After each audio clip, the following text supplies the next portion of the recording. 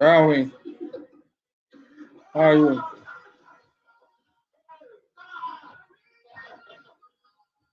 Darwin, what's up? How are you?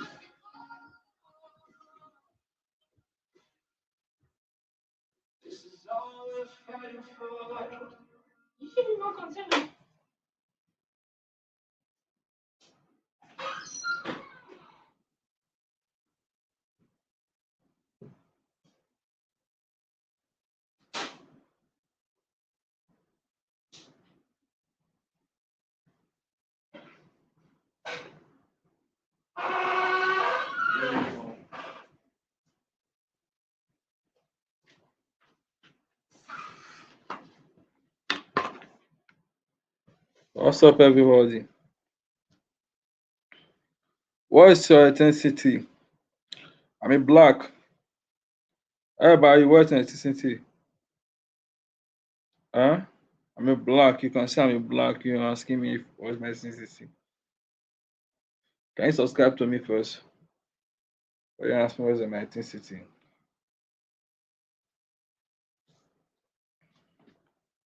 I'm an OG black. Been a while I play.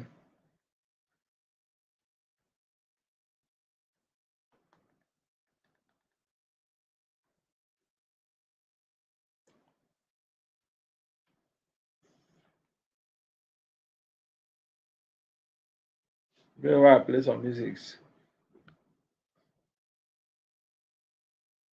Who is there?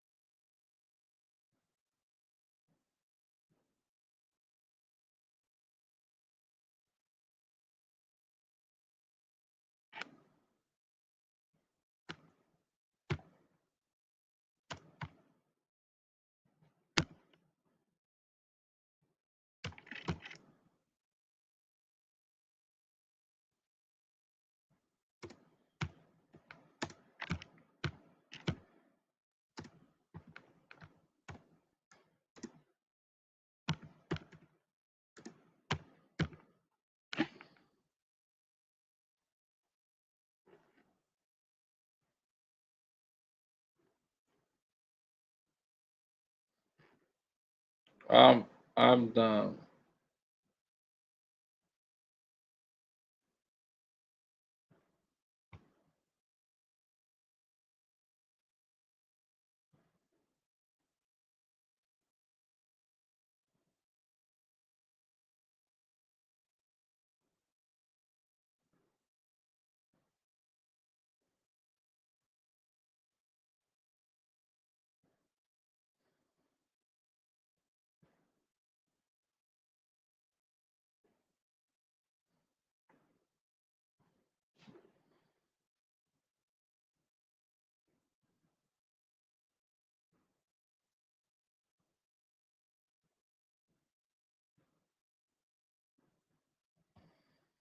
It's uniform.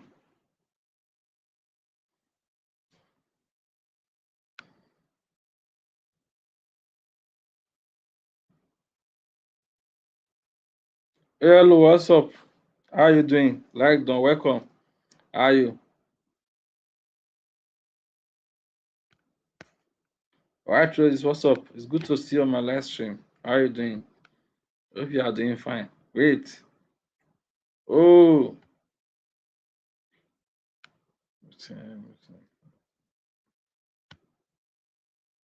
uniform. Uniform. You're welcome. Wait, I'm coming. Uniform. Why is my phone not charging? Oh, God.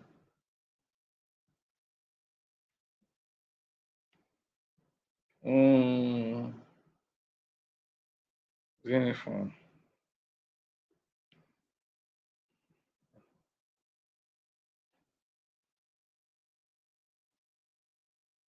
Oh, so how's your day? I can't see the screen right now. I'm seeing the screen soon. Oh, I lost some subs. Where have you been? How have you been? Uniform, how have you been? How have you been? Hmm? Can you see me on the stream? Where is them? Oh, where's that? Oh, what's supposed to be? Okay, okay, okay. I got it. I got it. I got it. I got it. Wait. I got it. I got it. Mm. Yeah, I got it here.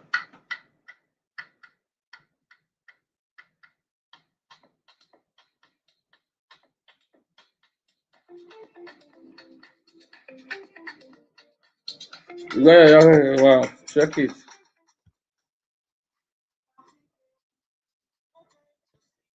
Yeah, it's good to know you're okay. How have you been? Can you comment again?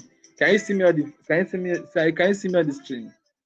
Oh, there's something I want to do.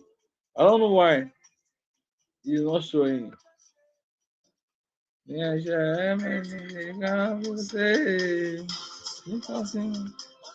Oh, wow, I'm looking for a singer. Everybody happy. Mm.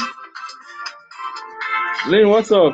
How are you doing? Oh, Lynn, I can see. Yes, I can see you. Okay, wait. I want to share something. You will tell me if you can see me too. If I check this thing, if I do this thing. Yes, it. No, you're not supposed to. I think I'm too like here I am. Like okay, okay. Can you still see me? Huh? Oh, I thought so. Hmm? Why now? Okay. Can you still see me? Oh, wait. I'm making some mistake here. Oh, yes.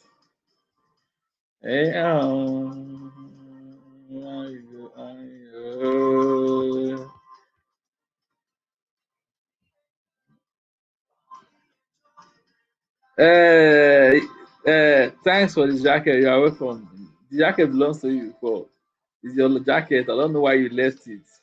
Yeah, but you are so tiny. You are no. I'm just trying to think. You know this pattern. I like it a lot, but I want to have a loop. There should be a loop, something like a video behind the game. Then can be reacting to it. It's kind of like making a video and you're reacting to it. Like I'm thinking of such a thing, and it's kind of like related to something very very creative. You understand? Uh, so that is what I'm working on. You have been doing a long live. If you have been doing a long live stream, uh, you have been doing a long live stream.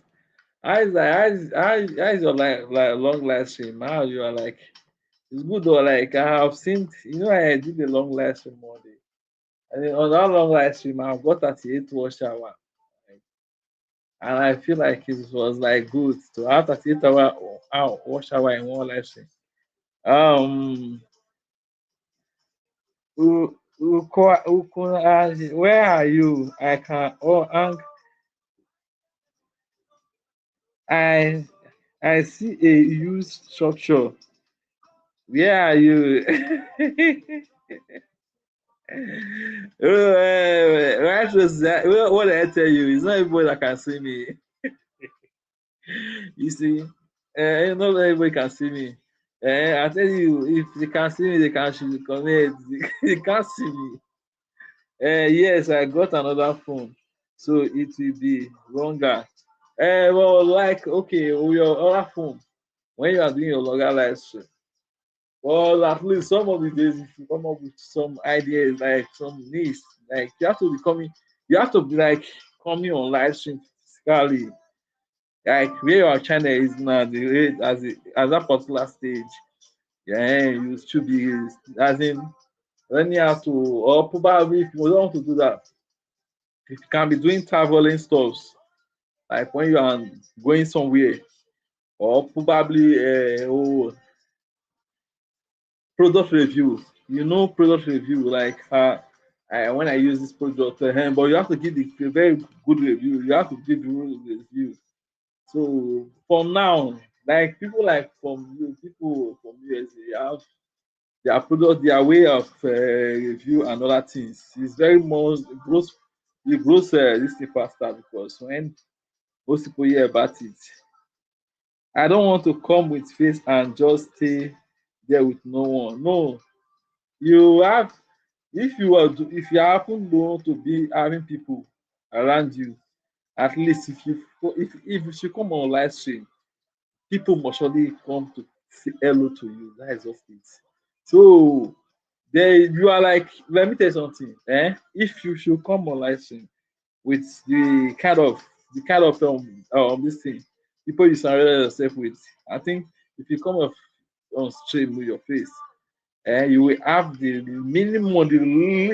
least 15 people on your live, active people on your live stream, and the end will be like close to like sometimes we see like from 15 to 30, from 30 to 40, sometimes that is it.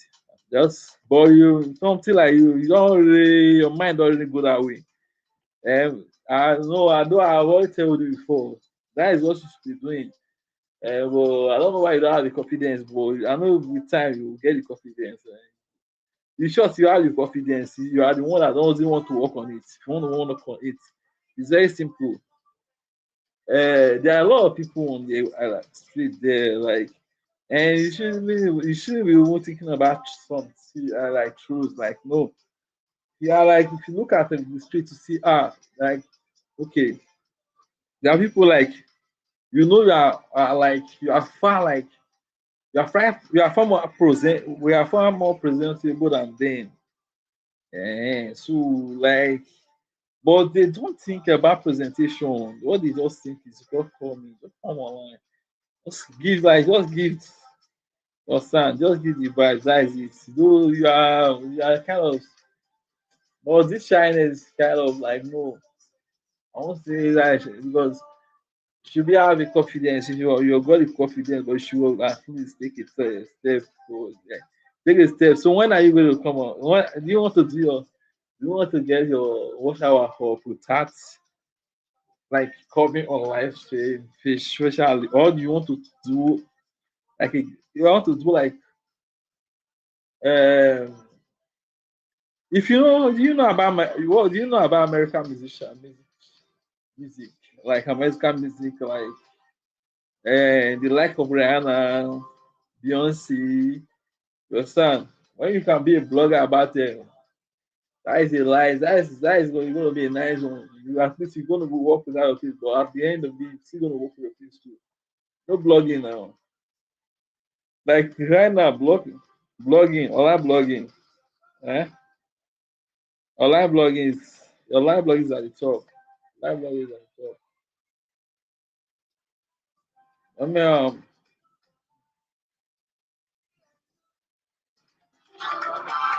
my phone. Let me plug my phone.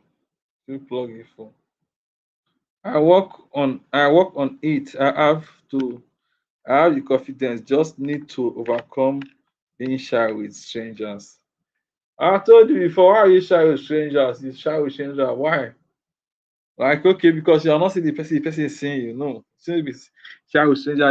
If you are shy with stranger, eh, that is you're gonna see like, okay, you can believe on like truths and true you, but like someone like me, I would advise you, hey, don't think about that. Nothing stranger, like, just be like, be on yourself. Don't like, if you can, like, you are not seeing the person face to face, so you don't really like, you just comment, you don't really comment, say hello to the person. You don't know the person seeing you, like, you just look at yourself and like, only just everything about you.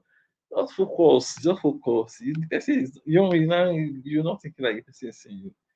Just like we comment the way the person is talking, the kind of reactions. That is what you would really need. Why are you like shy? You are not seeing the person. Why would you be shy? You're not supposed to be shy. I told you that. You're not supposed to be shy.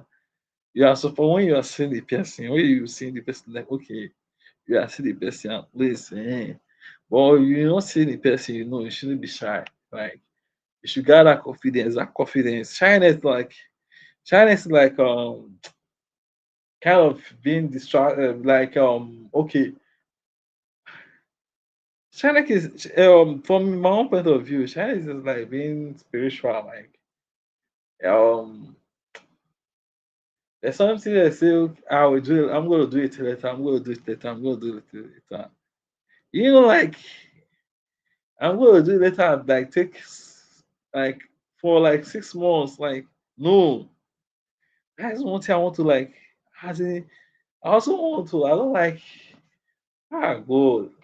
Sometimes when I think about that stuff, I will do it later. I will do it later. Sometimes I was also a lot of shy.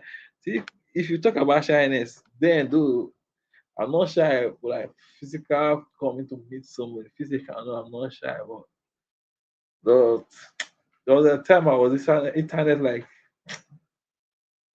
I was in like internet kind of person. I was not internet kind of person. You know why? When you find the music compute. I was not internet kind of person. Well, okay, where am I putting myself right now? Okay, let me put it here. And I will put it up there. That is cool. Why? Look at it. It's moving. That is going to be up there. And them coming back again. Mm. Where am I? Where am I? Where am I? Where am I? I'm back. I'm back. Yeah. Wow, wow, wow, wow. Mm. I like the way this place is small. Eh? I don't know. I'm just checking the way the care is. I wish I can really hide myself from the camera. But you can see me now. You can see me, you can see me. No man tell you can see me. Okay, let me see. Eh? Where did you think I go before? Did you think I disappear? Is this how I disappear? I have been disappearing here. I have been disappearing one here. Wow. I have been disappearing one. I have been disappearing one. Why you say you are funny? No, I have been disappearing one. This disappearing one keep me like can disappear. I can also disappear to from here to the corner. I disappear from the corner. But this particular one that is disappearing, I don't know where it's disappearing to. Where is it even disappearing to? Okay, let me see. Okay. I want to know where this one is disappearing to. It's not disappearing to anywhere in this screen. Oh. I'm not seeing it anywhere. Can you see me? Nobody can see me. But I'm on the chat too. Nobody can see me. Oh. I have some rice to show up. Rice and egg. Rice and egg. You know, I have jollof rice. I have jollof. This is the jollof I bought today. Yeah, I have jollof. I bought the jollof. Wow, this it was an Arab. It was an Arab. Can you imagine Arab person? I mean, no restaurant, a fast food here, and running a jollof too. But the jollof was cool, was sweet. Like, the guy, as in, is the red type of jollof. But I'm not gonna be online. I'm not gonna be on all this fast food, man. I'm going to start to do this thing. There's something I want to be doing. I want to be doing raid. Do you know? Do you know how to read? Wow, Socrates. I like I like your story of Socrates. A young man walks into the most sacred temple in ancient Greece, trembling with a question that will change the course of human thought. I like Socrates. His friend Chaerephon approaches the oracle of Delphi and asks, Is anyone wiser than Socrates? The priestess, speaking for Apollo himself, delivers an answer that will puzzle Socrates for the rest of his life. No one is wiser. Socrates.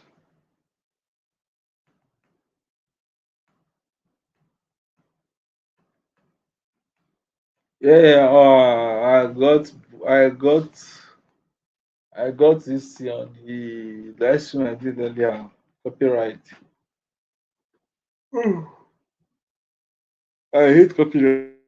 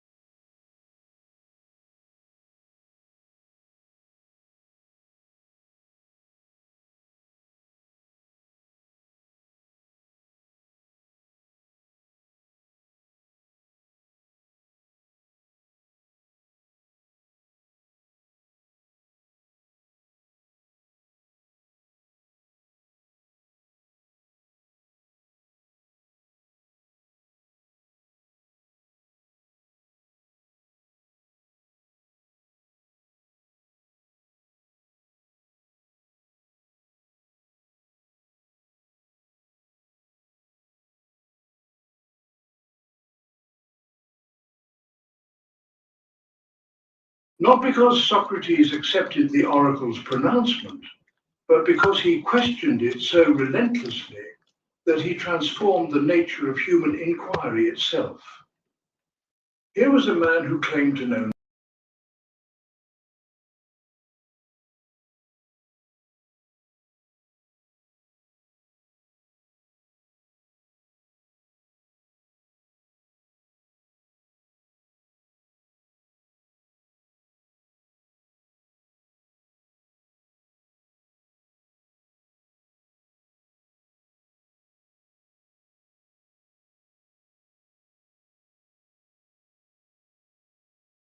in courtrooms today. He developed techniques for uncovering truth that therapists employ to heal minds and teachers use to awaken understanding. He was far more than a clever questioner or innovative educator. He was a moral revolutionary who challenged the very foundations of how humans should live. He argued that virtue could be taught, that all wrongdoing stems from ignorance, and that caring for the soul matters more than any worldly success.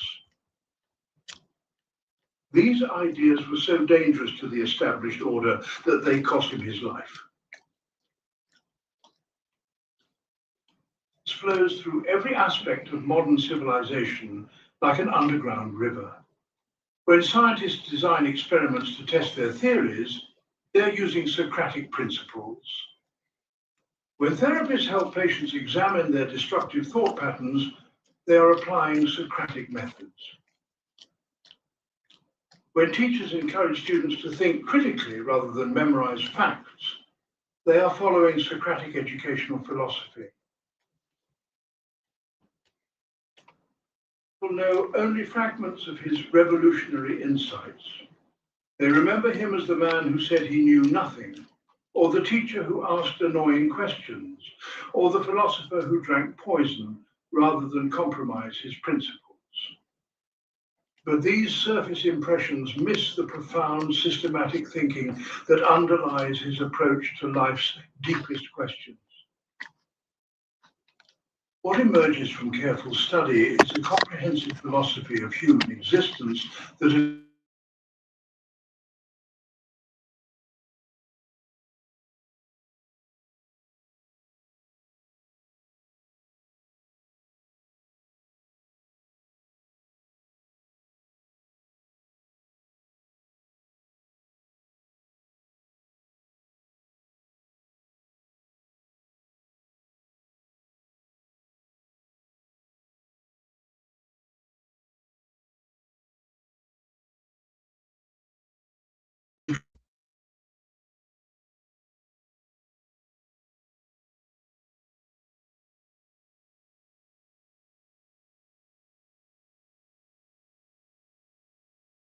sophisticated enough to challenge the greatest minds in history.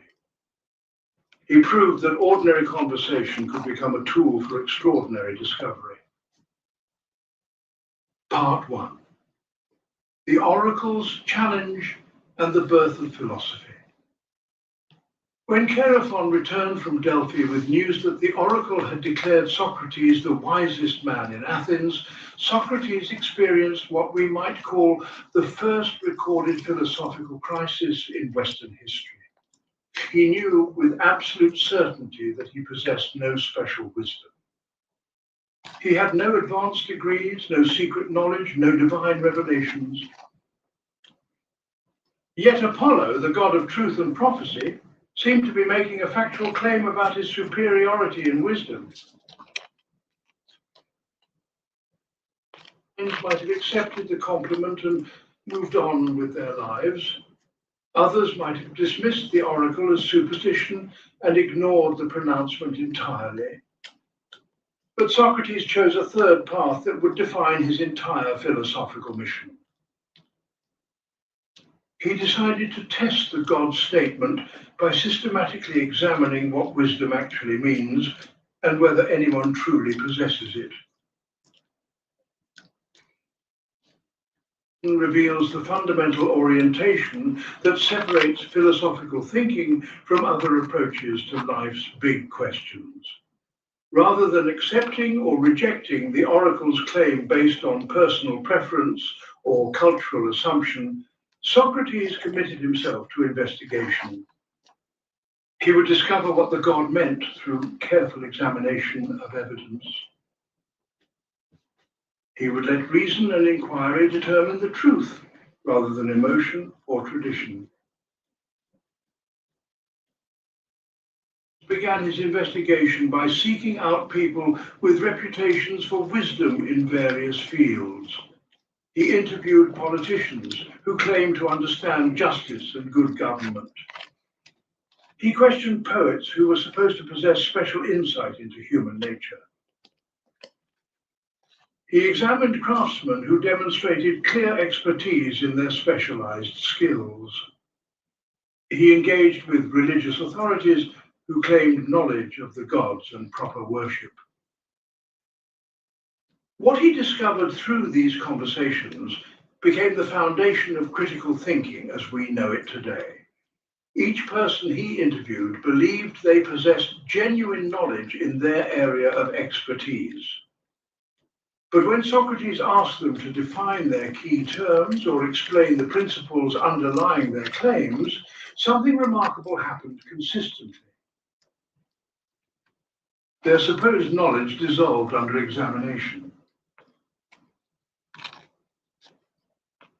Could not provide coherent definitions of justice, despite making career out of implementing just policies.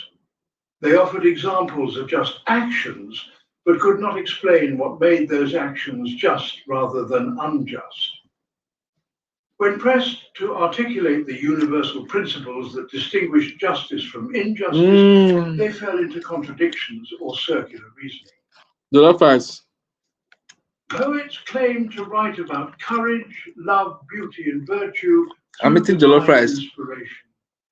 But when asked to explain what courage actually is or why certain things are beautiful rather than ugly, they could offer only vague generalizations or personal opinions. Their artistic abilities did not translate into philosophical understanding of the concepts they explored in their work. Craftsmen presented the most interesting case because they clearly did possess genuine knowledge within their specialized domains. A shoemaker truly understood how to make good shoes. A shipbuilder genuinely knew how to construct vessels that would sail safely. But these same craftsmen often assumed that their technical expertise qualified them to speak authoritatively about political, moral, and religious questions far outside their competence. Of investigation revealed something profound about the nature of human knowledge and ignorance. Are you a fish? Most people confuse familiarity with understanding, knowledge and confidence with competence. In Nigeria, many people claim to be a fish. Especially guys, they claim to be a fish. They claim to be Mami Water. They assume that you know what they call Mami Water? River goddess. So I want to know if you are a fish. If you are a fish, I mean, are you Mami Water? Because in Nigeria, most people, especially those fair girls in Nigeria, they believe they are river goddess. He was wiser because he recognized his own ignorance while others remained unaware of theirs. This recognition made him intellectually humble rather than arrogant, curious rather than dogmatic. Yes, those who live in water. Rather than closed to new possibilities. So you know Mami Water? Eh? Are you Mami Water? Eh? Are you Mami Water? Self-knowledge was so rare. If somebody normally, yeah, if you see somebody hearing beat in their leg, that is they will say that person is Mami Water person. Or cowries, you know cowries, Teachers cannot readily admit ignorance about their subjects because their authority depends on students believing they possess superior knowledge. Right? Led Socrates to one of his most important discoveries about human psychology and social I'm not dynamics. of them, but I'm not one of passes for knowledge in human well, societies maybe is actually shared ignorance disguised as collective wisdom. So why don't you eat fish? Not because those beliefs There's only those promoters that will say they don't eat fish. True, but because Well, they stay with fish. So why don't you eat fish? The oracles why don't you eat fish? became a divine commission to serve as Athens' philosophical like gadfly. I mean, If people were walking around with unexamined beliefs, I think if I give you the chance, I will be eating only fish. I don't like meat. I like chicken too. I'll be eating only fish. I'm giving you the chance. Had bothered to inspect carefully. Someone needed to examine those foundations. If the unexamined life was not worth living, someone needed to demonstrate what so the you're into examined garlic life looked like. Understood that this mission would make him wait you don't eat to garlic illusions to you don't eat to garlic being exposed as ignorant about fundamental matters is embarrassing and threatening. Having your basic assumptions I just don't like I don't just like for me it's a great meat. It's a goat meat. I can eat a whole goat. It says you if a thief, you're a thief only. You want to eat a whole goat, a full goat meat, only you. Ah, which kind of goat is that? Kwanda, which kind of goat? Is this a small goat or big goat? Which of them is that? Which kind of goat are you going? Can you finish a full goat? Or you like Isewu? Isewu likes goat head, but a full goat. That is not from only you. I believe you can eat a half goat. Like fufu more. I like fufu more you. They are colonizing with fufu. Mama goats. They look at you, say mama goat. Wait, says so. But Mama answer the question. Can you finish half a goat? The goat leg, can you finish it? Only can you finish the goat leg? And that you will use it to do sauce, goat sauce, so you goat pepper soup sauce, like the that sharp one. Can you finish it? Can you finish it? Who colonize it with did they colonize it with fufu? I thought you should be shopping chapati and pilau. Do you know pilau? I think you'll be shopping pilau. So don't you shop pilau? Don't you eat pilau? Eh?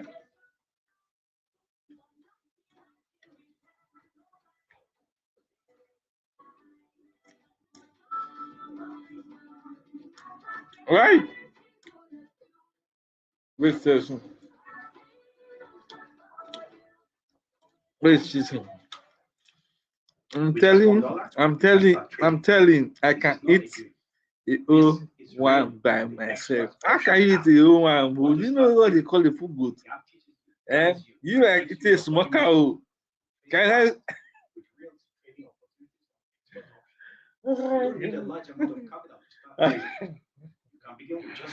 I am just imagine you eating one food goat by yourself. How can you eat one food goat by yourself? I like swallow with okra soup stew and fried goat meat. Wow, that is me. That means you that is Yoruba food. That is Yoruba food. Okra with this thing with okra with this thing swallow with stew. Ah, Yoruba like it. I like it. I like it a lot, but like, but I like egusi. Egusi. I like egusi banga and owo. Understanding how this method works is essential because it represents humanity's first scientific approach to examining beliefs, values, and assumptions. The method begins with what philosophers call definitional analysis. Socrates recognized that most human confusion stems from using important words without understanding what they We have a lot of food here. You people don't People know. confidently discuss justice, courage, friendship, and beauty while holding vague or contradictory ideas about these concepts. I've been Amala and Ewudo before. Before any productive conversation can occur about whether something is just or unjust, participants must agree on what justice itself actually is. And that seems simple, but proves remarkably difficult in practice. Consider how Socrates might approach someone who claims that lying is always wrong. Instead of directly challenging this moral position, he would first ask, what exactly do you mean by lying? The person might respond that lying means saying something false. Socrates would then present a case. If a murderer asks you where your friend is hiding, and you misdirect him to save your friend's life, have you done something wrong by saying something false? This example forces the person to refine their definition. They might say that lying means intentionally saying something views and assumptions. The method begins with what Lagos. Socrates recognized So I've that tried most everything. confusion stems from using important words without understanding what they actually mean. Yeah, I've not tried everything. People confidently discuss. Have you tried amala after amala and ewedu? Okay, I must have eaten amala and ewedu. But have you tried tuwo before? Tuwo. Have you tried tuwo? Productive conversation can occur. Tuwo is an Hausa food. Have you tried tuwo? Tuwo is milk. It's like pounded yam made from rice. Have you tried it before? I think tuwo is sweet. If you try tuwo is that blast. Simple but proves remarkably difficult in practice. Yes, I have. I will show you next time I go there. Tuwo. Do you know what they call tuwo? Even me, I never eat tuwo. Okay, I've eaten tuwo once.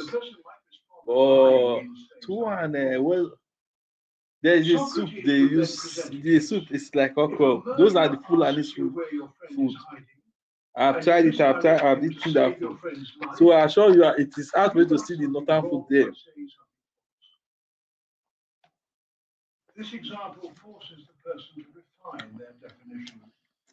They might say that lying means intentionally saying something false to harm someone or gain unfair advantage. I mean but Socrates. I'm not talking about the amala. I'm not talking about the amala. I'm not talking about the amala. I'm talking about the tuwo, the Hausa food. Have you eaten it before? What makes some deceptions harmful and others helpful? Through this process, the simple statement that lying is always wrong reveals layers of complexity that the I can't see what I was looking for. Considered.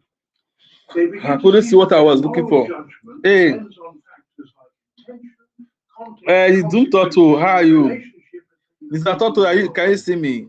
Toto, can you see me? Yeah, yes, I have to show you. Show me. I would like to see it. When you want to eat it next time, I would like to see it. I would like to see it. I would like to see it. If lying is wrong, when it harms. But even to yourself, I think somebody can do me with two because I don't really know a way to. Physical harm versus psychological harm. Harm to the individual versus harm to society. Each question opens new territory for exploration. Socratic unpacking reveals why Socratic questioning is so effective at promoting genuine learning. Good evening to you. Instead of being told Mr. Toto, how are you? People discover the complexity of their own beliefs through guided investigation. They cannot dismiss the insights of someone else's opinion because they arrived at the discoveries through their own reasoning. The questions create a collaborative search for truth rather than a competitive debate. Also important, what modern logicians call the method of counterexamples. When someone proposes a definition or principle, he would test it by finding cases where the definition fails to capture our intuitive understanding of the concept. If someone defines courage as facing danger without fear, Socrates might point to a person who feels fear but acts bravely anyway. Is the fearless person more courageous than the one who overcomes fear to do what is right? Examples serve multiple functions in philosophical inquiry. They prevent people from accepting oversimplified definitions. This person are cooking food there. The person know how to cook. They force deeper analysis of what makes something truly an example of courage, justice, or virtue. They reveal that our ordinary language and thinking often contain hidden contradictions that need to be resolved. Most importantly, Socrates developed what we might call the method of hypothesis testing applied to beliefs and values. He would encourage people to treat their moral and philosophical commitments as provisional hypotheses rather than final truths. If you believe that happiness comes from wealth, what evidence supports this belief? Can you think of wealthy people who are miserable? Can you think of people with modest means who seem genuinely fulfilled? What do these observations suggest about the relationship between money and happiness? Transforms philosophical discussion from dogmatic assertion into scientific investigation. People learn to examine their beliefs the way researchers examine data, looking for patterns, exceptions, and alternative explanations.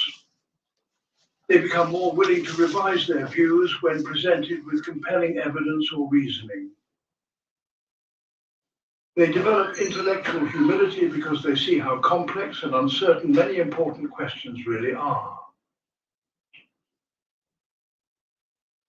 Method also employs what philosophers call reductio ad absurdum reasoning. Socrates would accept someone's position temporarily and then trace its logical implications to see where it leads.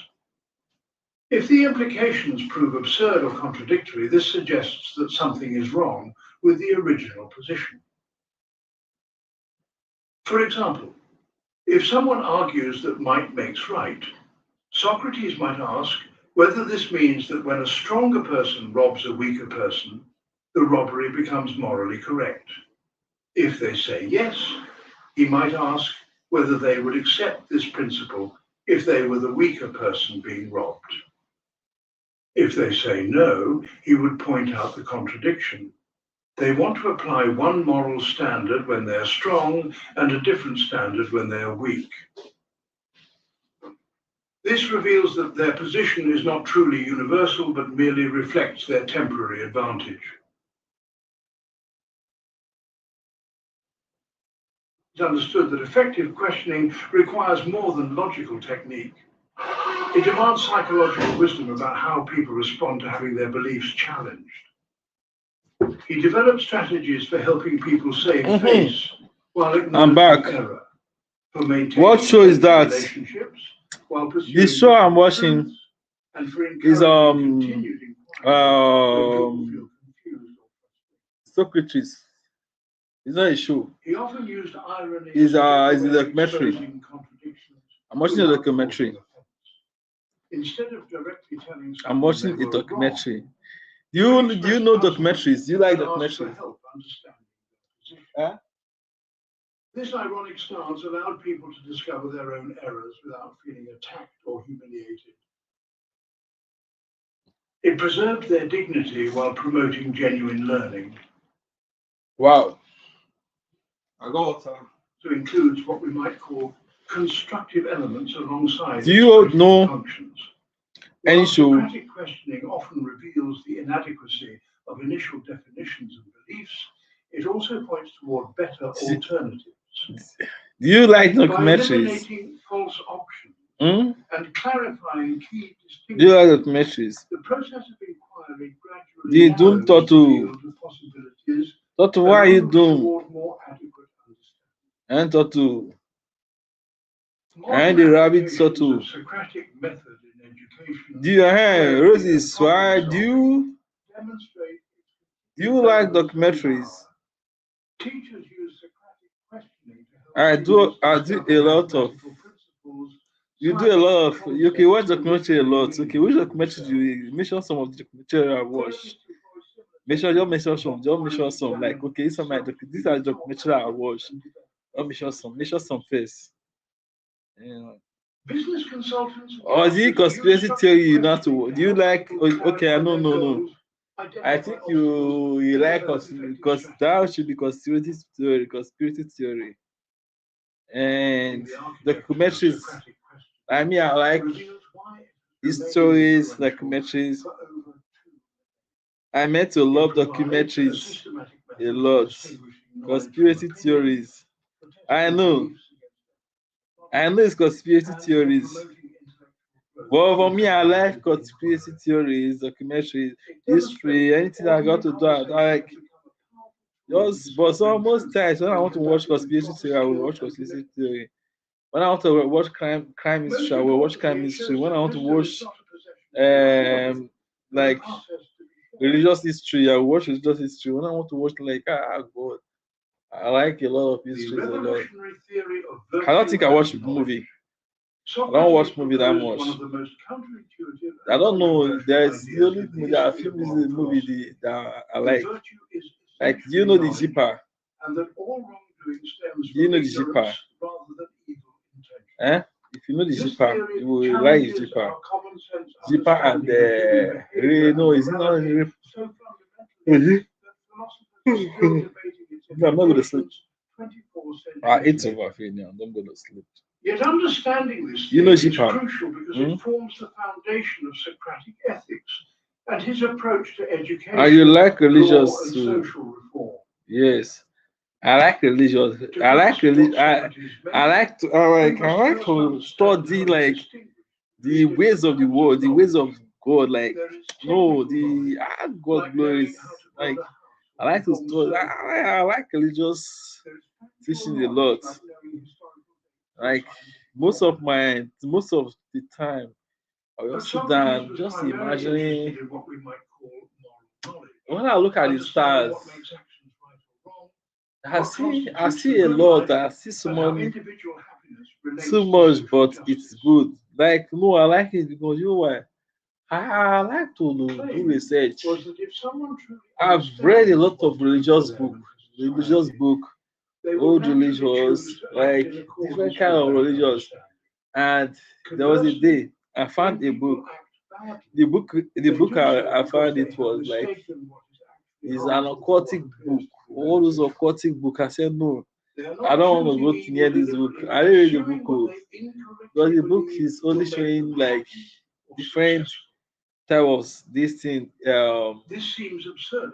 Like when you go to online, you see so many books. You can see, and when you can see some of them on YouTube. On YouTube, as in, he said this. There's a book I saw. Like I saw that this book is so like the book is kind of. But I don't. All the things that I explain on the book, I don't like it too much, but it's good. Yeah, sometimes it's good to like it's good. Like it educates you on how this world is going. Like there's a lot to the spiritual and there's a lot to the spiritual and the physical.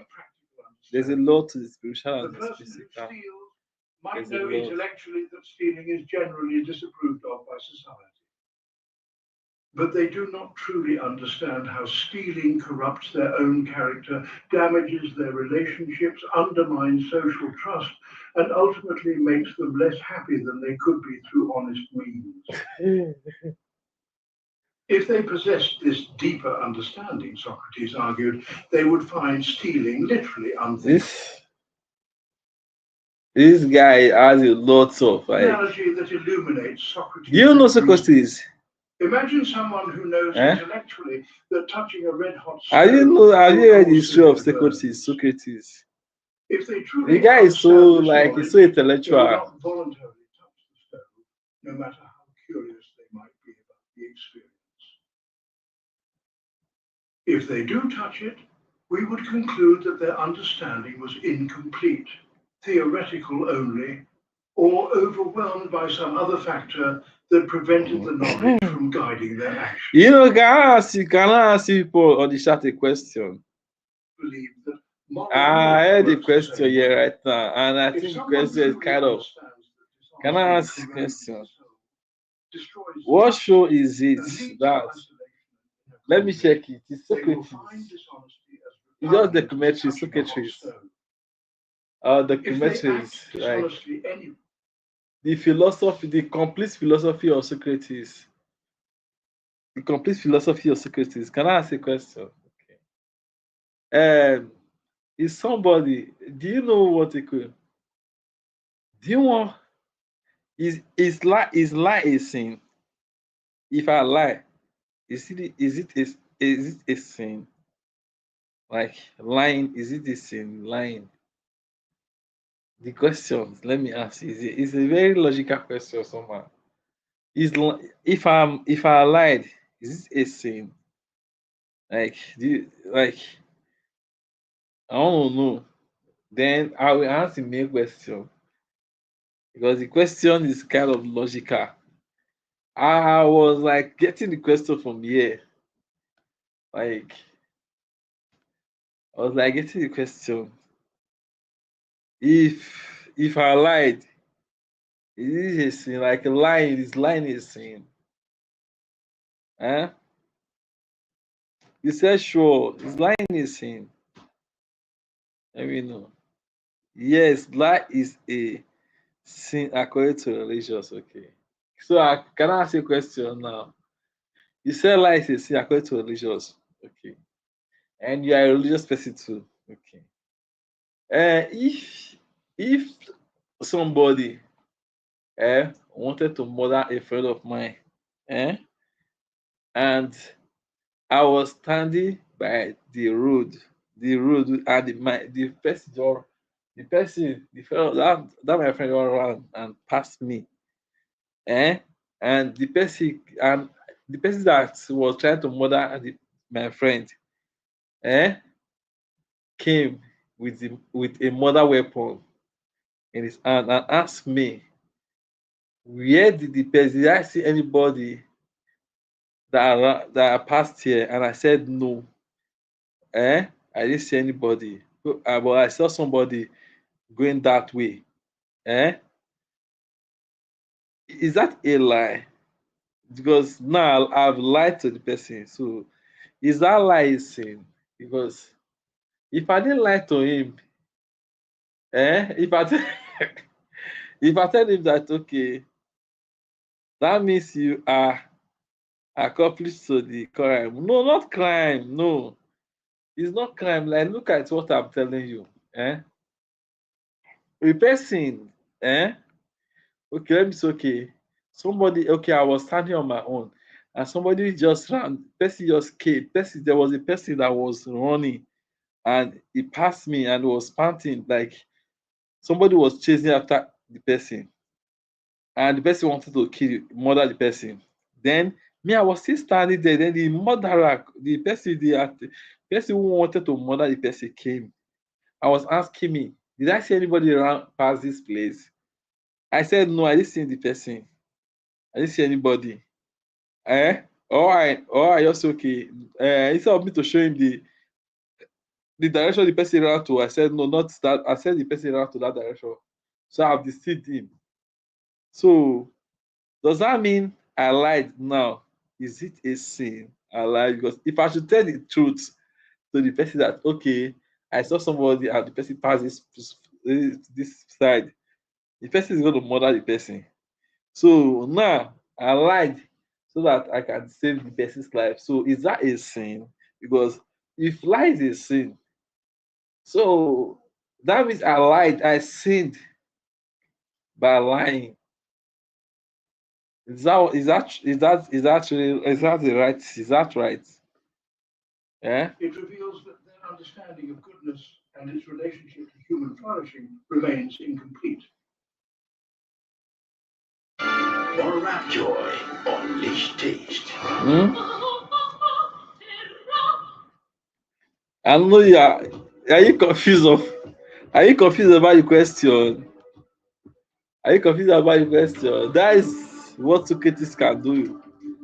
Socrates is a Roman philosopher. Is a Roman Athens. Socrates of Athens. Okay. This theory has profound implications for how we should respond to wrongdoing and moral education. Okay. If people do wrong because Yes, you are wrong too. You will see a person getting into the fire and not try to help them.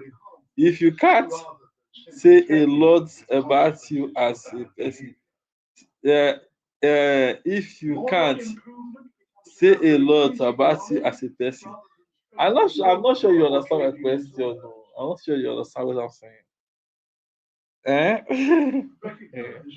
That this moral knowledge is not easy to acquire. Like, okay, see what I was saying. Look at listen to what I was saying. Somebody, I was standing on my own. No, I don't know, like I don't know what is happening on that end. Then somebody just ran, somebody was running and passed me. Eh? Then he ran to my right direction. Then before I turn my face, I saw another person coming with a weapon, which means the person wanted to murder this other person that was running. And he asked me, did I see anybody pass here? I said, I saw some. I said yes. Then I told him the person went to my left direction. And I went to the left side for him. And the person ran to that side. And the person I saw ran to my right hand. Now I've lied. The person ran to the left side. So you can look after the person from the left side. So now is the lie a sin? If like because I lied to save the person. So is the lie a sin? How am I on accomplice? Eh? Is it the same thing theoretically? Yes, it's the same thing theoretically. It's the same thing theoretically. So that is what the guy asked here. Requires understanding the complex relationships There's between other actions, questions. character, happiness, and There's social other harmony. questions. Most people operate with fragmentary understanding based how many on wash hour do you have right assumptions, now? personal Why experience, show this? How many wash hour do you have? They might know that generosity. How many wash hour do you have? How many wash hour do you have? All these wash hours there, all these wash hours are very, very weird. They are weird. Like wash hours are He weird. also understood that But I think I'll be within my live stream from someone who has built their identity around being from StreamYard. That's why that my rush hour doesn't get corrected. Okay. A person whose success depends on manipulation might struggle to understand teachings about honesty and authentic relationships. Their emotional and practical investments in their current approach create barriers to learning. Socrates emphasized that moral education must be more than simply telling people what is right and wrong. Is it which of the watch hour is 509? Which of them? Is it the dollar sign or the other one? Is it the dollar sign? Genuine moral knowledge cannot be imposed from outside. Is it? Wow, you are doing good. That is a blast. Is it the dollar sign or which of them? Virtue as knowledge also wow. Socrates was so my dollar sign is not up to my dollar sign is impossibility. I will leave it anywhere you want to be. But I've been doing live stream lately, so my dollar sign is just there. The other day is I went to other places. I went to some places. They said they're going to play my watch hour. But these days I won't be able to log in my other this thing. Don't play the watch hour myself. But I'm waiting to reach. I haven't even reached 500. Yes, I'm trying to build my community. He argued Hey, you almost did your community now. Yeah, we push it like you are gone far, like you are gone far. At least your watch hour has reached 509. Wow, that is a lot. My watch hour is still 57, is still 470. 470.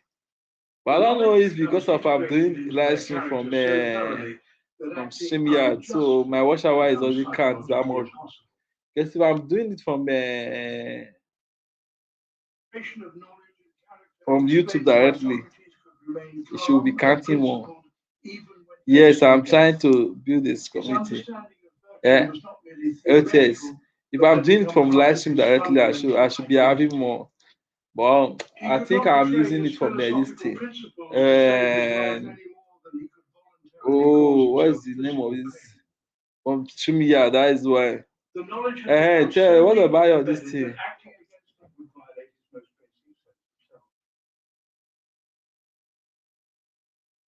Theory often point out that it seems Oh, if I come and have a story to tell you, you need to just keep it running. I'm not running it again. I'm not running it. It's not counting. That's the last time I checked. My rush hour was reduced. I'm not running it. Socrates would respond that people are Wait. responsible for seeking moral What? knowledge and examining their beliefs, I'm coming. even if they are not directly responsible for acting on incomplete understanding. He would also argue that his theory actually increases rather than decreases moral responsibility by showing that ethical development is possible for everyone. If wrongdoing stems from ignorance, then everyone has the potential to become virtuous through education and reflection. No one is condemned to be evil by nature. One thing I understand about white seed. Everyone can learn to understand what truly contributes to human flourishing. No. The practical application I think I need to be using my extends throughout computer for philosophy, direct and it offers direct approaches YouTube. to ethics, education, and social reform. It suggests that criminal justice systems should emphasize For direct rehabilitation for and direct education YouTube. rather than mere punishment. But to put it on It implies that moral education vertical is should very focus on different. helping people understand why virtues are valuable, rather than simply commanding them to be virtuous. Not It offers StreamYard. hope Yes, you are for right. deeply entrenched social problems You are right. to be Not solved through StreamYard. patient work to increase understanding of wisdom. Something that is happening around this environment today. Around my neighborhood, The unity two of people was virtues killed. and the harmony of excellence. One of Nobody know how Socrates' they were most staying in the sophisticated and booth challenging doctrines holds that all far virtues away. are essentially one virtue manifesting in different circumstances. According to this Not theory, StreamYard. justice, courage, temperance, and piety are not separate character traits that someone might possess independently, but different expressions of a single underlying wisdom about how to live well. This idea revolutionizes how we think about moral development, character education, and the relationships between different ethical excellences. To understand this theory, consider how Socrates analyzed the traditional Greek virtues that every educated person was expected to embody. Courage was supposed to involve facing danger bravely in battle or other challenging situations. Justice meant giving each person what they deserved and fulfilling one's obligations to others.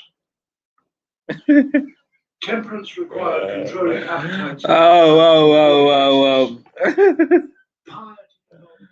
Oh, is it? Is it better? Look at you. Is it better? I'm noticing if you keep it running and have one or two people in the chat, the hours add up. Yes, you are right. But I think I'll be doing the keep on running from YouTube directly, not from StreamYard. StreamYard still my hours. StreamYard. Somebody that told me that StreamYard still hours. You know, StreamYard is not connected to the stream, so they will be taking their own commission.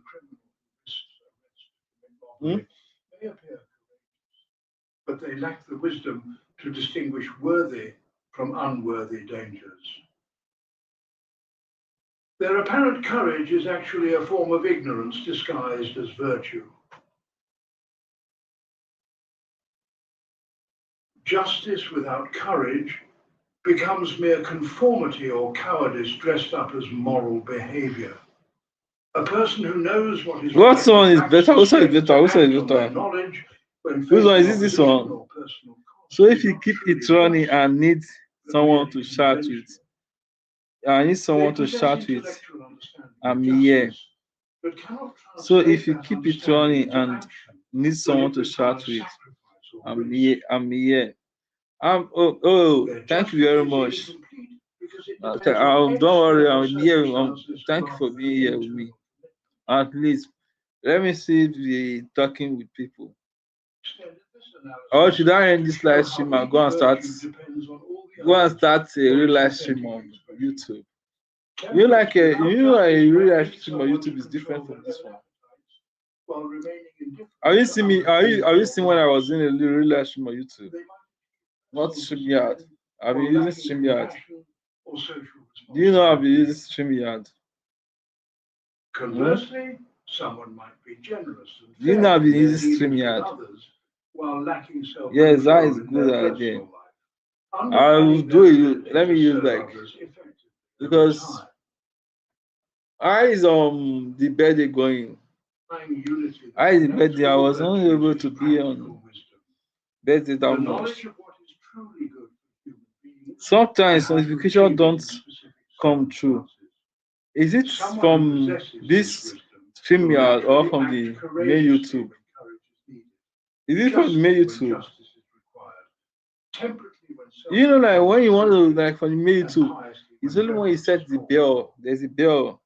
They will not That need is to when choose notification between comes. different virtues because For the all bell, virtues that is when point notification toward the comes. same goal. But something Living in about harmony with the you know rational somebody order wanted that to makes like there was human somebody that wanted to flourishing dupe me. possible. Somebody that wanted to take money This from me. insight explains why Socrates I was here a few virtue minutes but and not left. others. Okay. In his I investigation, do you know that somebody wanted to found take money from my hand? who prided The person wanted to themselves on take their money from courage me. in battle, but You showed know what the little person you know what the concern person for said? justice in their personal He said dealings. he want to help me He get met people who monetized. were scrupulously honest, Eh? but lacked the Want to temperament help me get control their monetized anger within or 1 month. appetites.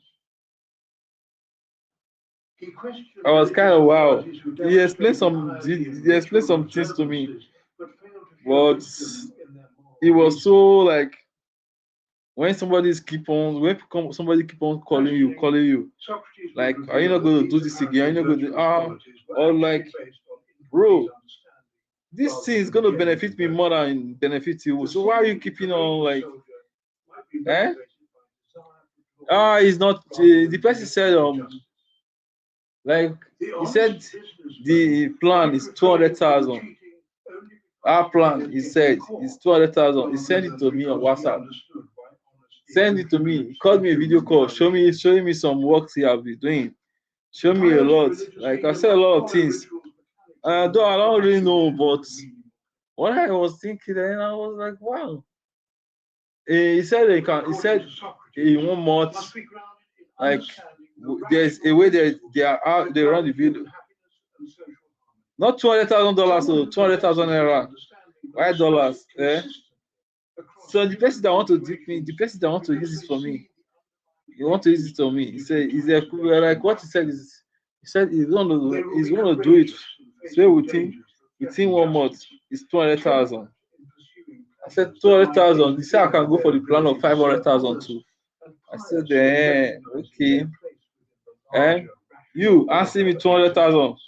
Is Nigeria using dollar? Why would I use 200,000 to monetize on YouTube? I don't understand. I don't understand. $200,000 to monetize on YouTube. Why? Eh? When I want to become I should speed. No, not I should speed. Mr. Beast of YouTube. Can also be Mr. Beast though. But Mr. Beast is Mr. Beast. Do you know Mr. Beast? You had 1,200. Who told you that? Who told you 1,200? Through careful examination of fundamental Who told principles you? about human flourishing. Students need to understand why virtues Who are told you? Who valuable, told you? how they relate to each other, and how they Eh? contribute to both individual happiness Who and told you social well-being. 1,200? They must learn to see moral life as a coherent whole, rather than a collection of arbitrary Eh? rules or disconnected character traits.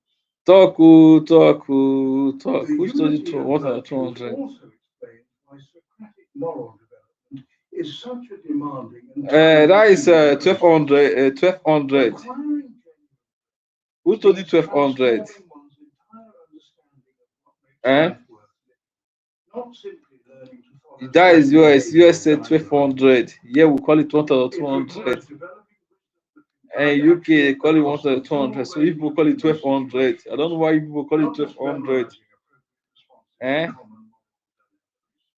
Then when people have This kind of deep transformation cannot be achieved as quickly or easily. 60,000.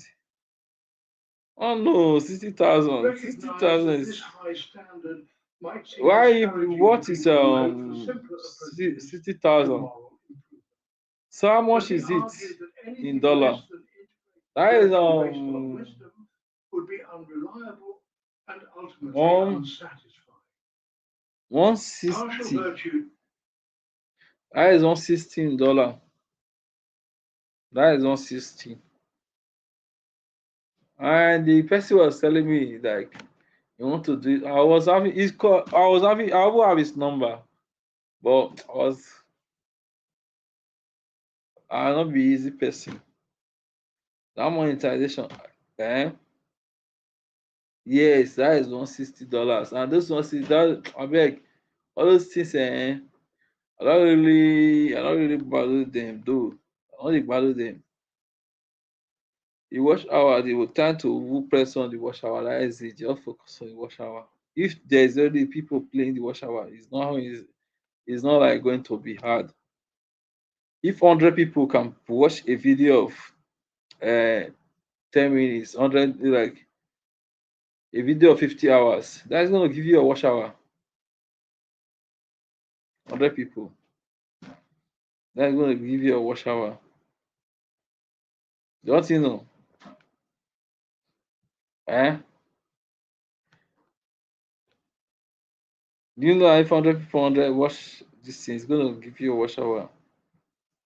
But your watch hour is so fast, so I was like, my own is running too low. Well, people have been like, you're going to reach 1,000 soon, sir. Is the way you are running with your watch hour. Me, like, all the video I did today, I did in hours. I got copyright. You know when you get copyright from an hour's video, I already told you you need from what I need from you to help with that. What is that? Talk. Is it the watch hour or oh I know what you are talking. Is it the ninja? Hmm? Is it the ninja? Is it the ninja? Or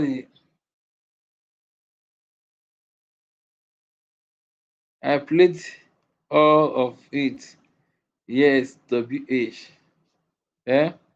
No, I'm asking if it is the ninja. So I wanted to show you the ninja style. You know, there's a way ninja show. Okay, let me show you some ninja. The ninja movement. This is a ninja movement. Can you see me? Have you watched the shadow monkey? The ninja movement.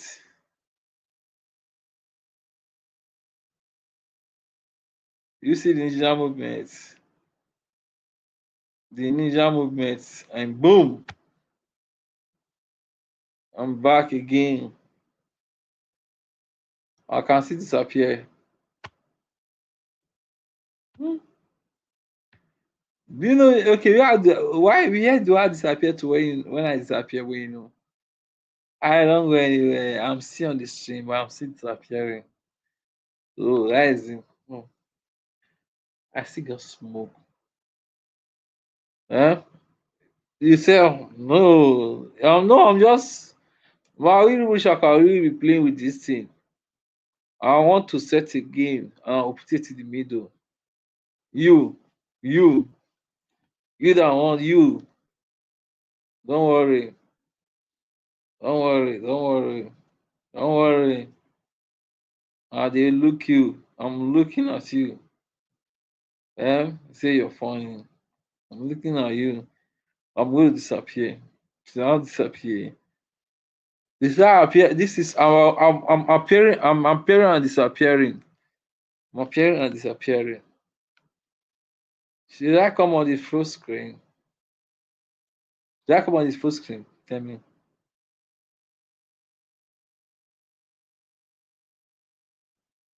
Should I come on the full screen? Hmm? Do you see what I wrote on the up? Hmm? Can you read it from that side? I'm not coming. I'm not coming. Okay, tell me. Did you see what I wrote on the up? What is written on the up? Can you write it for me? What is written on the up? Hmm? I don't know why. I lost my lighter. Ah, this guy took the lighter. It was so painful to me. Oh, this guy just want to see that lighter. I was like, viewing that lighter. Lighter be my lighter. It don't pop up. I wrote something on the up. You will see it on the up. You will see it. Do you see anything that I wrote there with blue? Hmm? Do you see it? Do you see it? Do you see it? Hey, no, wait, let me go back. Let me go back. Sir. Oh my god. Huh? Oh, I was thinking something. I was thinking I put something there before. Like, can you see me? I said, comment if you can see me. Can you see anything? Comment if you can see me on the up.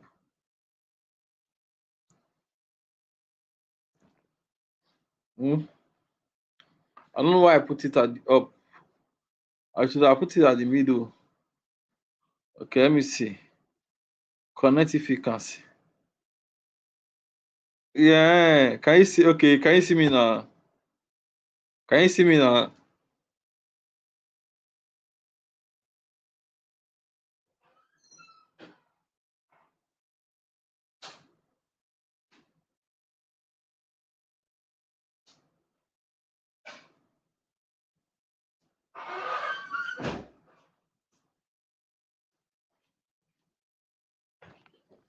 Can you see me now? I disappear and appear. You can see, I disappear and appear. Can you disappear and appear? Hmm? This is same thing you are doing on YT. You put picture there. That is overlay. You understand?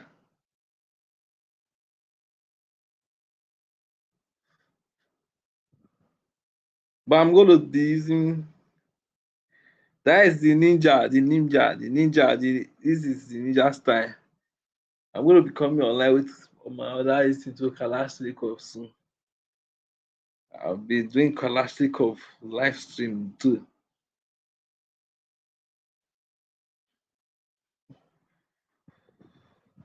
But I need to focus on this. I need to focus on my wash hour.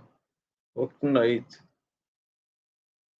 Right now, as brand is husband is up there. So I think I have to be like, but there are also other people still running their live stream though. That do StreamYard for now. Get your WH up. Don't do StreamYard for now. Get your StreamYard still my WH. It's still my WH because I've been doing like I do some videos I did without StreamYard. I got like I got good WH. How would I do a 10 hours videos and how are people on the StreamYard and like all the views StreamYard stay them away. I had 33 hours from last night stream. Okay, I have 23 hours. Okay. You have 23 hours from last night stream. And go how many hours? How many hours you go? How many hours you go? Last night I beat this morning. You me this morning. You me this morning.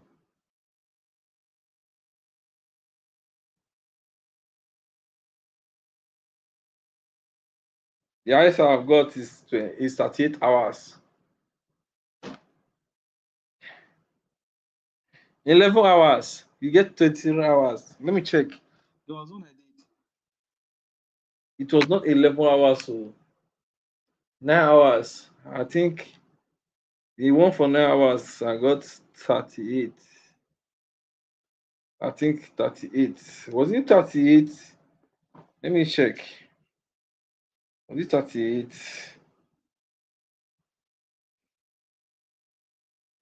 Was it 38? Oh, let me check. Was it 38? I think I got 38. This okay, this morning, yes, I am. Was telling you this morning. 11 hours.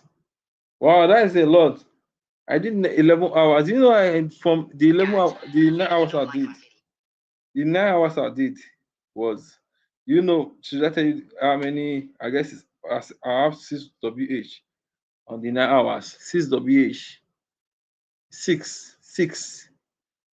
So 6 WH. I don't have many people on that chat. On that chat, few people we chat on and off. Oh, what what would do like have you done a live stream where you have the ISWH on your live stream? Like that is how you analyze how you analyze your live stream is going. Like for me, StreamYard this day, StreamYard should have given me some good WH. I don't know why they did me dirty. Righty. Okay. The first video, like okay, this video I got a copyright. The like was done. Okay. 9 hours.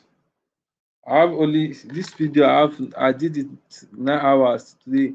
9 hours, 51 minutes. You know I got only 6.2 watch hour on this video. 6.2 watch hour. Hmm? There is other video. I did it for 4 hours. I did it for 5 hours. Up to night, it has not recorded the watch hours. It has not recorded the watch hours. It has not recorded the watch hours. That one has not recorded the watch hours. This one, too, 10 hours. Wow.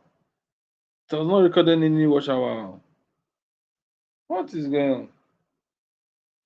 Oh no. Okay, the one I recorded.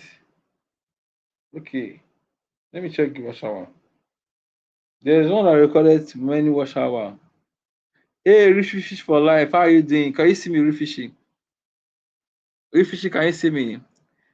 I don't have many people on my Occupy. Good to see you, my brother. What is cracking? Let's love. Brother like me, number nine completed. Wow, I got like number nine. I've been here for an hour. I got nine like right now. Okay, that is cool. What did you do? Music. No, it was a live stream. A live stream. And I was looking for the live stream with the highest WH. The highest. There was a live stream I did.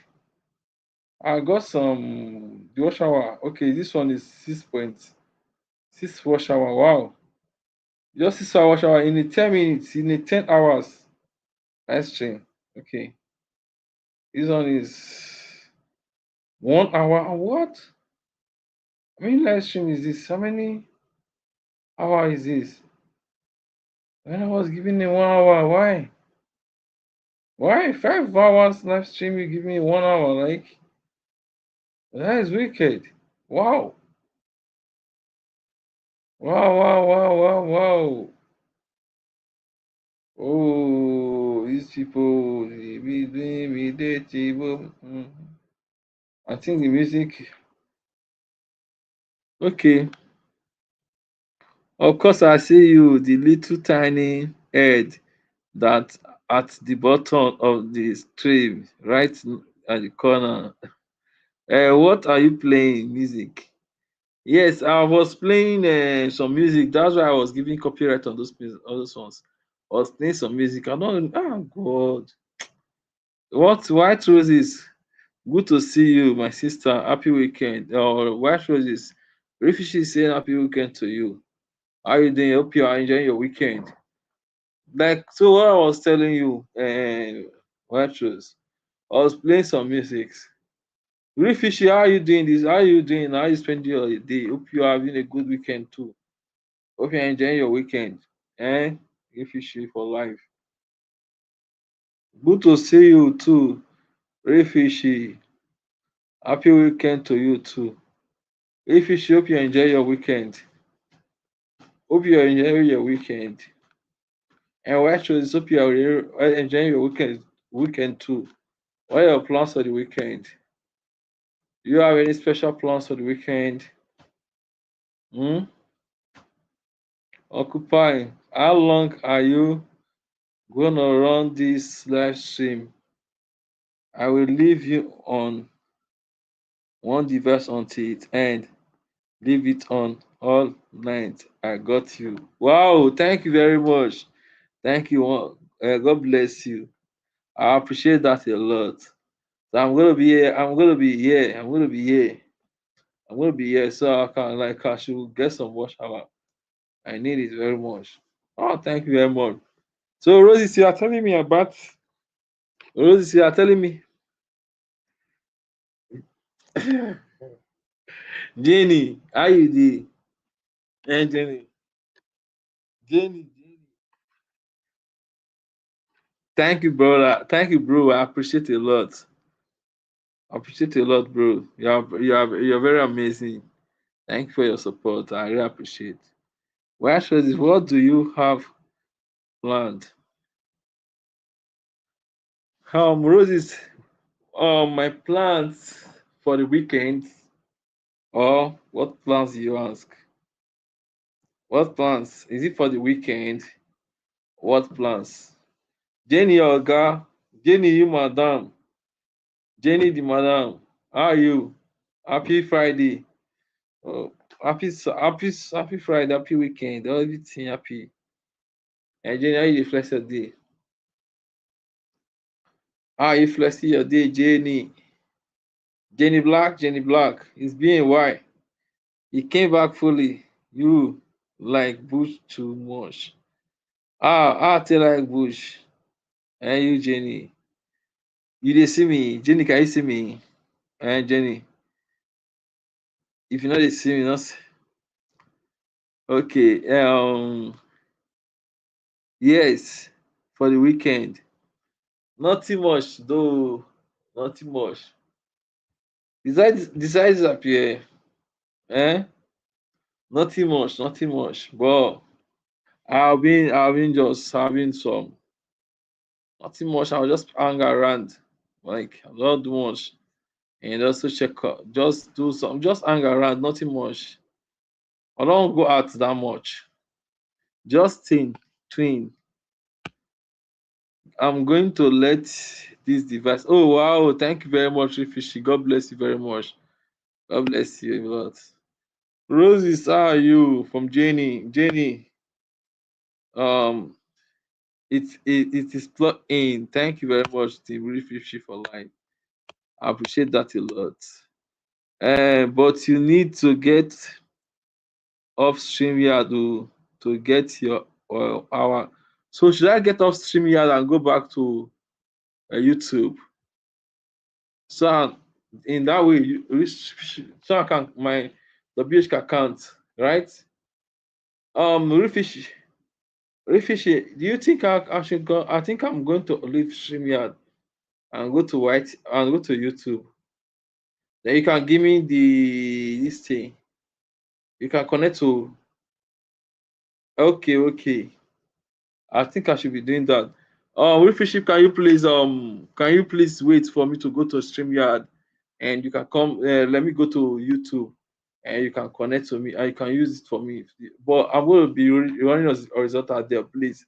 So you can just connect it there because yes, StreamYard dot my WH2 because that's how StreamYard work.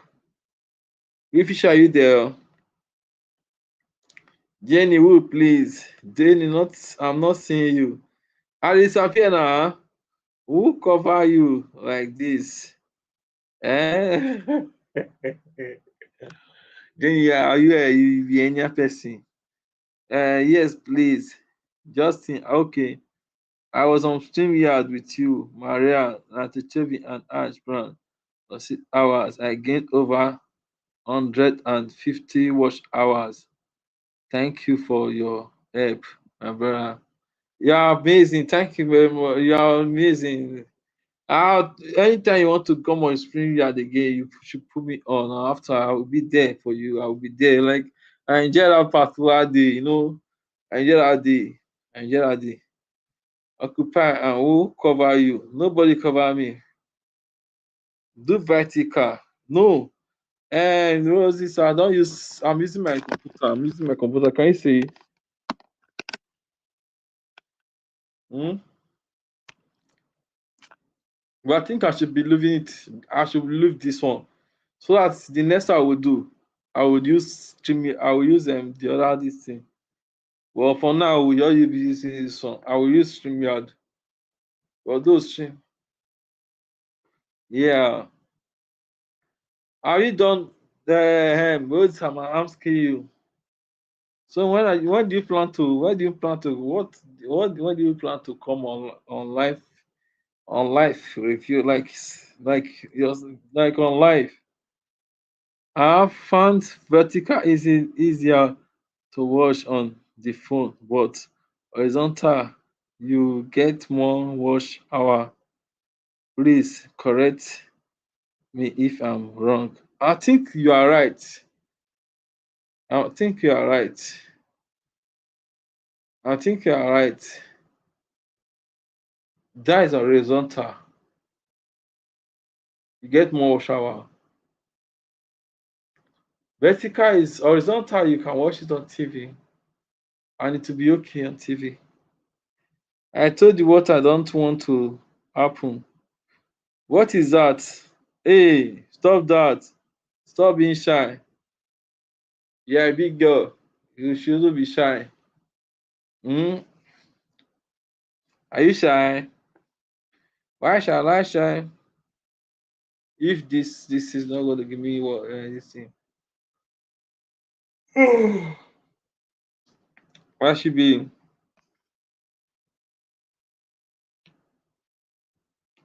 just horizontal is easier to watch for 6 hours on TV. It is not designed for phone. It is designed for short form. Yes, you are right. Because I've checked horizontal. I've been doing horizontal before. I do horizontal live stream, the first of my live stream. I do horizontal, a lot of horizontal. I do like four horizontal. But vertical is just designed for phone. So most people are watching from phone. So that is why. So horizontal is only giving notification to people that you know. Which is if you want to do a horizontal live stream, that is when you have your platform. But for vertical, that is when you are pushing your platform. Just think, good to know. I will check out. Okay, white roses. Check out. Check out and come on, my stream. You hear me? I doubled my hours on a very long live stream. Horizontal. I would have not gotten many watch hours on vertical for that long of a period of time. Wow, you giving me some ideas right now. I think those ideas I will be keeping them too. I will be working on them. So my next live stream will be on vertical. Jane, where are you, Jane? My next,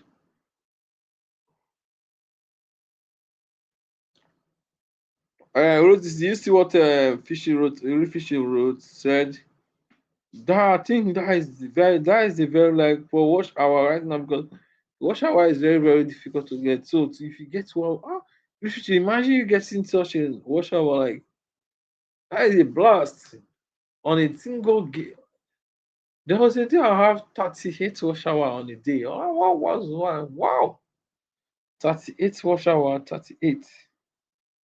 Nice 38 watch hour, 38. Like I was like double watch hour. Oh, if you should do watch, I will try next time when I go outside and see. That is, you always say this. You always say this. You will try next time. You will try next time. I'll wait for next time. You better just do it now. You do it and get used to it, okay? Do it and get used to it. You can do it at the time where people don't worry, you have people to support you, you got people in your community support you. Do it and when like your sound, eh? You do it when you do it. You are hearing, do it, do it, do it. You hear me? Do it. Eh? Do it. Oh my god, wait. Ah, community, that's too funny. Community, that is too funny. What has the community done? Why does Vesica work good on short video or regular videos, but a 6 hour live stream, I've gained more hours horizontally. I'm not professional. I've been testing this theory. Wow, that is a new theory. That is a new theory. Actually, can you read that? So I think I will be doing that. Well, at least Rosie, you have to come on live stream. At least come on live stream. So you just why they do like that? You pass like that to see. Let me tell you, you pass like that. You just do. Why you do like that? You're not supposed to be. So you not supposed to come live stream. They demonstrate. Eh? That is good to know, Justin. I will definitely check it out. When you want to check it out, check it out. Come on the stream. Oh. Come on the stream. I can also teach you Chinese style. I can teach you Chinese style. I can teach you Chinese style. Eh, eh?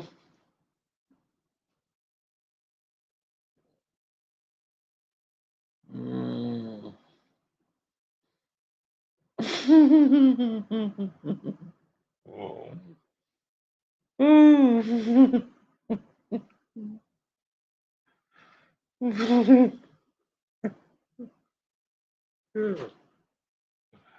Oh my god. Don't make me laugh a bit. That's good to know your thing. I don't want to hang on stream by myself. You are not hanging on the stream by yourself.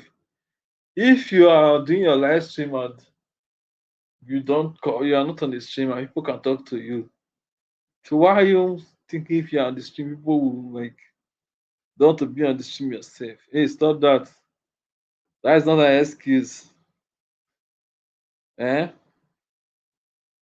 Why am I laughing? Occupy the next StreamYard panel we have.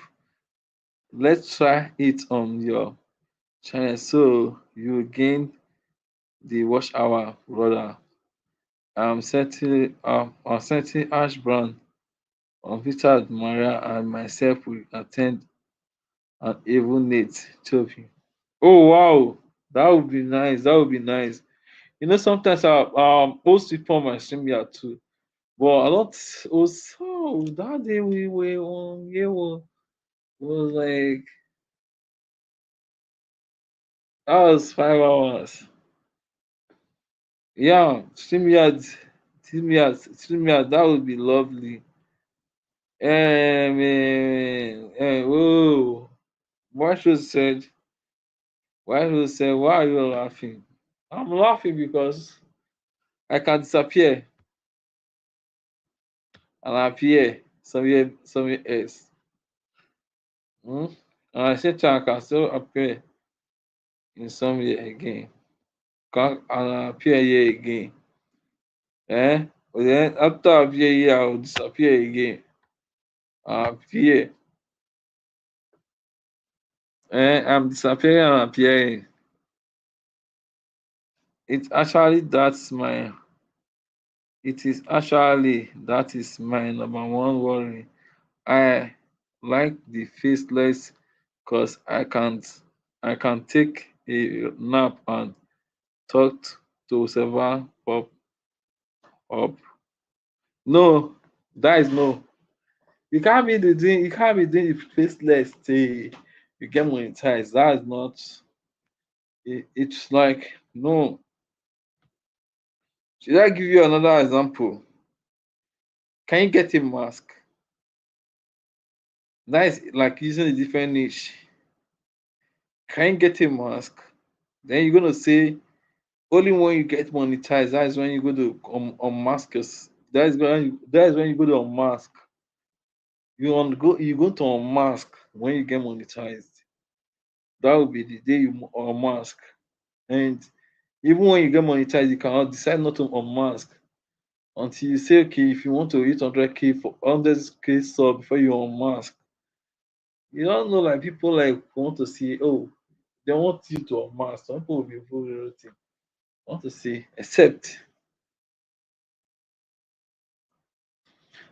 for people who already know you, so that is differently.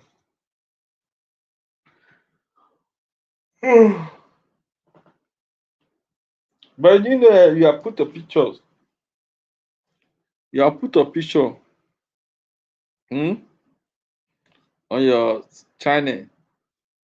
So why are you shy to come on? You for help me, my channel tremendously appreciate what you all did for me, supporting me for 6 hours on StreamYard. I didn't do it alone. Oh, God bless you. God bless you. No, you are amazing. And I really enjoyed that stream the other day. I enjoyed that stream the other day.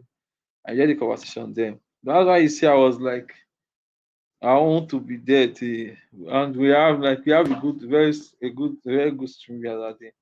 Ashbrand helped us a lot as well as it. I appreciate and I appreciate her so much. Yeah, as Brand, she's a very nice person too. Well, I won't be able to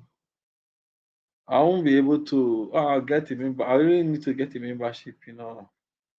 I really need to get a membership in China. White Roses said PM. Where is that? Why are you crying? Who beat you? Eh? Though, who beat you? When we come back home and you see how the little girl at home has a beating and is crying. Who beat you? Why are you crying? You really, you really like partners too much. You really like partners too much. I like partners a lot. I, I can decide if I want. I like partners a lot. I like partners a lot. I like partners. Don't you like partners? Yeah, I know you should worry. There's gonna be a time you gonna like partners. I like partners a lot. If it's on YouTube, if it's on TikTok, partners is blast. What roses we should go on panel with you and help you on your channel, and 6 hours, 6 or 8 hours we will be there for you. I will we it will be a lot of fun, laugh on. Yeah, you're right. That is that is lovely. Well, but you know what? Um, Fishy, this Rose, she don't want to. She's I don't know. She's shy of camera. She's shy of camera. So she's shy of camera. Imagine you be on the panel and no Roses doesn't use Rose. Can you get stream yard and come on the panel? Rose got stream yard because she'll be on the panel one day. Master of ceremony. You are. What's it? You who's kind to be just done? Oh my god. How did I become master of ceremony? Eh? Just think, it is fun, but I don't talk much. But like you, participated on others for a while. But I like to participate on others for a while. You don't talk much now. Wow. That is why you don't have to talk now. People fool their way they talk. People fool their way they talk. I'll leave the occasion for me. I feel Andorra. You hear me? Oh, I feel Andorra. It's me and it's okay to be shy when when your friends are on the panel with you. You will joke around, have fun, and enjoy the chat together. No shy shy. Yes, I'm telling you. I'm telling you, hey, no shy shy. So I will like, why are you shy? Why are you shy? And you know one thing, really fishy. This person that is shy is not supposed to be shy because she got the beauty more than some a lot of people on the street, and those people are still coming on live stream. They are not. Why would she be shy? She got no excuse to say that she is shy. So Roses, forget about it. You got no excuse to say you're shy. I told you before now. Like just think, let me work on my people's skills first. Maybe later on. Whose people's keys? Talk about it. What's people's keys? What's people's keys? Oh, I still got a mineral. I still got a drink here. This is Rabina.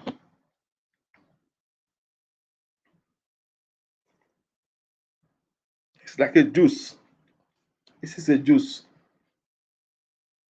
Think it's an apple juice.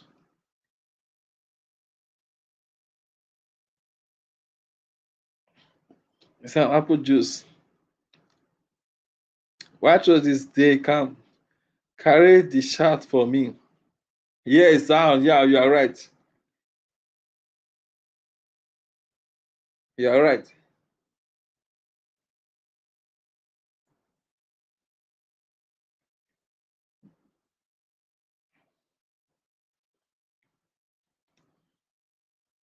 I was there. I was there. Look of fun. They carried it well. Hey, hey. Hmm?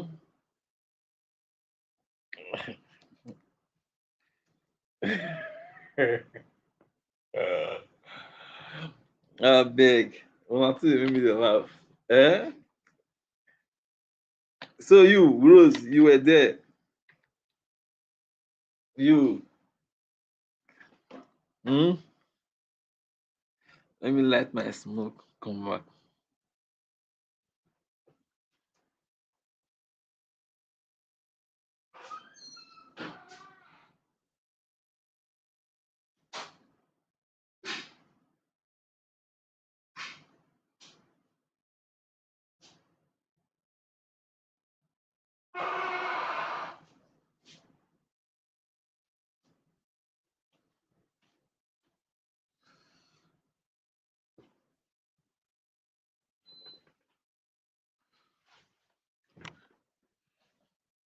I'm back.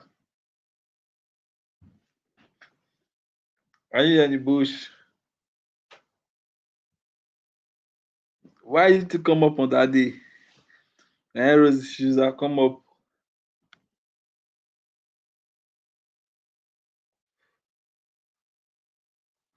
The panel is quite open. You do you did good. Just think for the first time. You will get better. Just think how the year. Opta Mara was so patient, teaching me how to operate. I still don't have to figure out. I will find out next time. Don't worry, with time you get used to it. Hmm? You know what it just think?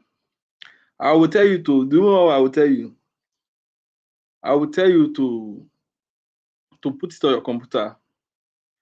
In that way, it will be easy. Can you see? Can you see me? Hmm?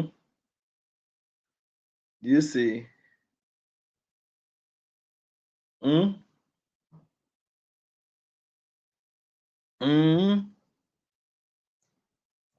You see, with time you will get to used to all these features. It's very easy for you to find it on your system. I can also disappear. Oh, do you have computer or a laptop? Only I have an iPad and 11 phones. Wow! Really, you are the king of wash hours. Really fishy, I think it should be give you. I think I need the help for the community. Oh. Right now I only have 400 wash hours. That's just what I was checking. I have 400 valid wash hour. 478 valid wash hour. I don't know, but I'm still pushing on it. When I reach 1,000, I'll be helping up. I do have a computer or a laptop. I do not have a computer or laptop. But on your iPad, you can also do it. Refishing and Bestie are king of the BH. So Refishy, both of you like Refishy. No, you get monetized soon, and then I know the voltage. Well, I really want to get. I really need the BH, but then I have it like I'm so back on wash hour. I'm so back on wash hour. I have only 400 wash hour. And they told me if it's up to 366 days, it will start reducing. If you talk to your friends, you have them go to Goza and ask them for all their broken device, broken glasses, their broken device glass. It doesn't matter as long as you have you can connect it to Wi-Fi and put it on incognito. Oh, can incognito get okay, Refishy, if I'm watching something from incognito, do I have more watch hour? Do I have watch hour like from incognito? Do I have watch hour? Eh? Oh, oh, Mr. Refishy, you have taught me something today. You taught me something.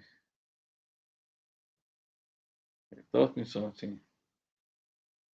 You taught me something. Wow, good to know. No, you will not have more shower, but you can run multiple devices on the same Wi-Fi, and YouTube does not know it is an incognito. Oh, okay. How do I turn the incognito on?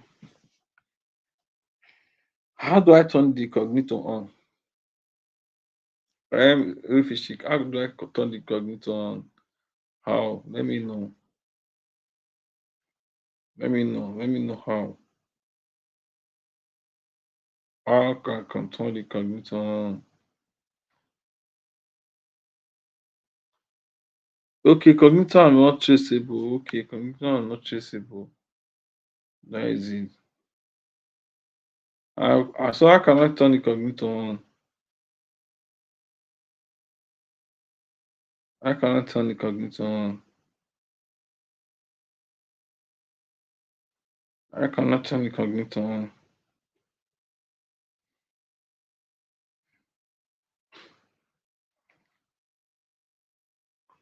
Oh, wow, they're switching account. Okay, let me go there. Jimmy, yeah, YouTube. Okay. Bing, bop, boom, boom, boom, bop, bam. Mm-hmm. The cognito. Roses, here is the cognito.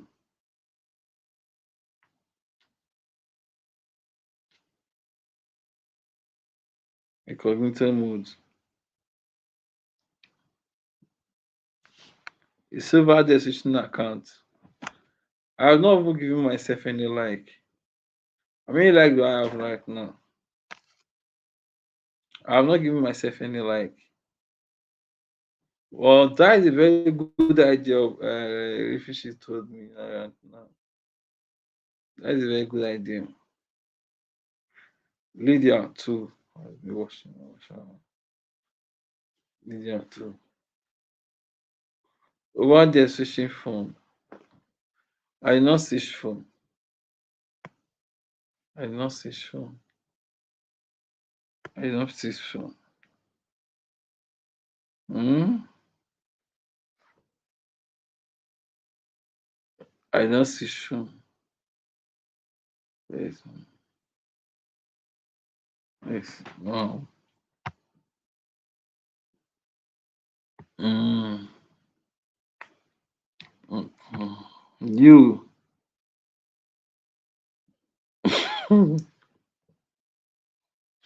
Okay. You can you can run multiple devices on your live stream on incognito on the same Wi-Fi and gain watch hour from wow. Wow. You know, I begin to learn a lot of things on YT. But the incognito, how do I put it on incognito? That is the process now. Incognito. incognito. How do I put it on incognito? Hmm? How do I put it on incognito? I'm switching account to find out how to put it on incognito. Hmm?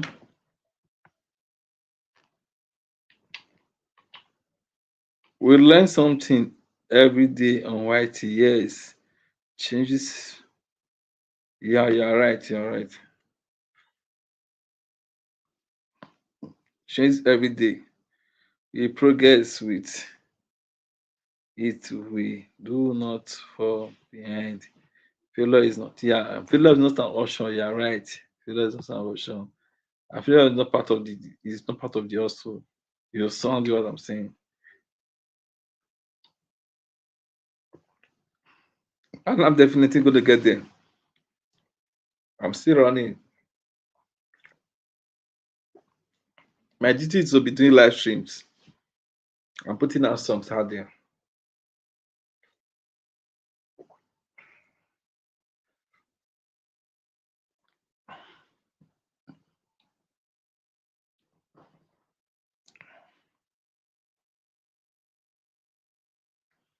Where is Chico? Chico, yeah, you. Really fishy, do you watch football? Do you watch? Do you? Are you going to watch America USA match today? Eh? Really fishy, are you going to watch the USA match today?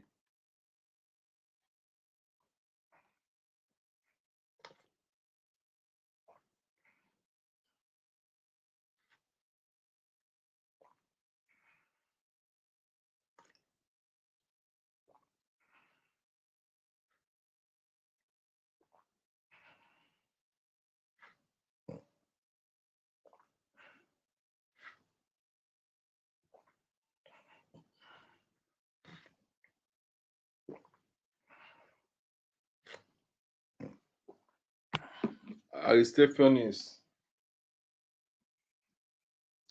Pluto.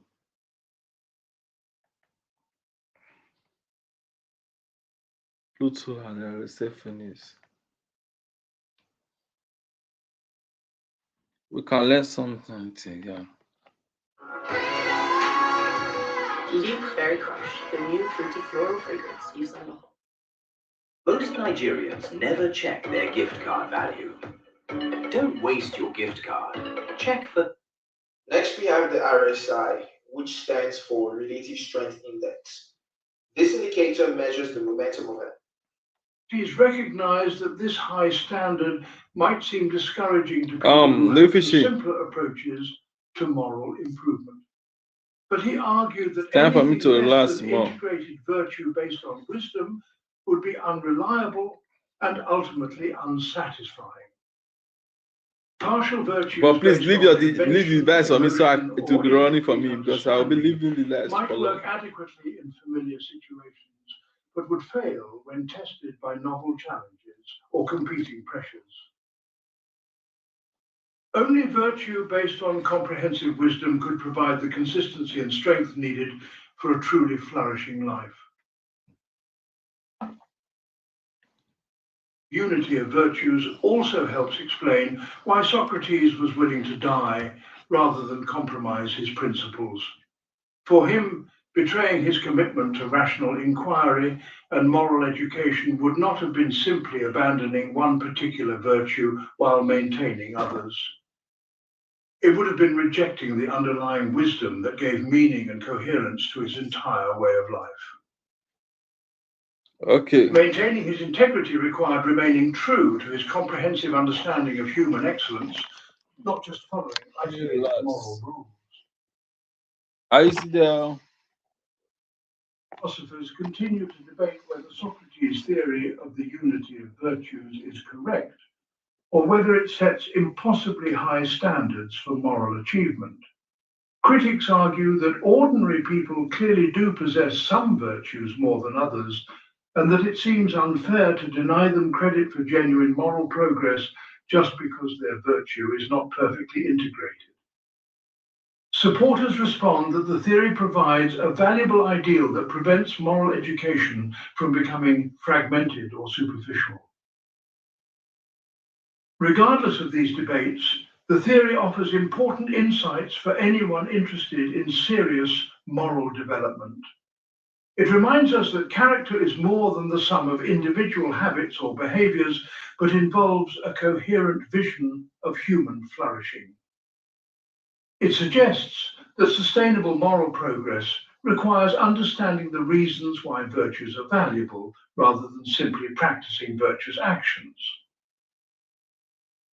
It challenges us to examine whether our various commitments and values form a consistent whole or reflect contradictory assumptions about what makes life meaningful. The primacy of soul. Why character matters more than possessions. Socrates revolutionized human priorities by arguing that caring for the soul should take precedence over caring for the body or accumulating external possessions. This was not a religious teaching about otherworldly rewards, but a practical philosophy about what actually contributes to human flourishing in this life. His analysis of why soul care matters more than wealth, reputation, or physical pleasure provides the foundation for understanding how to live well and what goals are worth pursuing. To understand Socratic soul care, we must first clarify what Socrates meant by soul. Whitey emojis. He was not referring primarily to why you don't have whitey emojis? Why is it that you don't have whitey emojis? Though he believed the soul might be immortal. For Socrates, the soul they banned you. The whitey banned you from using the emojis. Distinguishes humans from animals and makes ethical life possible. The whitey banned you from using the emojis. The soul includes our capacity for reasoning about universal principles, choosing actions based on values rather than mere impulses, and creating meaning through relationships and commitments that transcend immediate self-interest. Okay, observe. Yes. So, the whitey banned you. Developing wisdom, justice, courage, so you know you offend whitey. Enable the soul to Steak. I'm Just checking. Physical health requires proper nutrition, exercise, and rest. Psychological health requires cultivating the rational and moral capacities that make human life distinctive. Someone with a well-developed soul can make good decisions, maintain healthy relationships, find meaning in their activities, and respond appropriately to both success and as adversity. whitey emojis that are Socrates argued that soul care should be our highest priority because the soul determines how we experience everything else in life. Consider two people who inherit identical amounts of money. Oh, so Apple One have person emojis. Wisdom, Only Android. And a sense of justice. That's an Android. But Rosie told me you got an Android now. I need to get an Android. Don't like them though. Oh, I just try and get the Android. Just can't get the Android. Which Android do you want to get? The first person will use their inheritance in ways. Okay, Justin, we're gonna meet later. God bless you. I appreciate. I still get. The second person might squander the money on harmful pleasures, become corrupted by the power Android. It provides, or create conflicts with family and friends over its use. I got another Android. Oh yeah, you use the Android to write here. Okay, you want to get another Android again? I missed all of this. Where is your other Android? You said okay. You said you got another iPhone. Why you get another iPhone instead of getting Android? Which iPhone did you get? Which iPhone did you get? Which iPhone did you get? Which iPhone? The famous person without self-control might abuse their influence for selfish purposes. The strong person without courage might become a bully who preys on the vulnerable. Which iPhone is that? But Socrates pushed his analysis deeper by examining what happens when people prioritize external goods over soul development. They often find themselves in a perpetual state of anxiety and dissatisfaction I miss because those. external goods are inherently Who's those? What do you unstable miss? and beyond our complete control. Wealth can be lost What do through you economic miss? changes, theft, or poor decisions. Reputation The depends on the opinions emojis. of others, But who may be fickle or you should have gotten misinformed. another phone. Now, why do you get to get Physical an health iPhone? and beauty Are you inevitably missing the decline emojis? with age. Don't worry, I will dash you the Basing your emojis. happiness on things you My cannot wife fully brought control creates me a a fundamentally insecure Motorola foundation. soft phone from Walmart for The pursuit of $24. external goods Well, often that is good. corrupts the soul by I'll check on encouraging that, qualities that Justin. undermine human flourishing. Yeah, The you will check on single-minded it. pursuit of wealth might lead You someone should to check on become it. dishonest, greedy, or insensitive to others' needs. Yeah, true. There's also The Nokia. desire for fame People might have reduce vanity, yeah, superficiality, Motorola, or yes, willingness to compromise and one's Samsung principles for too. public approval. The obsession with physical pleasure might result in addiction, self-indulgence, or inability to delay gratification for worthy long-term goals. It's I'm just observed imagining that people something. who organize their lives This around is external right goods now. often become Just connected enslaved to their to Wi-Fi possessions and rather than being liberated by turn them. it on The person who lives incognito. for money How can you finds turn it on themselves incognito? constantly worried about How can financial security you turn it and on unable to incognito? enjoy what they have. The person who craves social How can you status turn it on becomes dependent incognito? on others' opinions and loses touch with their authentic values and interests. The person who prioritizes physical pleasure finds that their Interesting. capacity for enjoyment Just connected to Wi-Fi diminishes over and time, requiring ever Rose, more you know how to intense turn it to stimulation to achieve incognito. satisfaction. Okay, Justin, I'm here. Someone who prioritizes soul development gains access to goods that are stable, internal, and within their control. It's okay, Wisdom, once acquired, cannot be stolen or lost through external circumstances. Justice creates reliable friendships and social relationships that provide genuine Rose, is security. you hear what the Courage enables a person to face challenges and changes without being overwhelmed by fear or anxiety. Can you hear what he's saying? Self-control provides freedom from compulsive desires that might otherwise dominate decision-making. These internal goods also tend to increase rather than decrease when shared with others. Unlike material possessions, which must be divided when distributed, I should focus. Wisdom can be shared. Go to your YouTube. Diminished. Teaching others about justice does not make you less just, but often deepens your own understanding. Touch account. Encouraging courage in others Touch strengthens account. your own commitment to facing difficulties bravely. Did not advocate for complete rejection of external goods, but argued for proper ordering of priorities. Physical health, material comfort, and social recognition can contribute to human flourishing when pursued by people with well-developed souls. Yeah. The key is to treat these goods as tools for living well rather than as ultimate goals in themselves. I've seen it. Money becomes valuable when turn on used wisely incognito. for worthy purposes. Yes. Reputation matters when it enables turn on service to incognito. others, and physical pleasure has its proper place when balanced with higher pursuits. Okay. What else?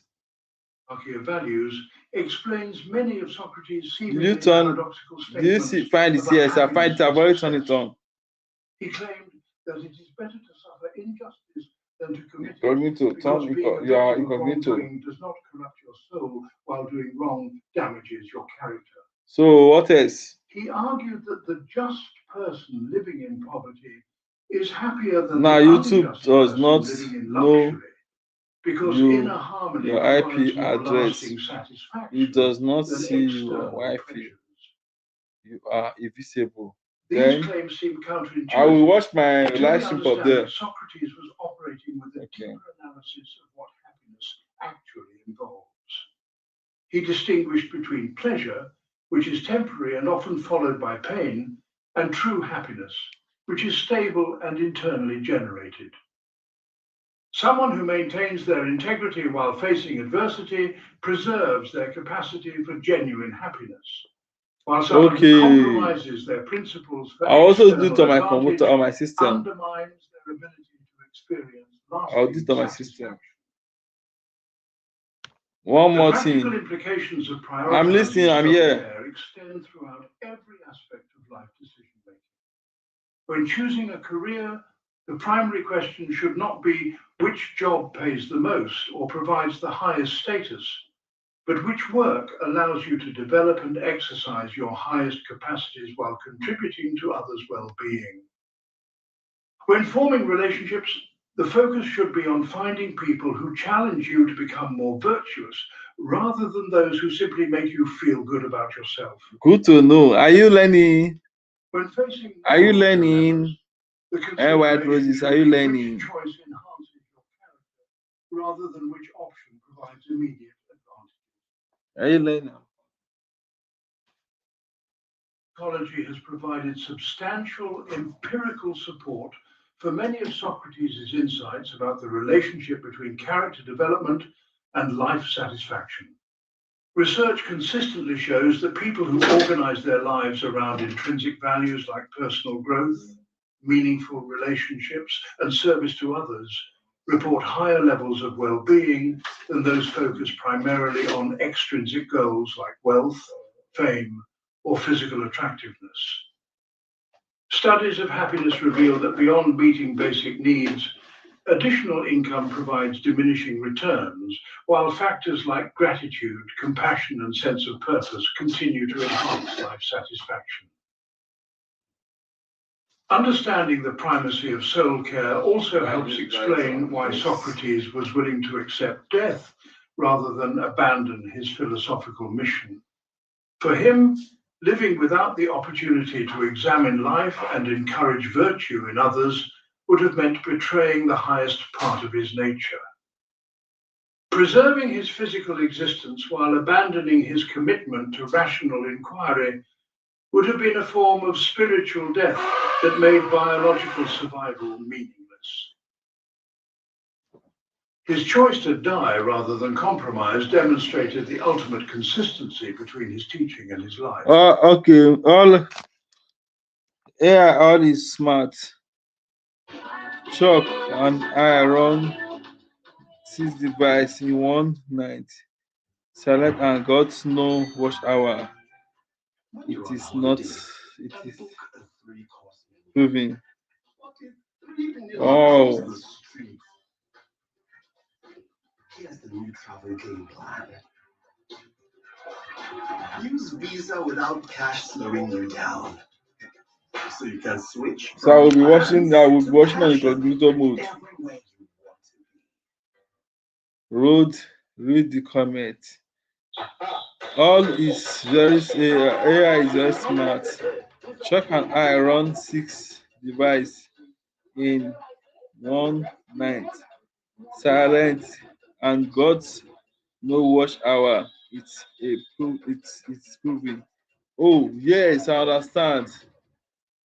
You must have the volume up. Okay. You must have the volume up a little bit. You cannot turn it all the way down. The You examined cannot life mute self-knowledge as the foundation of wisdom. When Socrates with declared that the unexamined AI life is will not worth recognize living, that he was not making a you casual are watching observation about the a value of playlist, reflection, but but you articulating a fundamental can't principle hear it. about what You will distinguishes human not existence get from watch mere hour. biological Yes, I've survival. noticed that too. Self-examination, I've according noticed that. to I've run Socratic it. philosophy, Like, is not an I didn't optional receive any watch activity hour. for intellectually curious people, but an essential requirement for anyone who wishes to live as a fully realized human being. Why shows? Can you learn? Understanding what this examination Why should involves say and yes why it to? matters so much reveals Are the you core writing of on the Socratic book? wisdom and its continued relevance for modern life. The Socratic call to Yes, self-examination begins good, with good recognizing student. that most people live their lives according to unexamined assumptions, inherited beliefs, and unconscious habits. They follow career paths chosen by family expectations rather than personal reflection. They adopt political views based on social pressure rather than careful analysis. Careful analysis. They pursue relationships, make financial decisions, and form moral judgments without seriously considering whether their choices align with their deepest values or contribute to their long-term flourishing. Unreflective approach to life might work adequately when circumstances remain stable and predictable. But when faced with significant challenges, moral dilemmas, or life transitions, people without self-knowledge find themselves unprepared and confused. It's run 4 They lack devices, the internal compass that will help 24 them navigate hours. difficult decisions consistently with Correct. their Run authentic comment, go values. up more. They become Run vulnerable to comment, go up manipulation by more. others who understand Now their YouTube does not unconscious see you, motivations your better IP than they do address. It themselves. does not see your Wi-Fi. You are invisible. How? One more Self-examination thing. involves You must systematically have. questioning the beliefs, values, and assumptions that guide your decisions. It means asking yourself why you hold If I particular run political 4 views and whether those devices views are for based 24 on careful hours each, reasoning or that simply is absorbed from 94 your social hours. But environment. on YouTube still It requires does examining whether your career goals reflect your authentic interests and not give values, me the or entire merely your 96. desire for security, They only status, give me or 40 parental or approval. 50. I don't know why. It demands You honest got assessment 50 of or your 50. relationships You to 50. That is a determine lot. whether they are based on Right genuine now, mutual my watch respect hour. and shared values, or on If I tell you, convenience, habit, I've been or on 400 emotional for dependency. over a week plus. I've been on This requires 400. what Socrates called intellectual courage, because self-examination often reveals uncomfortable truths about our motivations, Still, inconsistencies, and limitations. yeah, it sucks. You might discover that you When you have been like pursuing goals that do not actually do matter to everything to get the you, watch hour, or that but conflict with your stated principles. you're not getting that. You might realize that some of your strongest beliefs are based on weak evidence or wishful thinking. What would I do? I'll You still might be find putting that out. you have been avoiding important decisions or I'll still be putting responsibilities out. because they require This thing. difficult I just add changes up or uncomfortable and get the conversations. work done. At least I was at 0 watch hour if I It is come to argued that this 400. temporary discomfort So, is the necessary price for authentic self-knowledge, so which I'm at provides the 400. Why you foundation for like wise pushing it from decision-making. 400? Someone Don't who let me get understands to their the own 400. values, strengths, weaknesses, and But I motivations think can make choices that are StreamYard, that is consistent why. with their deepest commitments, Because of rather than StreamYard. being pulled in different directions by conflicting impulses or external pressures. They can set realistic goals based on accurate self-assessment rather than pursuing fantasies that lead to frustration and disappointment. They can form relationships and commitments that enhance their character rather than compromise their integrity. Examination also involves understanding the sources and quality of your knowledge about important matters. Socrates emphasized I don't care if I that many get people 40 confidently hold or opinions about justice, yes, beauty, courage, and other fundamental concepts or without 50 ever a day seriously and 10 investigating days what these with concepts mean 400 or or whether their 520 beliefs are days. justified. That is They mistake 800 or familiarity 1000 with days. terminology for genuine That is understanding, 1005. or confuse strong That's feelings all I about need. issues with rational knowledge of their complexity. Uh, Part of examining your life means distinguishing between Shock. what you Wait, actually know Shock. through How come you careful not get reasoning jackets for or you? reliable evidence, and what you merely believe Shock, is this based your on emoji? tradition, Is this emotion, your or social consensus? win This future? intellectual honesty prevents you from Shock, making is important decisions this based on false or inadequate okay? information. I was kind of It also surprised. opens you to continued learning and growth, rather than closing you off in defensive certainty No about wonder the matters E that is may not be more there. complex than you I was initially kind of realized. surprised. I was like, Shock, you here with Socratic this thing and self-examination he's naked. extends to questioning your Even at desires and that, emotional responses I to can get discover whether they 1500 are watch hour rational and conducive to your flourishing.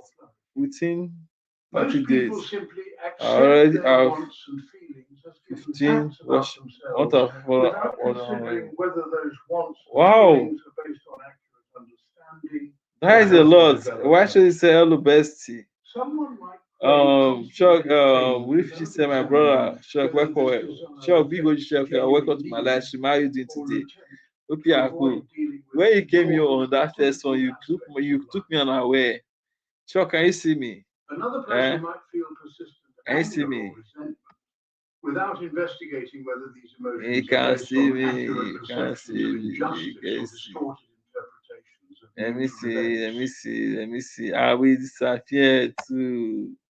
Emotional self-examination Hey. does not mean rejecting feelings Oh, or I trying to see. become purely rational, but rather Oh, I developing see. wisdom about which emotions deserve trust and expression Oh, and which might be okay. misleading or And destructive. how Someone who even when understands their you own your own emotional patterns devices can is respond how more I never appropriately to calculate challenging correctly. I don't situations know why. rather than being But controlled for by me, I'm unconscious not being able to reactions. get They can being distinguish before. between I've emotions been that in four provide if valuable in four information or about their 100 values for and circumstances a week plus. and So emotions that reflect old wounds, I won't let unrealistic 400 expectations, refugee. or temporary stress. Imagine like being in 400 for a week and look The at what you're examined saying. life also You get a requires day. honest Well, assessment I of mean, your I will tell you, I'm relationships getting and just. social commitments to determine whether they support your growth I don't or have. I don't development get much individually. shower.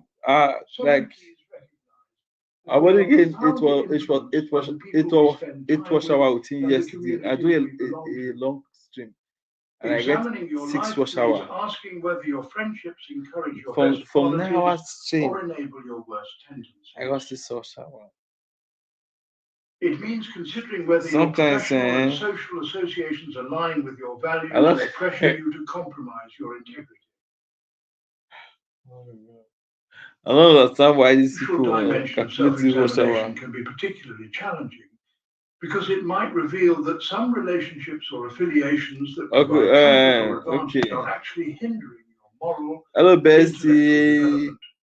The examined life Brother Shock, sometimes requires difficult welcome. choices about distancing yourself from Which people or groups she that said discourage I was questioning, telling growth, or Occupy authentic expression. I was telling It might Occupy mean seeking out new about the relationships and cognitive mood. communities that Yeah, challenge you to be more yeah. thoughtful, If she virtuous, was and teaching me wise. some cognitive mood, yeah, we'll be becoming Socrates invisible. understood that genuine self-examination must Okay, be Chuck said ongoing it's rather than a 5 one-time Rob's first. assessment Oh, thank you because very much humans for the continue to like. develop and Rob's circumstances continue to Rob change. said it's The 5 person you behind were the 5 years maybe ago had different knowledge, 6. experiences, and 5 days behind. capabilities It's than you 5 days possess now. behind, maybe 6. The goals Wow. and relationships that served your growth at one Rifishi, stage it's nice of to life see you. might become limited Rob, or hello, inappropriate as you Bessie. mature. It was also Regular telling self-examination him helps you about stay connected to your you evolving have authentic self to keep rather than remaining the trapped volume in on. outdated self-concepts or You cannot commitments. mute the phone. Yes. Wow. Self-examination also That is what involves what we might call it's kind of like moral where imagination, here in the Nigeria ability is to consider to how get your that it's current not choices easy. and patterns of behavior To are get that it's shaping not the person easy. you are becoming. Oh, Someone now living an shower. examined life regularly Our shower asks is like themselves what kind of character they are developing through their daily like my decisions, wash shower and have whether been that there. character aligns Just imagine, with shock. their You know, I told you my wash hour was aspirations 400. for who I they was still want to be. 400 for like a week, bros. They consider the Doesn't long-term move up. consequences of their habits, I was like, relationships, wow, what is and going on? commitments for their own flourishing No, what is and going for on? their ability to contribute to And it's others' not good for well-being. my wash hour to be. You know, This sometimes the wash hour forward-looking discourage. aspect of self-examination Sometimes the wash hour discouraged. It's trying to discourage person. Nothing about this is easy. If it was easy, everybody would have been monetized. People give people give up. Yeah, you are right. People give up, but there are people who have the strong Z. So we'll keep on fighting with the voltage too. I'm really definitely gonna get a wash hour. But I also like your son, it's good for somebody to be like somebody to sit down and like focus, think with strategize as in your son was saying. It's good.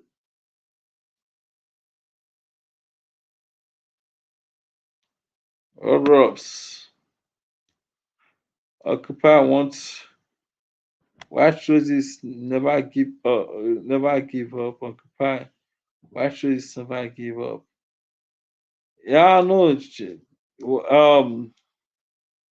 Are you addressing both of us or you addressing? Or you telling? Oh, you me white roses never give up. Oh, everybody's fighting. She's fighting. Like she's been doing it hard. Like so, she's been doing it hard. Rose, are you ready? Roses, roses, come. Yes, roses.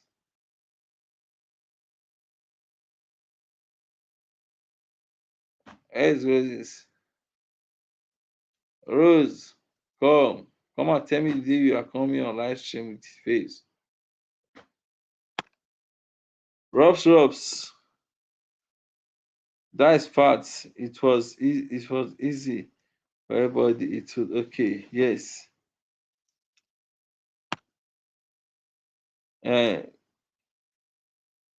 it's not YouTube is going to pay for. It's monetize. It's not going to pay everybody. Yeah, you are right. Keep pushing. Oh, keep pushing. Don't give up. No, no giving up. No, like no giving up. For me, I don't like. I just like just focus on my stream. Try to like focus on normal YouTube stream. I'm not doing too much stream yard. Yeah, Rose is here. Yeah, you see. Well, Rose, when I come here on live stream with, I want to see you like come on live stream, be that confident girl you are. Just like, so why you been doing like why you been shy? These people you talking about stranger. It's not like you coming on live stream and talking with somebody next to like next door to you.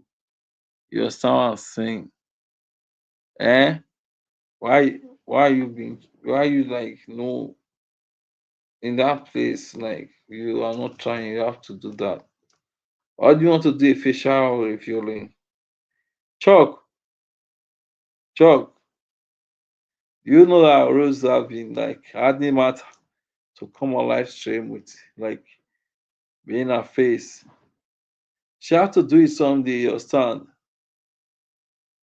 Hmm? Why does they tell me that smoke away?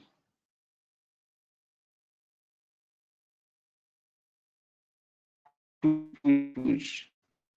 Give up. Keep pushing. Don't give up. No giving up. You don't even believe you're in Nigeria. Now who give up now lose on rotation. Thank you for your refish. Never giving up.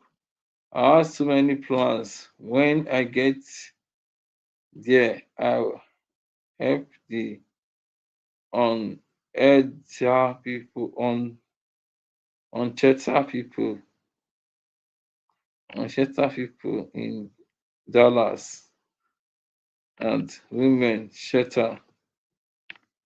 So I'm fighting for a great cause. And most of that will go back to the community. Yes, good guys and then get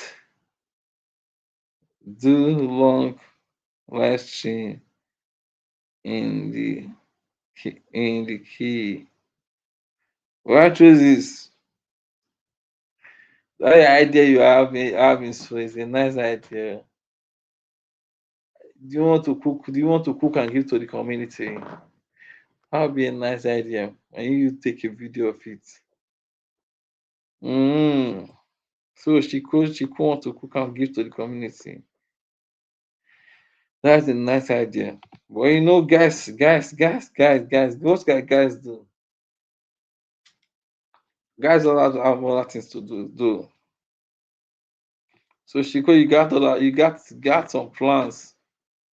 You want to be eating the community with some goodies. And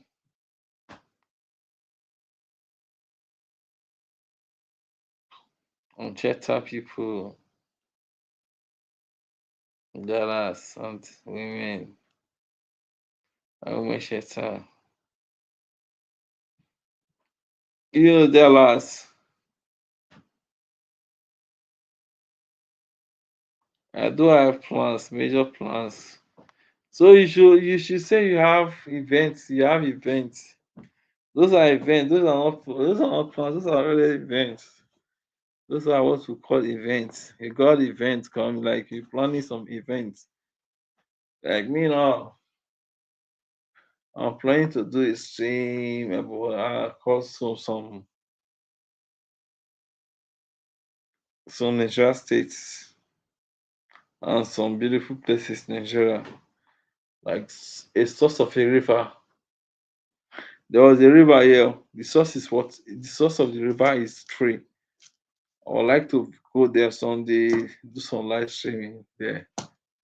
So I like to do some live streaming there.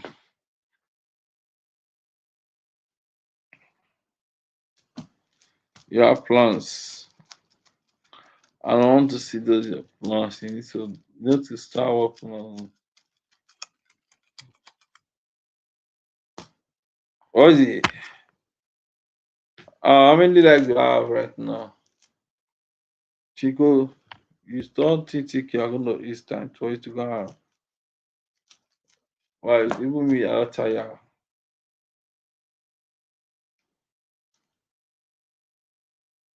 Ross, not all my like are going in. Oh, why?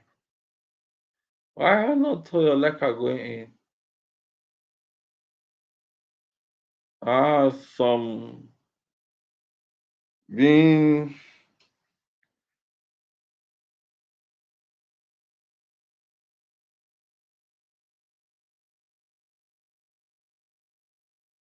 Robs, Robs.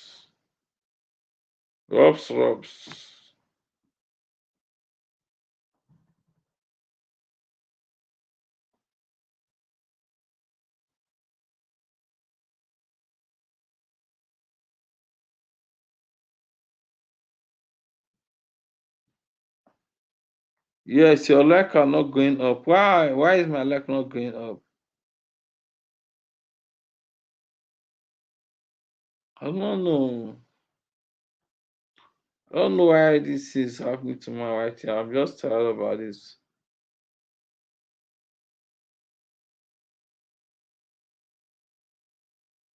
I indeed go up.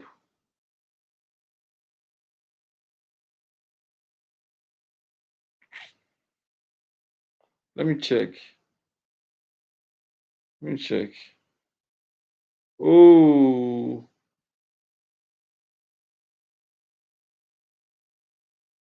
it's like I'm in incognito mode.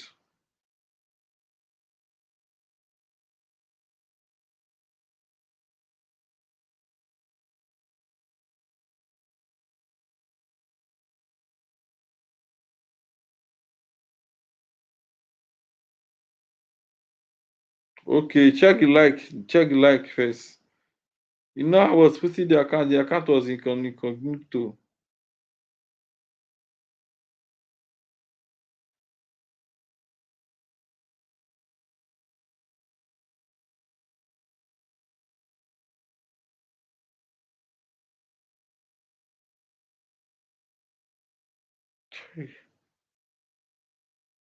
It's working.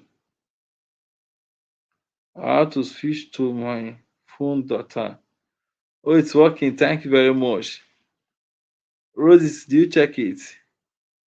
Thanks so much. God bless you for the show. God bless you for the like. That's how me. Wow. Chuck. Sure, I'm used to see the way your emojis, all your this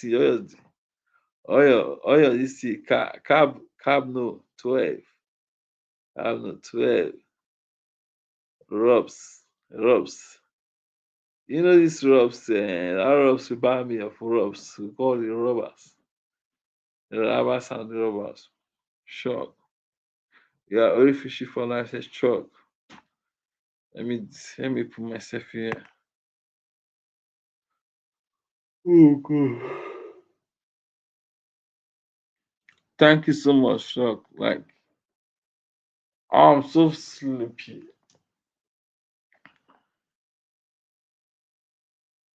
I'm not even saying there, but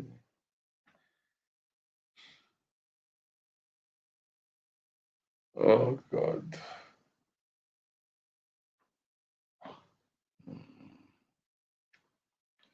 Rubs, rubs.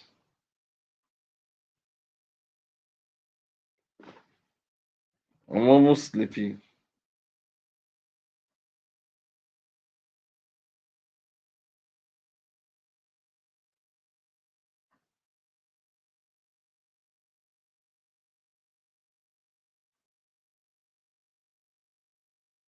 Rubs, rubs.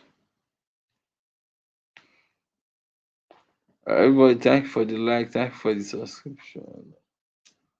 Me myself, I'm going to be here to talk. I'm going to leave like this live stream for some time. A lot. Then I'm going to like be on the bush with other people. I'll be here.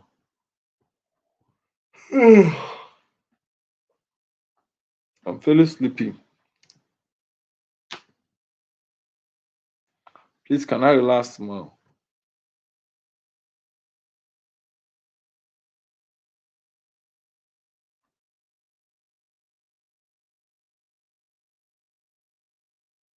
Yes, I need to take a nap. Let me go take a nap. But I'm going to leave live stream running. Ah.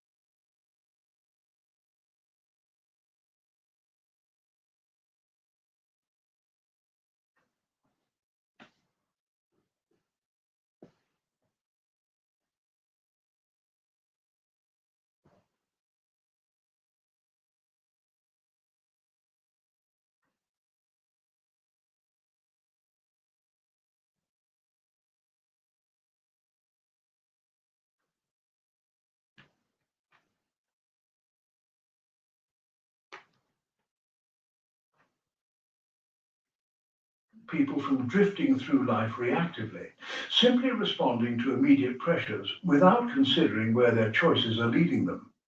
It encourages intentional character development based on clear understanding of what kinds of qualities and achievements actually contribute to lasting satisfaction and meaning.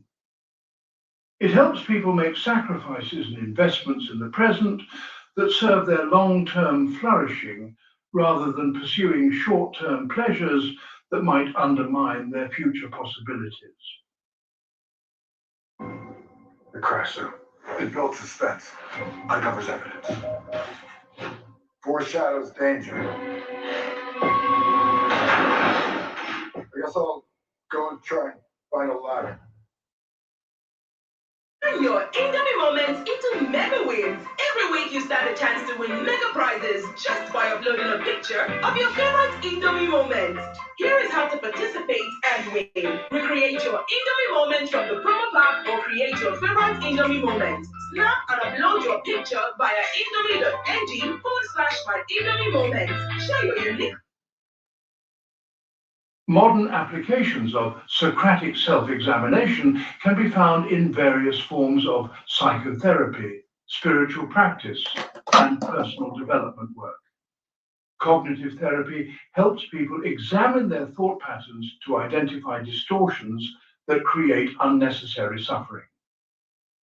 Mindfulness meditation encourages ongoing awareness of mental and emotional processes without immediate judgment or reaction.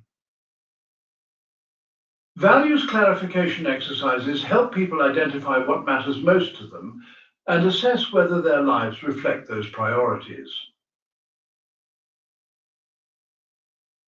In the examined life as Socrates conceived it reveals why he considered it not just valuable but essential for human dignity and flourishing. Without self-knowledge, people remain strangers to themselves, unable to make authentic choices or develop their highest potentials. Without ongoing examination, they become prisoners of unconscious patterns and inherited assumptions that may no longer serve their growth or happiness. The examined life, whatever its challenges, offers the possibility of conscious, intentional, authentic human existence guided by wisdom rather than mere impulse or convention.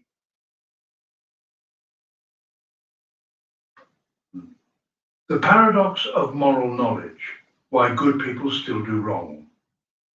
Socrates' theory that virtue is knowledge and that people only do wrong out of ignorance faces an obvious challenge from everyday experience. We frequently observe people who clearly understand what is right, but choose to do wrong anyway.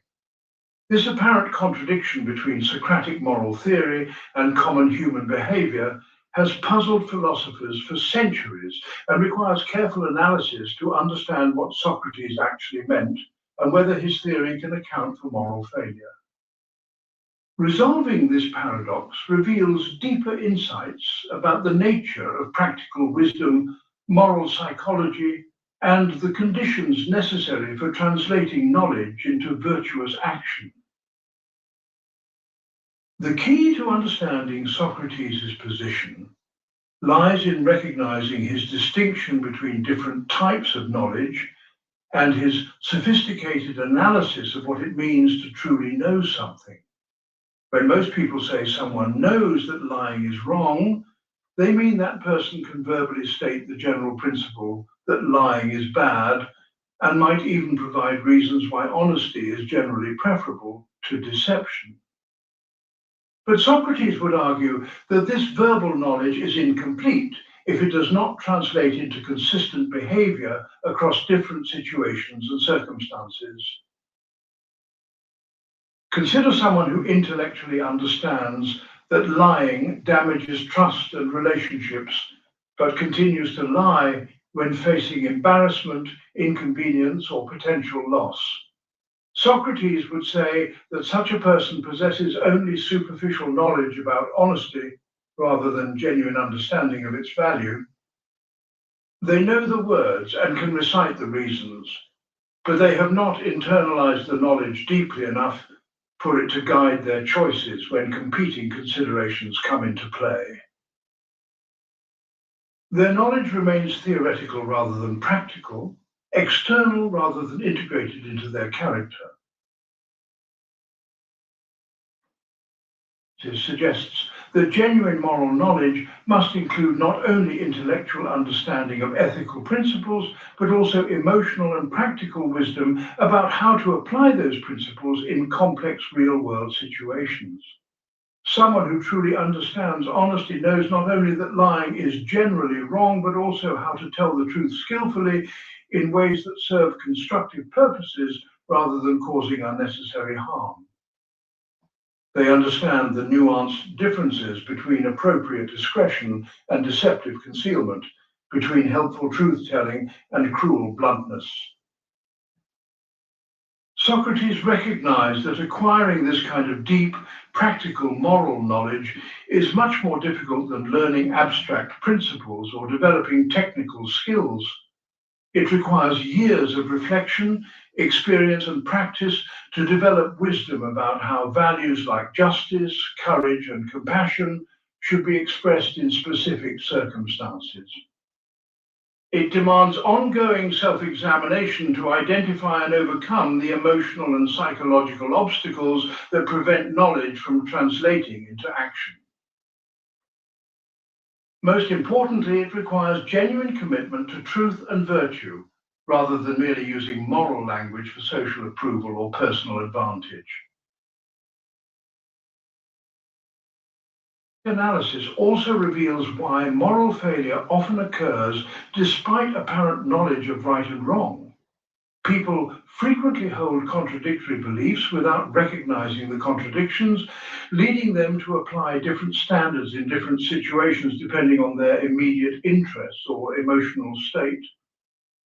Someone might genuinely believe in honesty as a general principle, while also believing that small deceptions are acceptable to avoid hurting people's feelings, or that lying is justified when it serves a greater good.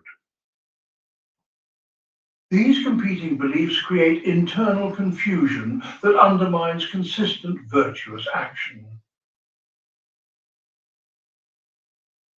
I would argue that such contradictory beliefs reveal incomplete understanding rather than genuine knowledge.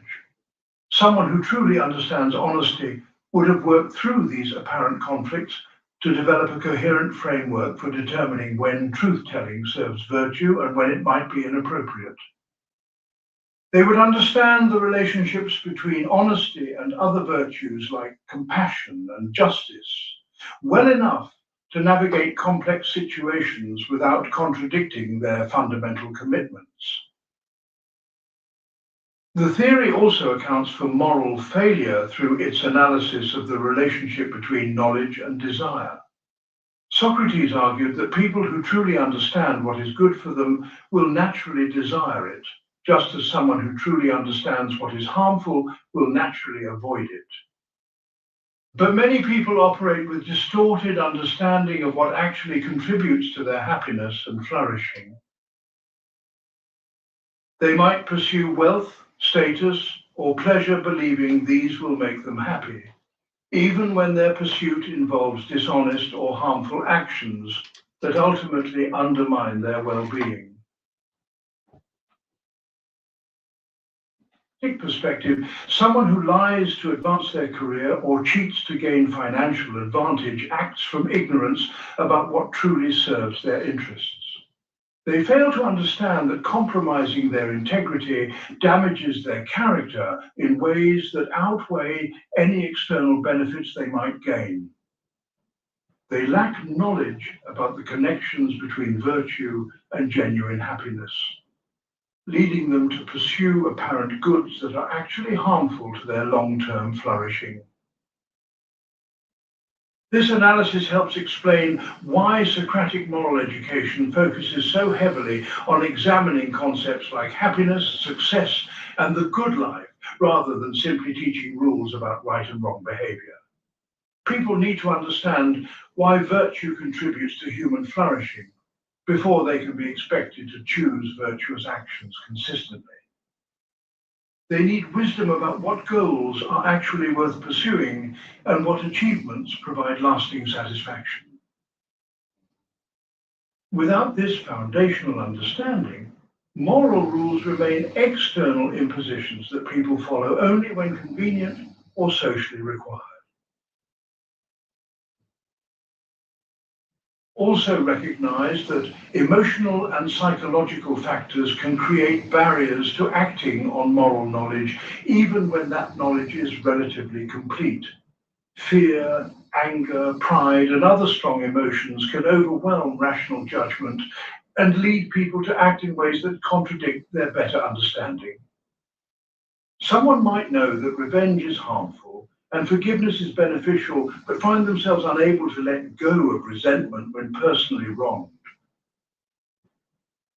Their knowledge remains intellectually sound, but practically ineffective because they lack the emotional wisdom and self-control necessary to implement it. It suggests that complete moral knowledge must include understanding of human psychology and practical techniques for managing emotions, desires, and impulses that might interfere with virtuous action. Someone who truly understands virtue knows not only what actions are right, but also how to prepare themselves mentally and emotionally to choose those actions when facing temptation or pressure. They develop habits of reflection, self-examination, and character strengthening that make virtuous response more natural and reliable. The Socratic approach also addresses moral failure through its emphasis on the social dimensions of knowledge and virtue. People are profoundly influenced by their cultural environment, peer groups, and authority figures in ways that can either support or undermine their moral development. Someone might develop sound intellectual understanding of virtue while remaining embedded in social contexts that reward vice or make virtuous action practically difficult or socially costly. True moral knowledge, according to Socrates, includes understanding these social dynamics and developing strategies for maintaining virtue even in environments that do not support it. This might require choosing different associates, seeking out communities that encourage moral growth, or developing the courage to act according to principle, even when doing so creates social friction or personal disadvantage. Someone who lacks this social wisdom might possess individual virtue, but find it eroded over time by environmental pressures they have not learned to recognize or resist. The practical implications of this analysis extend throughout moral education, criminal justice, and personal development. It suggests that addressing moral failure requires more than simply informing people about right and wrong or threatening punishment for bad behavior. Effective moral education must help people develop deep, integrated understanding of virtue and its relationship to human flourishing. It must address emotional and psychological obstacles to moral action and provide practical wisdom about implementing virtue in complex social environments. The Socratic paradox of moral knowledge also provides hope for continued moral growth and development throughout life.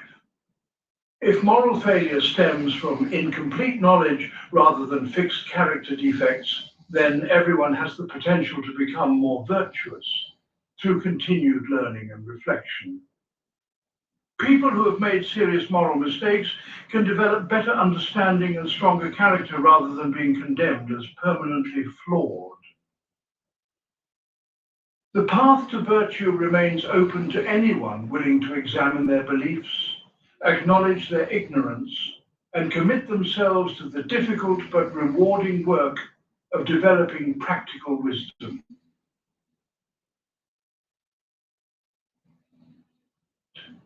The nature of piety and relationship with the divine. Socrates' exploration of piety and religious devotion reveals one of his most sophisticated analyses of the relationship between human reason, traditional authority, and moral obligation. His famous dialogue with Euthyphro about the nature of pious action demonstrates how careful philosophical inquiry can clarify fundamental questions about religion, ethics, and the source of moral standards. Understanding Socrates' approach to piety is essential because it shows how rational examination can deepen rather than undermine genuine religious sentiment, while exposing the inadequacy of conventional religious practices based on unreflective tradition. The dialogue begins when Socrates encounters Euthyphro, a religious expert who is prosecuting his own father for murder. Euthyphro claims to possess superior knowledge about piety and divine will, confident that his action reflects proper religious devotion. But when Socrates asks him to define piety so that others might learn from his expertise, Euthyphro discovers that his supposed knowledge dissolves under careful examination. This pattern reveals how Socratic questioning can expose the difference between genuine religious understanding and mere conventional observance. His initial definition that piety means doing what the gods love immediately encounters problems when Socrates points out that according to traditional stories, the gods often disagree among themselves about what actions are praiseworthy. If Zeus approves of something that Poseidon condemns, which divine opinion should guide human behavior? This question forces recognition that appealing to divine authority cannot resolve moral questions unless we first determine which divine commands deserve obedience and why. When Euthyphro refines his definition to say that piety means doing what all the gods love unanimously, Socrates presses deeper with a question that has become central to moral philosophy. Do the gods love pious actions because they are inherently pious, or do actions become pious simply because the gods love them? This dilemma exposes fundamental questions about the relationship between divine will and moral truth. If goodness is independent of divine opinion, then we need rational criteria for determining what is good rather than simply following religious authority. Join the fun on Tango app. Connect with friends, share moments, and enjoy. Need funds fast. Download Cash. I checked my gift card and didn't expect this. Then I checked the value. Wait, it's worth more than others' price. Download Card Money app. Check your card value.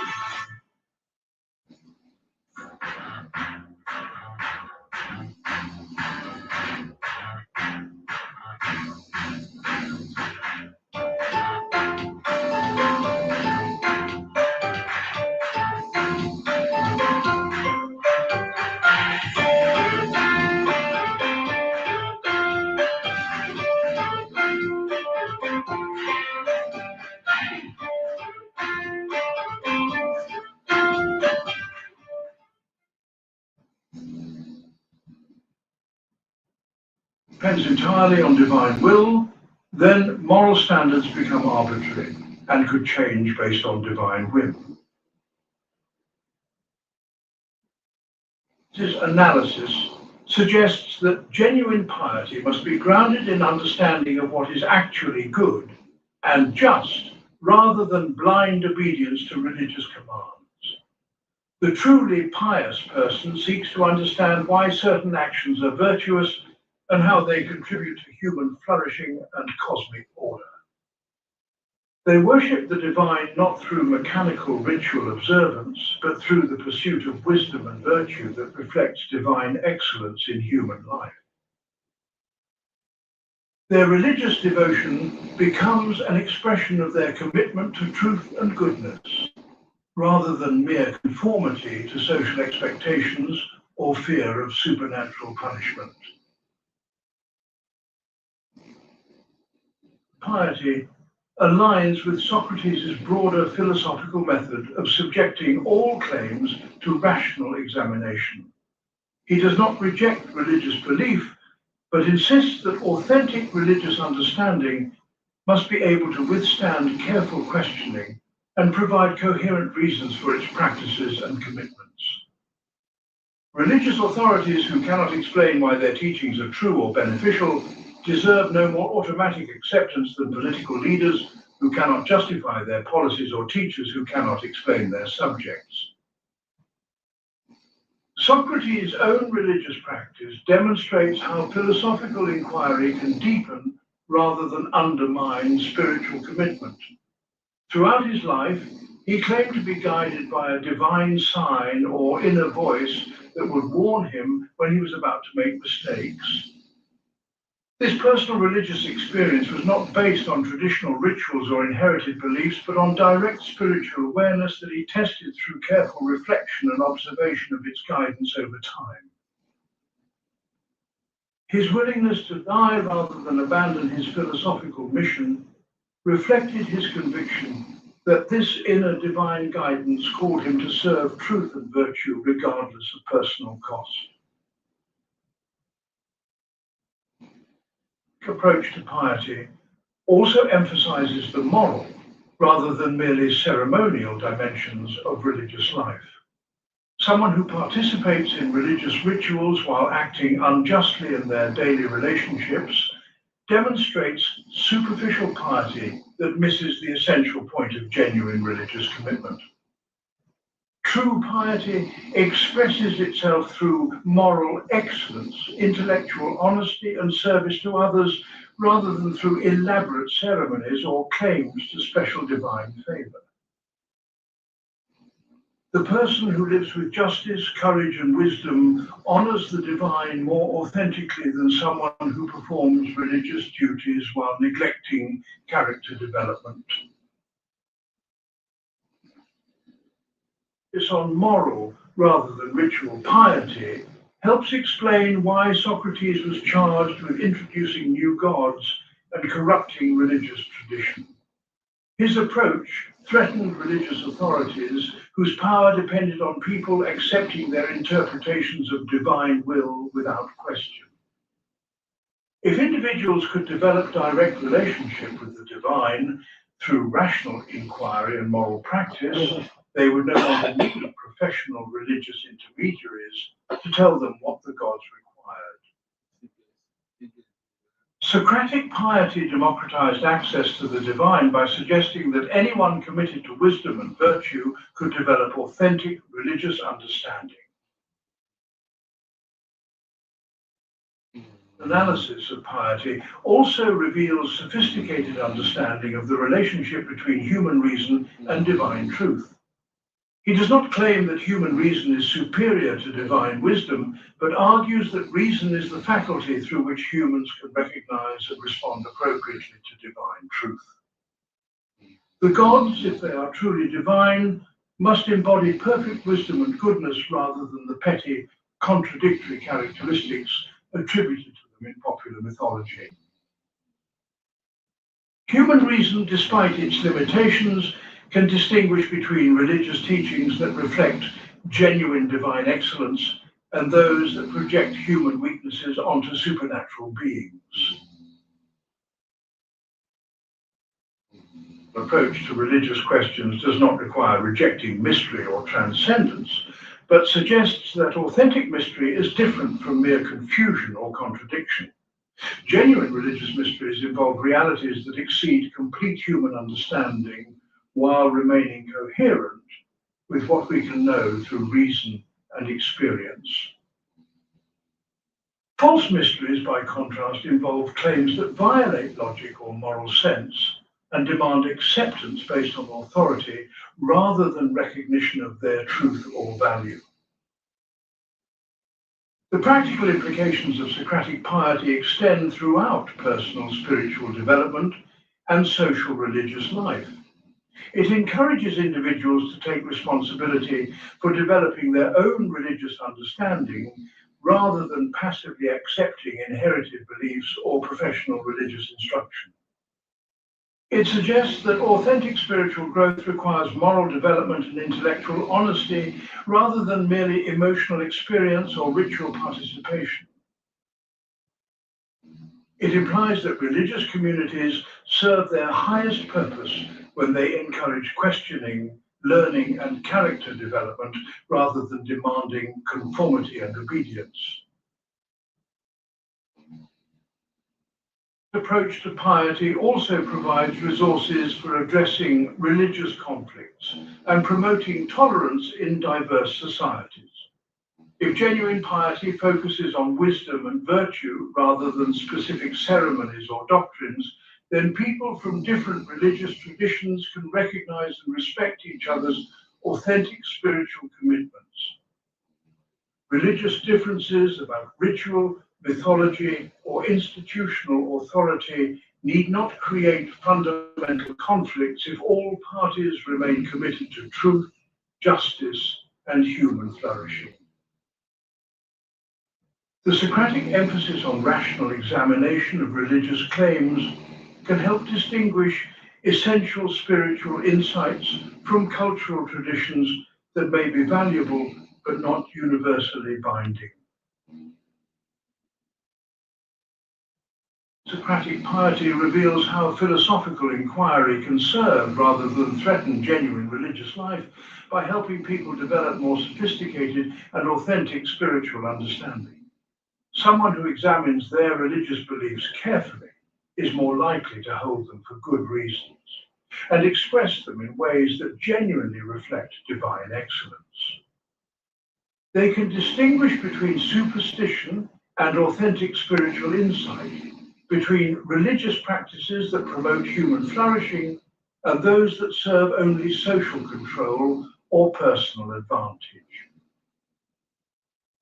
Most importantly, they can develop the kind of integrated religious commitment that unifies intellectual understanding, moral practice, and spiritual devotion in service of the highest human possibilities.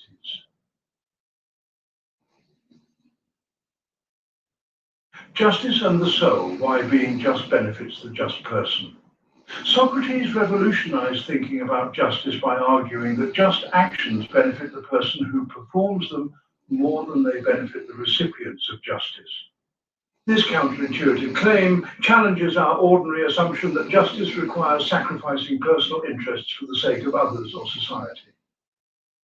Understanding why Socrates believed that justice enhances rather than diminishes the well-being of just individuals reveals fundamental insights about the nature of human flourishing, moral psychology, and the relationship between individual happiness and social harmony.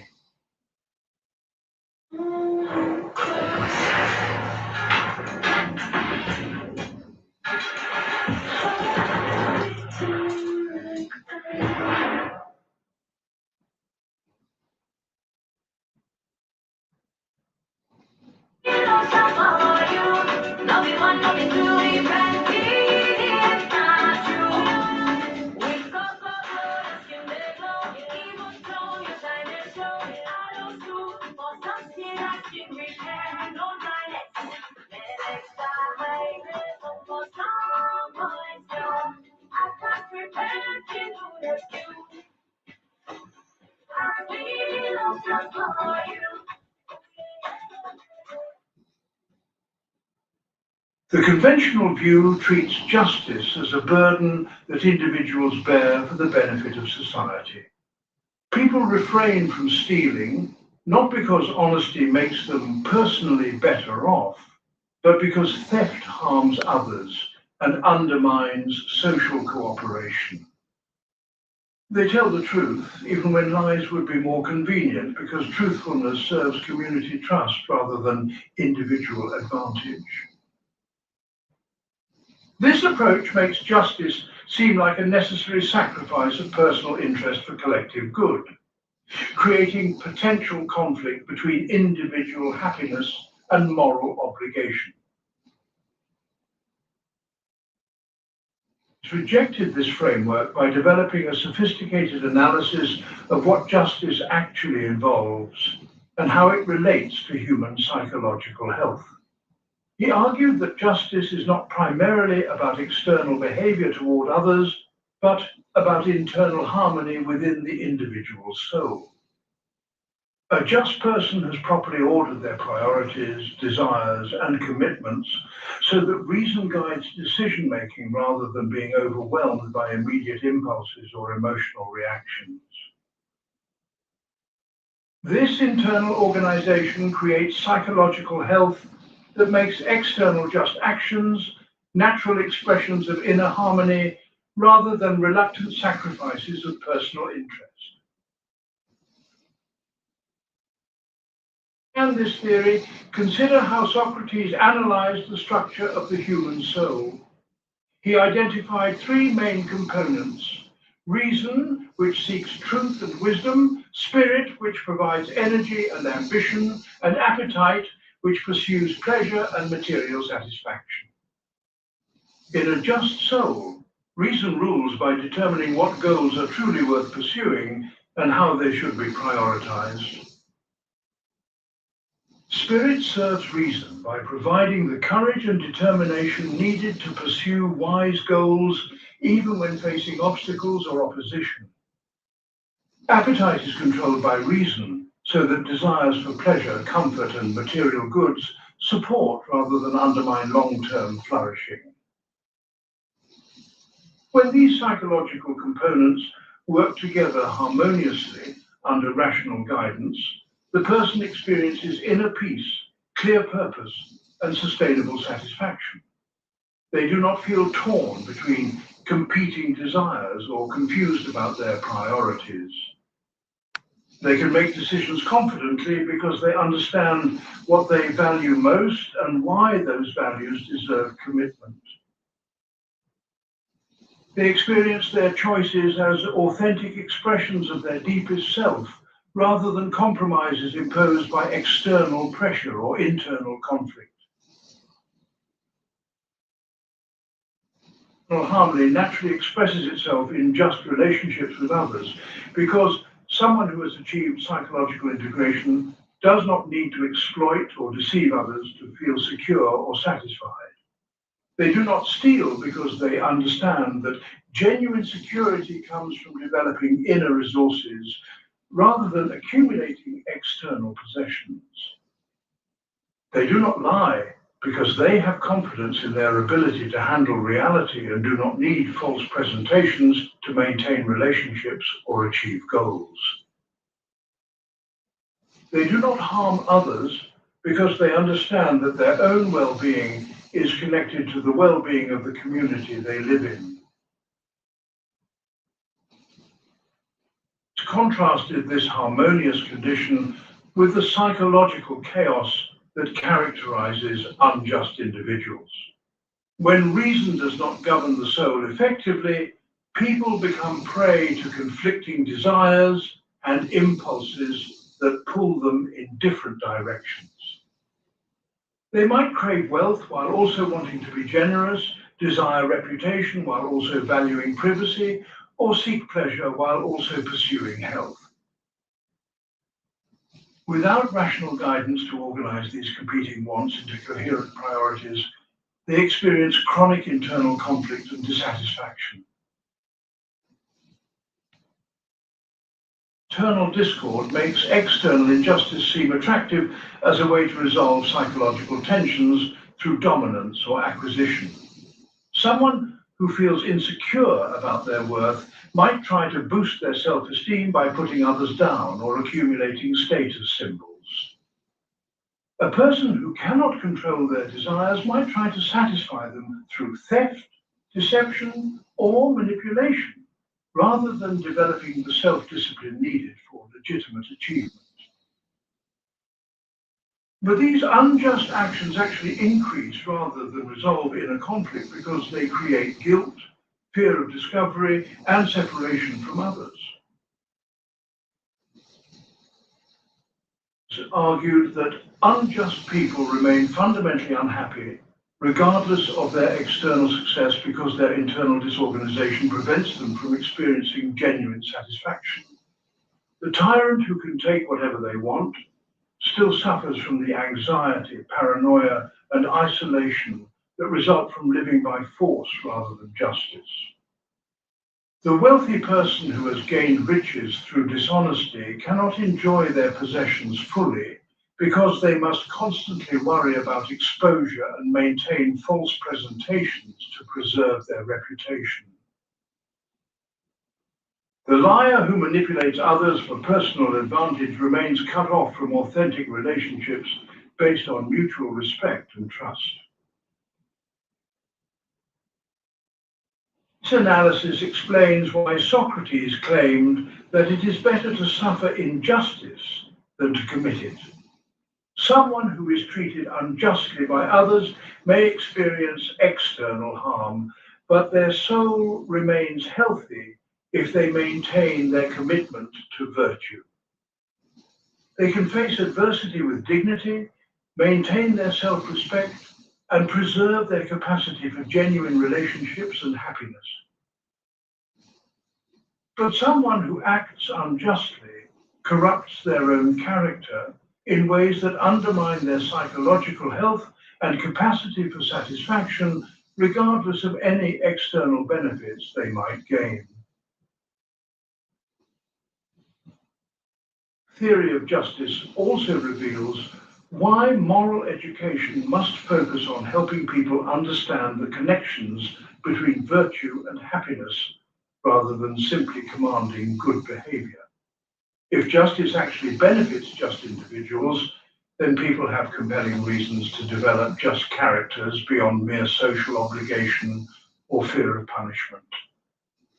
They can pursue virtue as a form of enlightened self-interest rather than reluctant sacrifice, making moral development more attractive and sustainable. This approach addresses one of the fundamental challenges in moral education, helping people see why they should care about virtue when immoral actions sometimes seem to produce better immediate outcomes. The Socratic answer is that appearance deceives, and that careful analysis reveals virtue's superiority for the virtuous person's own well-being. Someone who understands this connection becomes motivated to develop justice not only for others' sake, but for their own psychological health and happiness. Modern psychological research has provided substantial support for many of Socrates' insights about the relationship between moral character and mental health. Studies consistently show that people who act in accordance with their deeply held values report higher levels of life satisfaction and lower levels of anxiety and depression. Research on integrity reveals that people who maintain consistency between their beliefs and actions experience less internal stress and greater sense of authenticity. Investigation of antisocial behavior demonstrates that people who regularly harm others often suffer from psychological problems that make genuine happiness difficult to achieve. The Socratic theory of justice and its benefits for just individuals also provides resources for addressing contemporary debates about the relationship between individual rights and social responsibilities.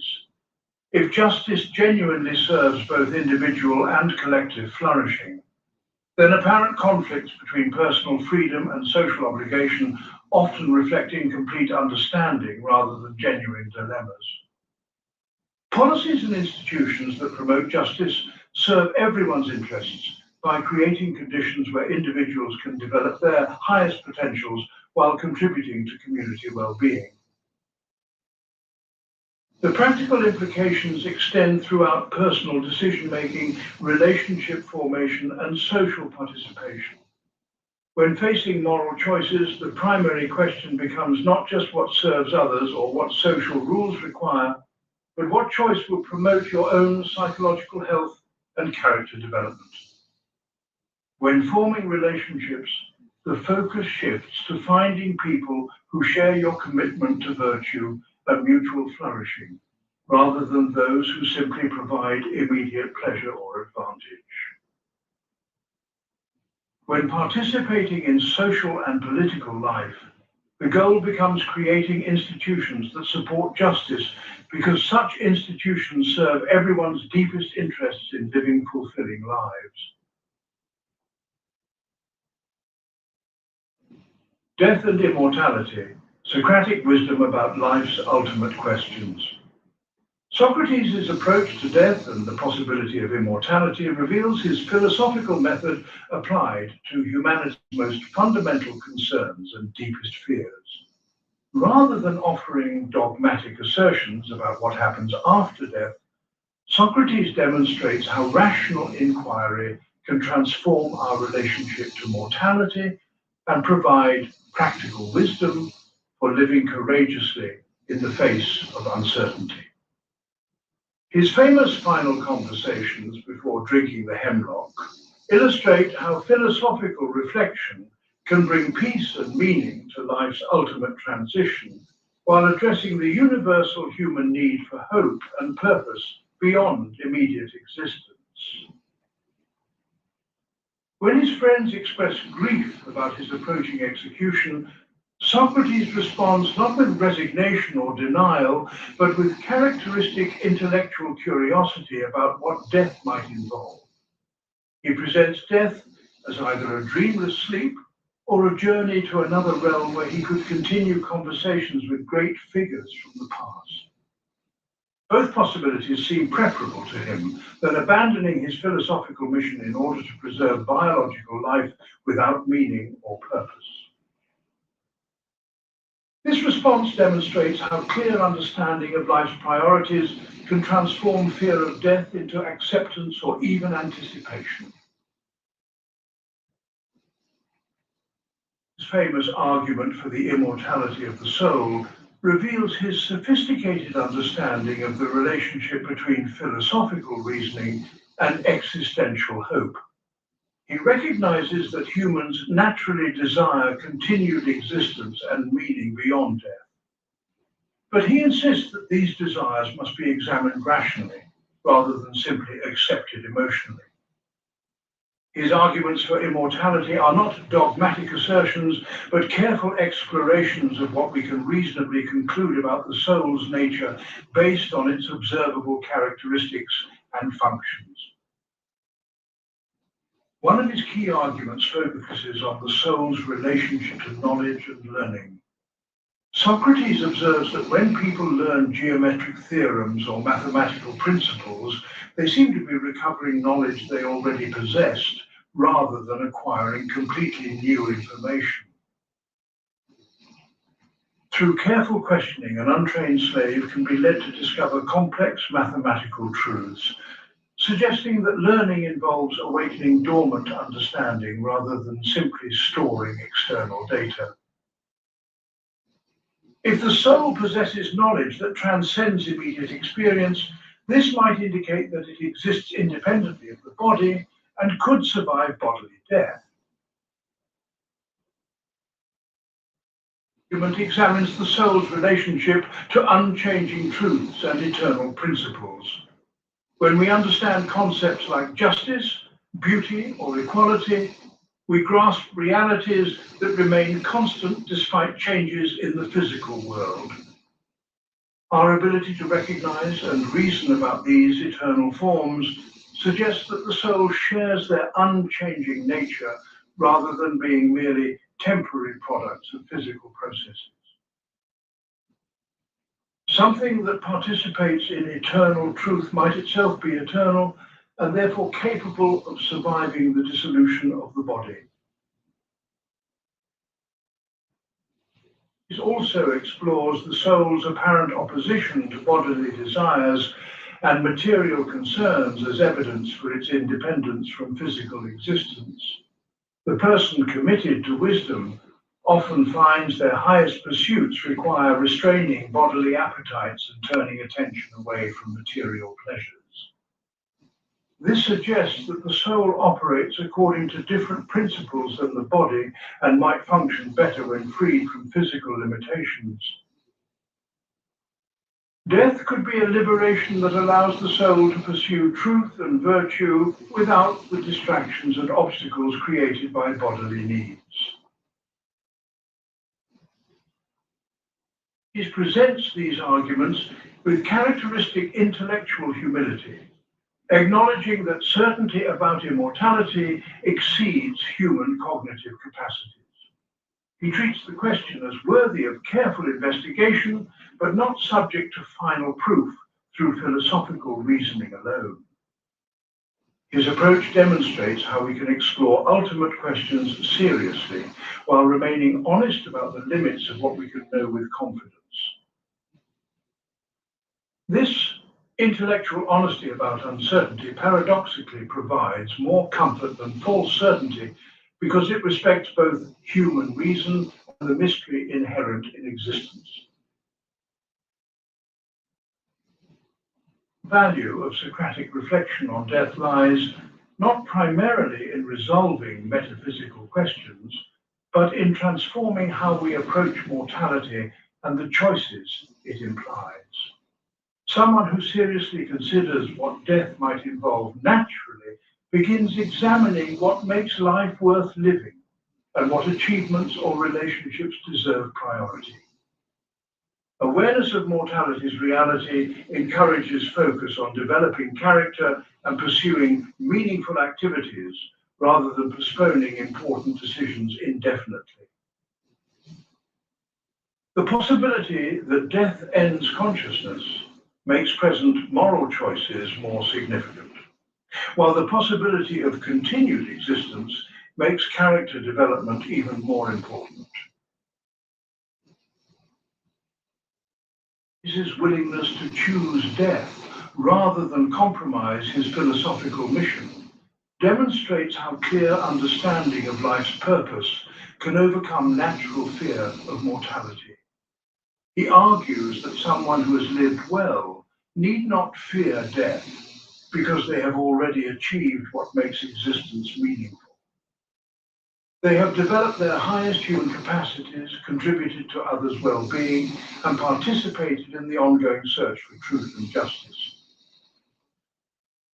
Whether death brings sleep or continued adventure, such a person can face it with satisfaction about their accomplishments and curiosity about what comes next. Mortality contrasts sharply with both the desperate clinging to life that characterizes many people's response to aging and death, and the nihilistic despair that can result from believing death makes everything meaningless. Socrates demonstrates a middle path that takes death seriously while finding meaning in life's temporary character rather than despite it. The fact that we will die makes our choices matter more, not less, because we cannot postpone moral development or meaningful relationships indefinitely. You act. Some things can't be contained by normal measurements.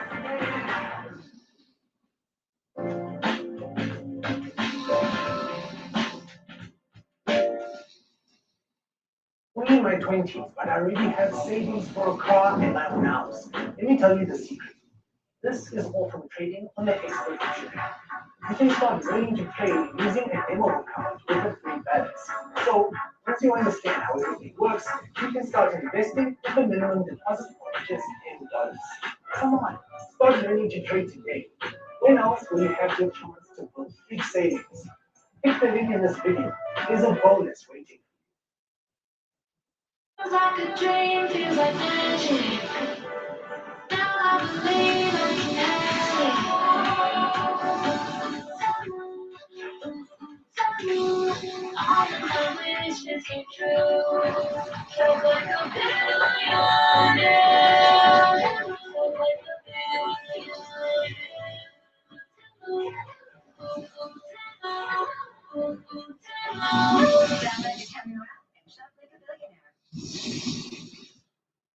The Socratic perspective on death also illuminates how we should respond to others' mortality and grief.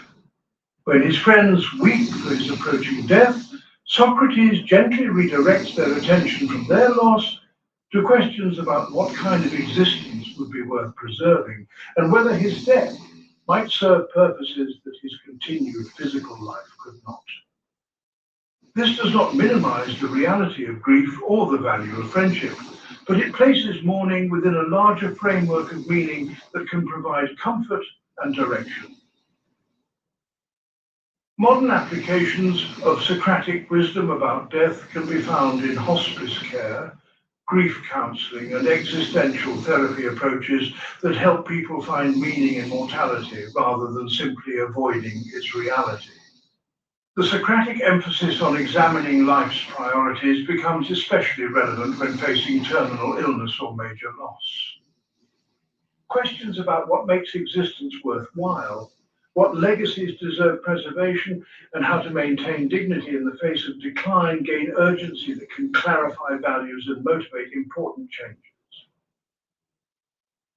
Understanding Socrates' approach to death and immortality also provides resources for addressing contemporary debates about end-of-life issues, medical intervention, and the meaning of human existence in scientific worldviews.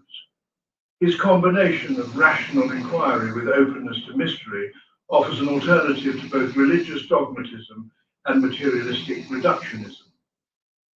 His focus on how beliefs about death should influence present choices rather than on achieving certainty about metaphysical questions provides practical guidance that remains relevant regardless of one's specific religious or philosophical commitments. The ultimate lesson of Socratic reflection on mortality may be that the question of what happens after death matters less than the question of how awareness of death should shape our approach to life. Whether or not the soul survives bodily death, the fact of mortality creates urgency about developing character, pursuing truth, and contributing to human flourishing while we have the opportunity. Someone who lives with this awareness naturally focuses on activities and relationships that provide meaning and satisfaction, rather than merely filling time or accumulating possessions. They prepare for death not by solving its mystery, but by ensuring that whenever it comes, it will find them having lived as fully and virtuously as possible. The political paradox, why the wise should rule but cannot. Socrates developed one of the most challenging theories in political philosophy by arguing that society can only achieve justice when philosophers become rulers or rulers become philosophers. Yet he simultaneously demonstrated through his own life why genuinely wise people are often unsuited for political power, and why political systems tend to reject the kind of leadership they most need. This paradox reveals fundamental tensions between the requirements of wisdom and the demands of political effectiveness, while providing crucial insights about the relationship between individual virtue and social justice. The logic behind Socrates' political theory follows directly from his analysis of justice and virtue in individual souls. Just as personal flourishing requires reason to govern appetite and emotion, social flourishing requires rational wisdom to guide policy decisions rather than allowing them to be determined by popular prejudices, economic interests, or political ambitions. A state ruled by people who lack understanding of justice, courage, and the common goodwill inevitably create institutions and laws that serve partial interests rather than promoting genuine human welfare. Only leaders who possess philosophical wisdom about virtue and human flourishing can create conditions where all citizens have opportunities to develop their highest potentials. He's recognized that this theoretical ideal faces enormous practical obstacles because the qualities that make someone wise often make them ineffective as political leaders. Philosophers are committed to truth-telling and careful reasoning, while successful politicians often must engage in rhetoric, compromise, and strategic deception to achieve their goals. Wise individuals tend to question assumptions and examine issues from multiple perspectives, while political leadership often requires projecting confidence and making decisive actions based on incomplete information. Someone genuinely committed to justice may find it impossible to engage in the favoritism, deal-making, and partisan loyalty that characterize most political systems.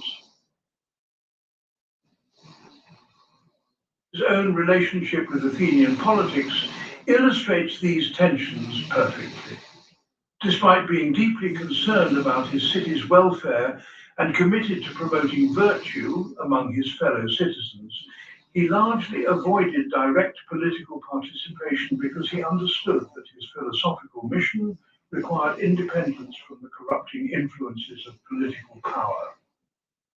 When he did serve in political roles, his commitment to principle over expediency often put him at odds with popular opinion and political necessity.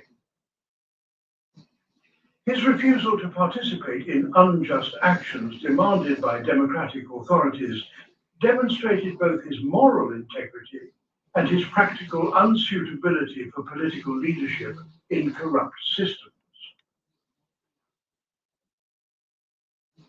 It's what we might call the philosopher's dilemma.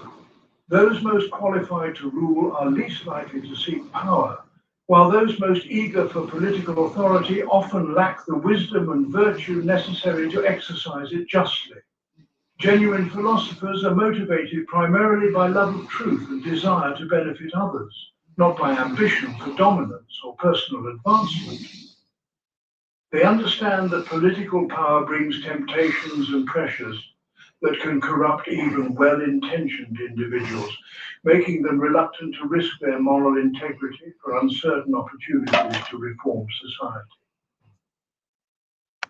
Meanwhile, people drawn to political careers often possess the very qualities that make them unsuitable for wise leadership: excessive ambition, willingness to compromise principles for advantage, and confidence that exceeds their actual understanding of complex issues.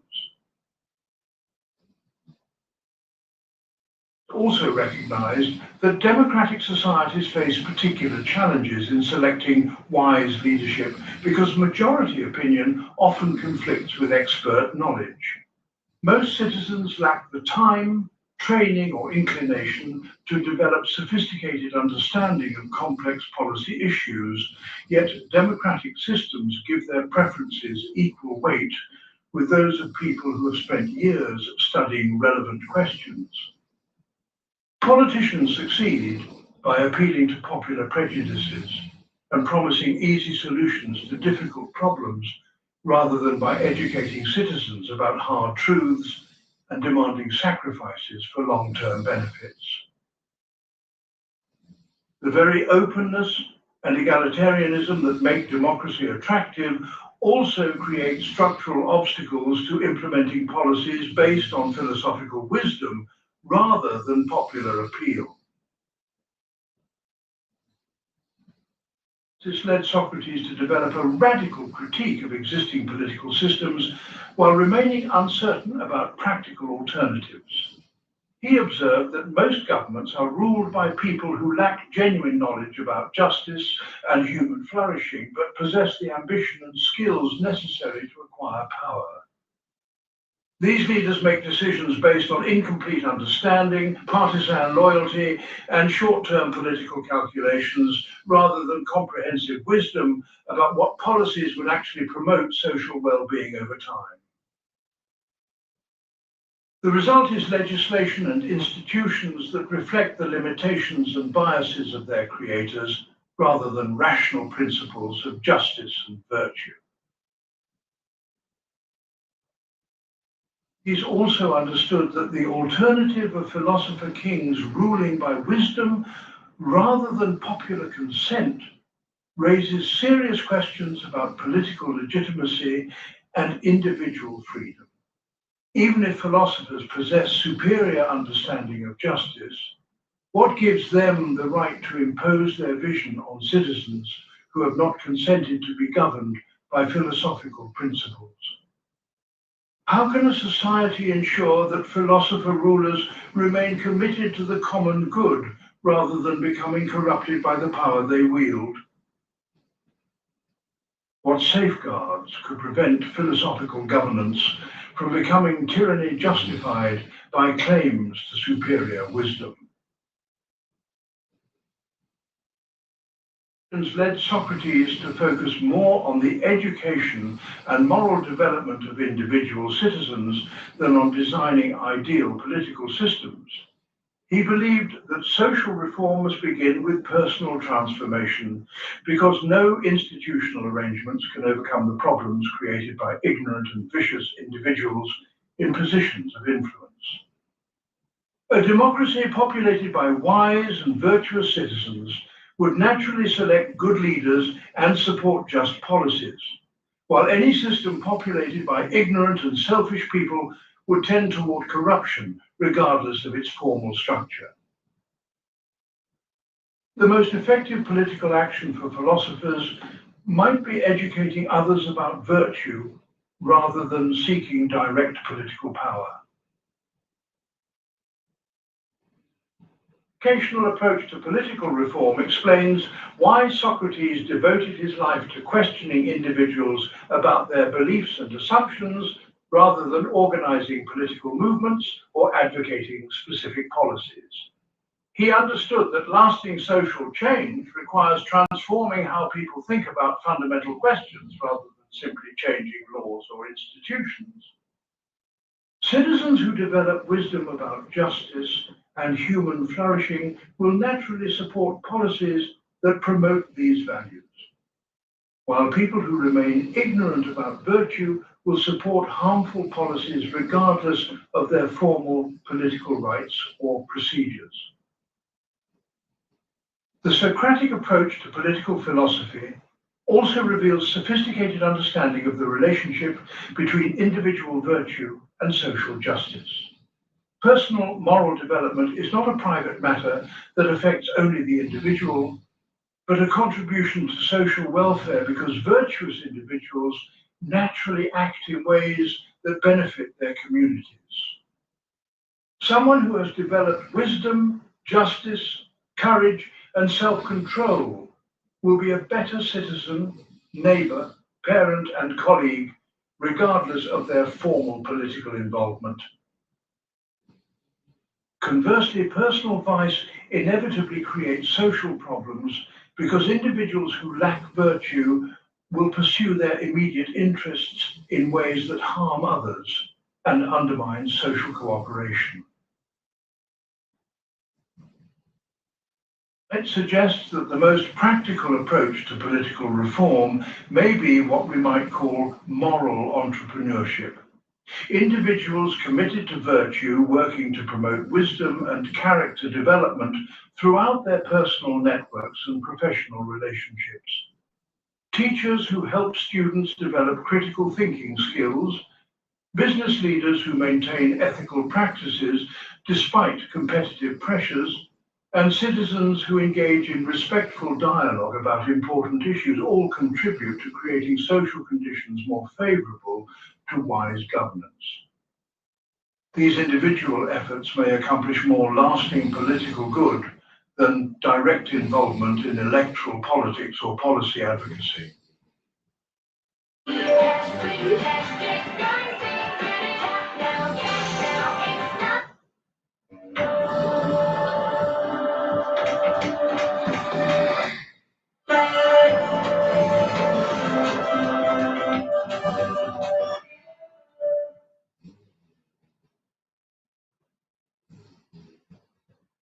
Never check their gift card value. Don't waste your gift card. Check first. Think before you use it. Same card, different value.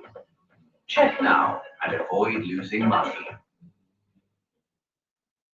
Modern democratic societies continue to struggle with the tensions Socrates identified between the requirements of wise governance and the dynamics of political systems. Voters often support candidates who promise simple solutions to complex problems rather than those who acknowledge difficulty and uncertainty. Media coverage focuses on political conflict and personality rather than serious examination of policy alternatives and their likely consequences. Special interests with resources and organization often have more influence on government decisions than citizens with broader concerns about justice and common welfare.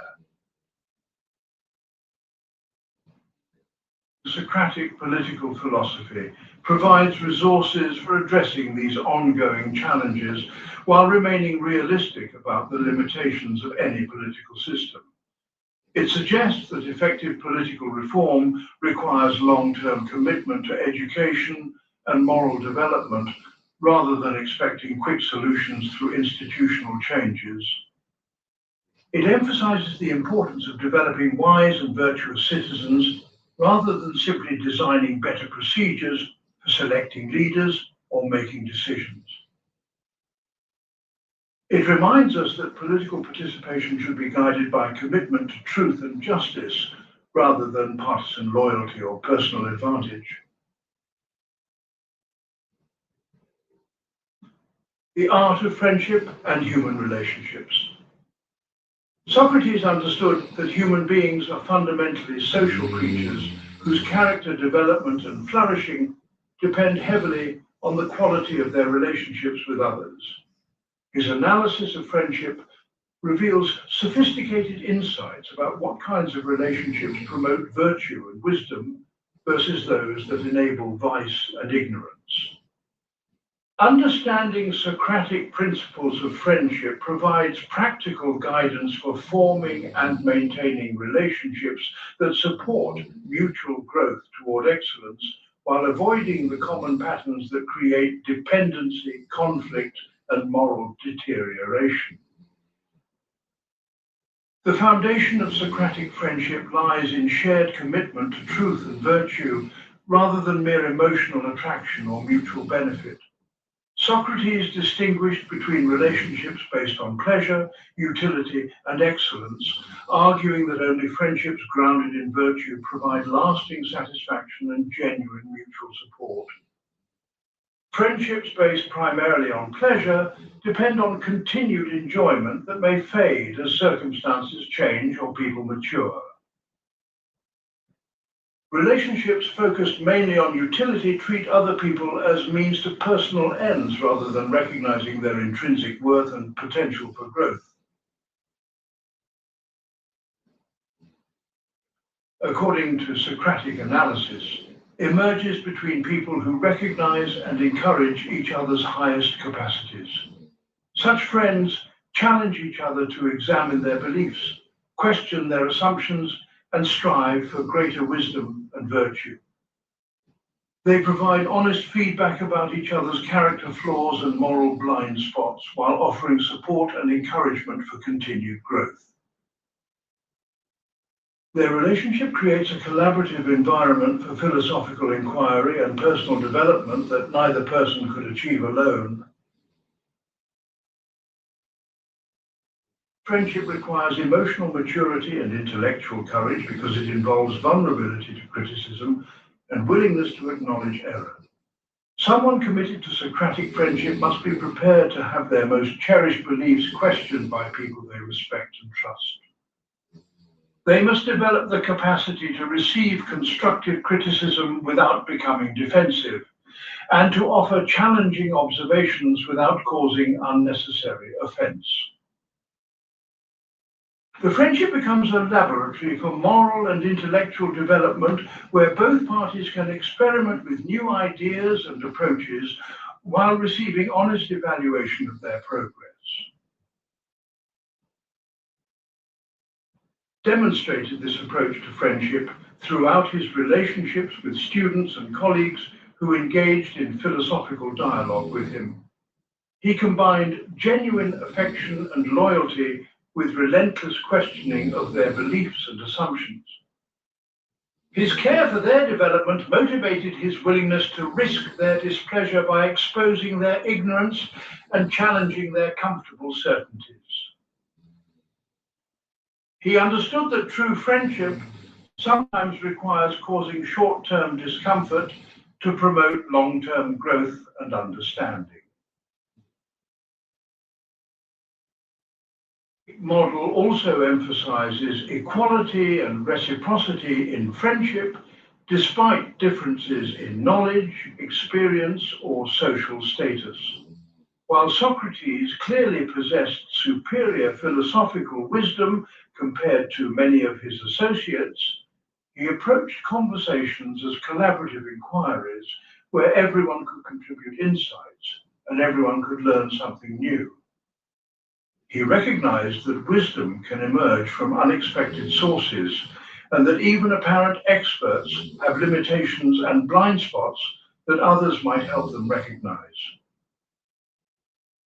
This humble approach prevented his friendships from becoming hierarchical relationships where one person always teaches.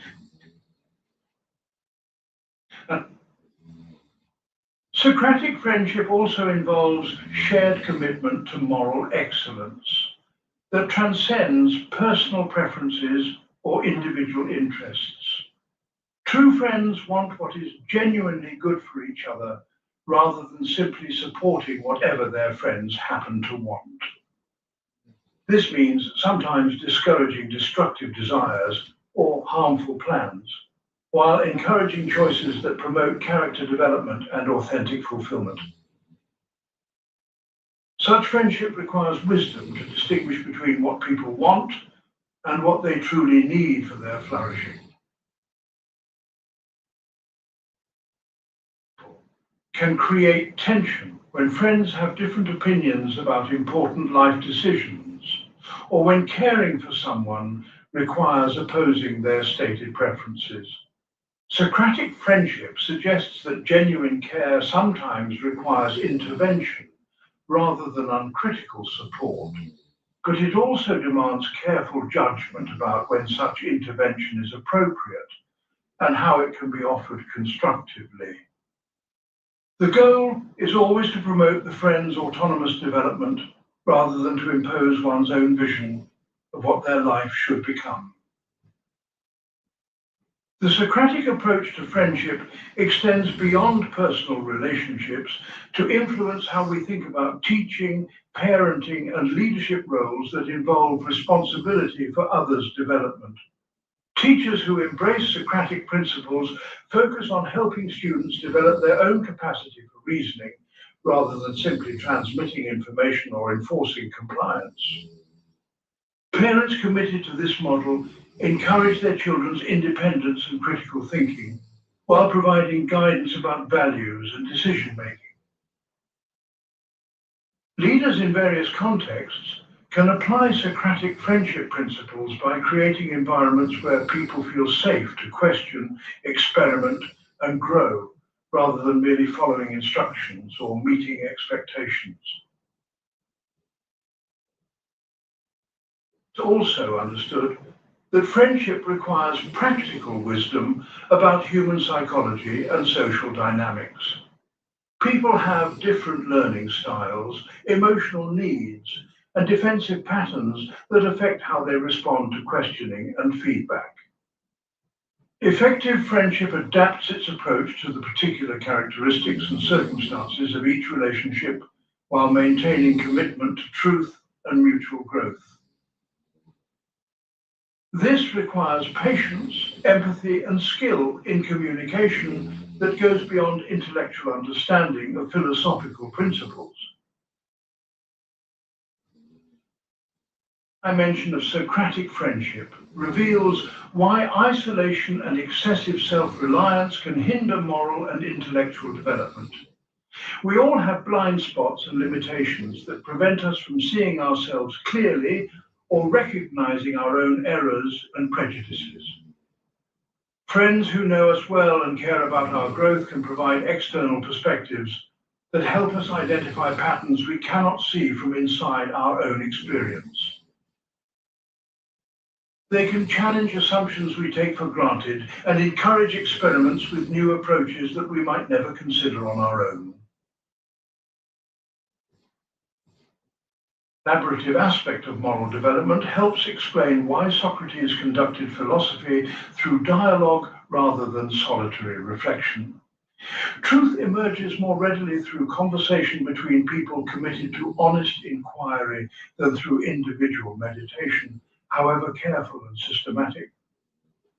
Different people bring different experiences, insights, and questions that can illuminate aspects of problems that no single perspective could reveal. The process of articulating ideas to others and responding to their questions forces greater precision and clarity than private thinking typically achieves. The applications of Socratic friendship principles can be found in various forms of peer learning, mentoring relationships, and support groups that emphasize mutual growth rather than mere emotional comfort. Professional development partnerships, study groups, and mastermind associations often work best when they combine personal support with intellectual challenge in ways that reflect Socratic insights about friendship. Therapeutic relationships and coaching partnerships can benefit from understanding how to balance acceptance with constructive confrontation of limiting beliefs and self-destructive patterns. Understanding Socratic friendship also provides guidance for evaluating and improving existing relationships. It suggests examining whether your friendships encourage your growth toward wisdom and virtue or enable patterns of behavior that limit your development.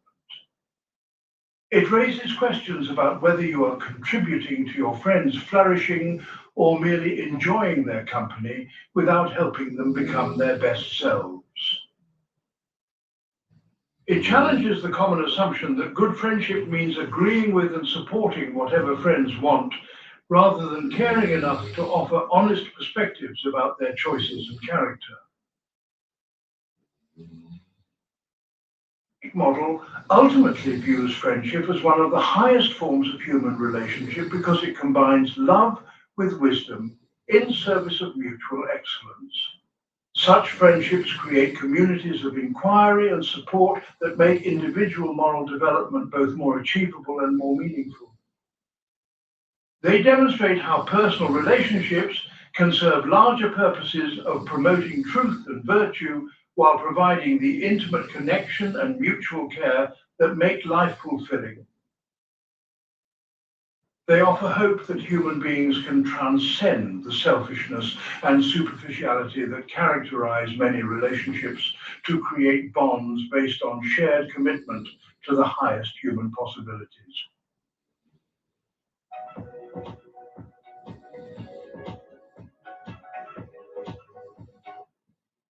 Sweat, hustle, and the feeling of never giving up. Rexona keeps you fresh through every challenge. No matter how intense the game gets, you bring the heat. Rexona brings 72-hour non-stop protection against sweat and odor. Buy Rexona and get a chance to win a trip to People World Cup 2026 and many exciting prizes. Pleasure, Pain, and the Good Life. Socrates developed a sophisticated analysis of the role that pleasure and pain should play in human life, rejecting both the pursuit of maximum pleasure and the avoidance of all physical enjoyment as adequate guides to flourishing. His approach to these fundamental human experiences reveals important insights about the relationship between immediate satisfaction and long-term happiness, the difference between higher and lower pleasures, and the proper place of physical and emotional experiences within a life devoted to virtue and wisdom. Understanding Socratic principles about pleasure and pain provides practical guidance for making decisions about everything, from career choices to lifestyle habits to moral dilemmas where different values seem to conflict. The conventional approach to pleasure treats it as an obvious good that rational people will naturally seek to maximize while minimizing pain and discomfort. This hedonistic framework suggests that the best life involves accumulating as many pleasant experiences as possible while avoiding whatever causes suffering or difficulty. From this perspective, moral rules and social obligations are valuable only insofar as they contribute to overall pleasure and should be abandoned when they interfere with personal happiness. Success means achieving a lifestyle that provides consistent comfort, entertainment, and gratification with minimal effort or sacrifice. Challenge this framework by examining what pleasure actually involves and whether pursuing it leads to the satisfaction people expect. He observed that many pleasures are temporary and followed by pain, creating cycles of craving and dissatisfaction rather than stable happiness. Someone who organizes their life around physical pleasures often finds that their capacity for enjoyment diminishes over time, requiring ever more intense stimulation to achieve the same level of satisfaction. The pursuit of pleasure can become compulsive and self-defeating, creating dependency on external sources of gratification that may not always be available. Socrates argued that treating pleasure as the highest good reflects confusion about human nature and what actually contributes to flourishing. While humans are certainly capable of physical enjoyment, our distinctive capacity for reason, moral choice, And meaningful relationships suggest that our deepest satisfaction comes from exercising these higher functions rather than merely gratifying bodily desires. Someone who focuses primarily on pleasure may neglect the development of wisdom, virtue, and authentic relationships that provide more lasting and significant forms of happiness. But Socrates did not advocate for asceticism or rejection of all physical pleasure, as some philosophical traditions have done. He recognized that humans have bodily needs that require satisfaction, and that appropriate enjoyment of physical pleasures can contribute to overall well-being when properly balanced with higher pursuits. The key is to treat pleasures as means to support virtuous activity rather than as ends in themselves, and to ensure that the pursuit of enjoyment does not interfere with the development of character and wisdom. This balanced approach requires practical wisdom to distinguish between pleasures that enhance human flourishing and those that diminish it. Pleasures that support health, strengthen relationships, and provide rest and restoration for continued virtuous activity deserve a place in the good life. But pleasures that create dependency, interfere with rational judgment, or distract from important responsibilities may be harmful despite their immediate appeal. The criterion is not whether something feels good, but whether it contributes to the kind of life that expresses human excellence and provides lasting satisfaction. This analysis of pain follows similar principles, treating it neither as an absolute evil to be avoided at all costs, nor as inherently valuable for character development. Some pain reflects genuine threats to well-being that deserve serious attention and appropriate response. Physical injury, illness, and emotional distress often signal problems that require investigation and remedy rather than simple endurance or avoidance. But other forms of discomfort may be natural consequences of pursuing virtue and wisdom that should be accepted rather than eliminated. Involved in examining one's beliefs, acknowledging error, and changing established habits represents productive pain that promotes growth and development. Someone committed to virtue will naturally experience tension when their desires conflict with their principles, frustration when facing difficult moral choices, and sadness when confronting the gap between their ideals and their achievements. This psychological discomfort is not a sign that something is wrong, but evidence that the person is taking moral development seriously and making progress toward greater wisdom and integrity. Similarly, the social difficulties that sometimes accompany commitment to truth and justice should be accepted as necessary costs of living authentically rather than reasons to abandon virtue. Someone who speaks honestly about important issues may face criticism or rejection from people who prefer comfortable illusions. A person who acts according to principle rather than expediency may experience career setbacks or social isolation. But Socrates argued that these external hardships are preferable to the internal corruption that results from compromising one's integrity for social acceptance or material advantage. Helps explain Socrates' famous claim that virtue is sufficient for happiness, and that external goods like wealth, reputation, and physical comfort are indifferent to genuine well-being.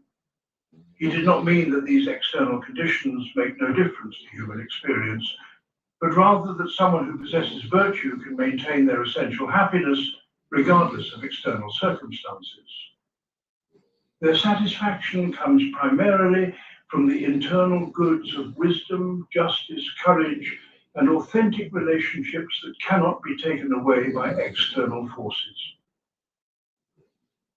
While external hardships may cause genuine suffering, they do not undermine the fundamental sources of meaning and satisfaction that make life worthwhile.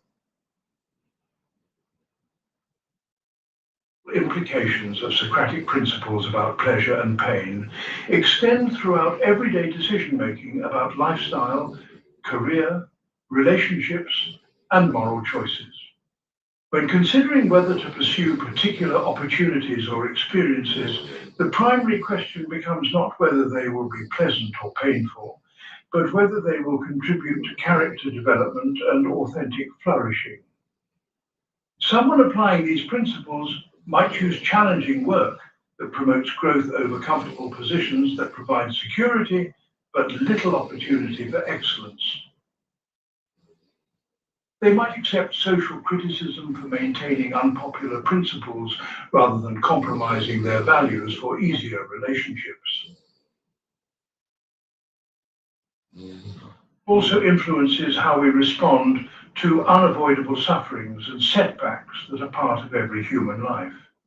Instead of treating pain as meaningless evil to be eliminated by any means necessary, Socratic wisdom suggests examining what difficult experiences might teach us about ourselves, our priorities, and our capacity for resilience. Illness, loss, failure, and disappointment can become opportunities for developing patience, courage, compassion, and perspective, rather than simply obstacles to happiness. The goal is not to seek out suffering, but to respond wisely when it occurs unavoidably. Psychological research has provided substantial support for many Socratic insights about the relationship between pleasure-seeking and genuine well-being.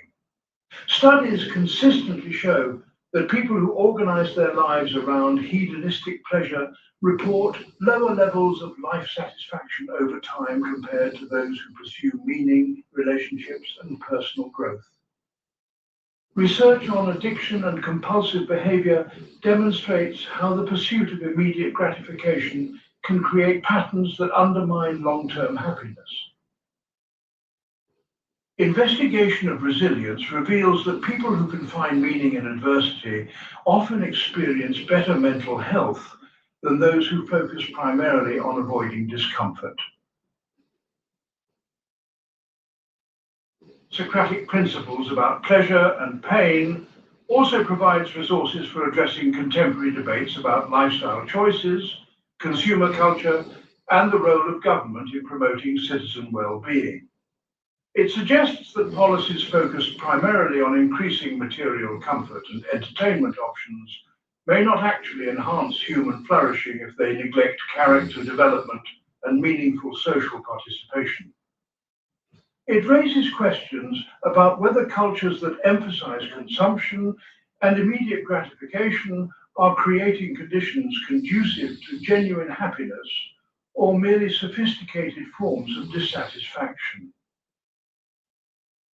The ultimate Socratic insight about pleasure and pain may be that both are secondary to the fundamental human need for meaning, virtue, and authentic relationships. While pleasant experiences and comfortable conditions can enhance life when properly balanced with higher pursuits, they cannot substitute for the satisfaction that comes from developing one's potential and contributing to human flourishing. Similarly, while pain and difficulty are genuinely challenging and should not be minimized, they need not undermine the essential sources of meaning and purpose that make life worth living.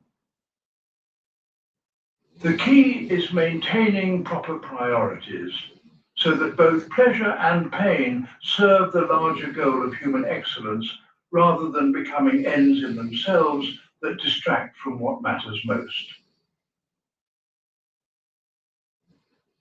Pain, the form of good and ultimate reality. Socrates introduced one of the most profound and influential concepts in Western philosophy through his teaching about the form of good as the ultimate source of truth, beauty, and moral value in the universe. This theory represents his most ambitious attempt to explain the relationship between human knowledge and objective reality, between individual moral insights and universal principles of justice, and between the world of everyday experience and the eternal truths that make rational understanding possible. Understanding the Socratic conception of the good provides the metaphysical foundation for his entire philosophical system, while addressing fundamental questions about the nature of existence and our place within it.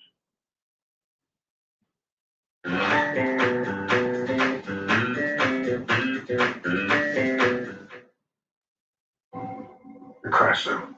It builds suspense, uncovers evidence, foreshadows danger. I guess I'll go and try and find a ladder.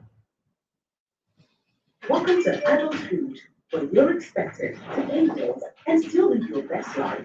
Choose you and choose peace of mind. This is Soft Life. This is Credits Direct.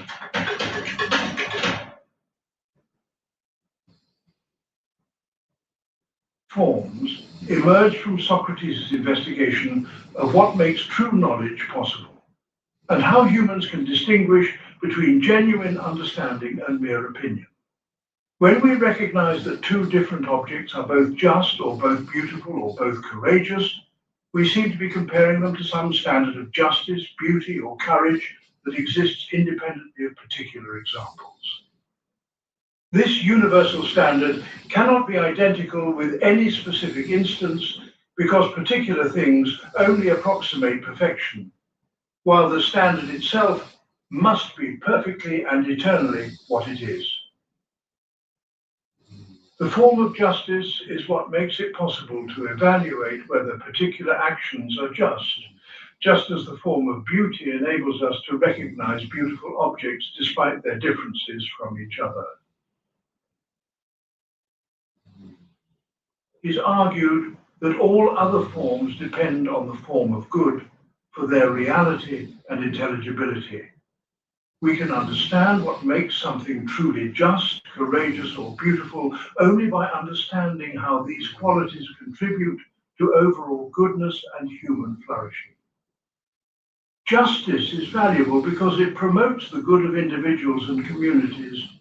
Courage matters because it enables people to pursue worthy goals despite obstacles, and beauty attracts us because it reflects the harmony and order that characterize genuine excellence. The good is the ultimate source of value that gives meaning and purpose to all other forms and makes rational choice between different options possible. Of the good as the ultimate reality helps explain why Socrates believed that knowledge and virtue are fundamentally connected. Someone who truly understands the good will naturally be drawn to pursue it in their actions and choices because the good represents what is most real and valuable in existence. Moral knowledge is not arbitrary human convention, but insight into the objective structure of reality that determines what kinds of actions and character traits actually contribute to flourishing. Evil and vice represent ignorance or distortion of this fundamental truth, rather than equally valid alternative approaches to life. Analogy of the cave illustrates how the form of good relates to human knowledge and the educational process that leads to wisdom. Most people live like prisoners chained in a dark cave, mistaking shadows on the wall for reality because they have never seen the objects that cast those shadows or the fire that illuminates them. Education involves the painful process of turning around to face the light, gradually adjusting to see objects themselves rather than their reflections, and eventually emerging from the cave to see the sun that makes all vision possible. The sun in this analogy represents the form of good as the source of all truth and knowledge, while the journey from shadow to sunlight represents the philosophical development that leads to genuine understanding. Or reveals why Socratic education is so challenging and why many people resist philosophical inquiry. Moving from comfortable illusions to difficult truths requires courage and persistence, because the initial experience of questioning familiar beliefs creates confusion and disorientation. Someone who has spent years accepting conventional opinions about success, happiness, and virtue may find it painful to discover that their assumptions are inadequate or false.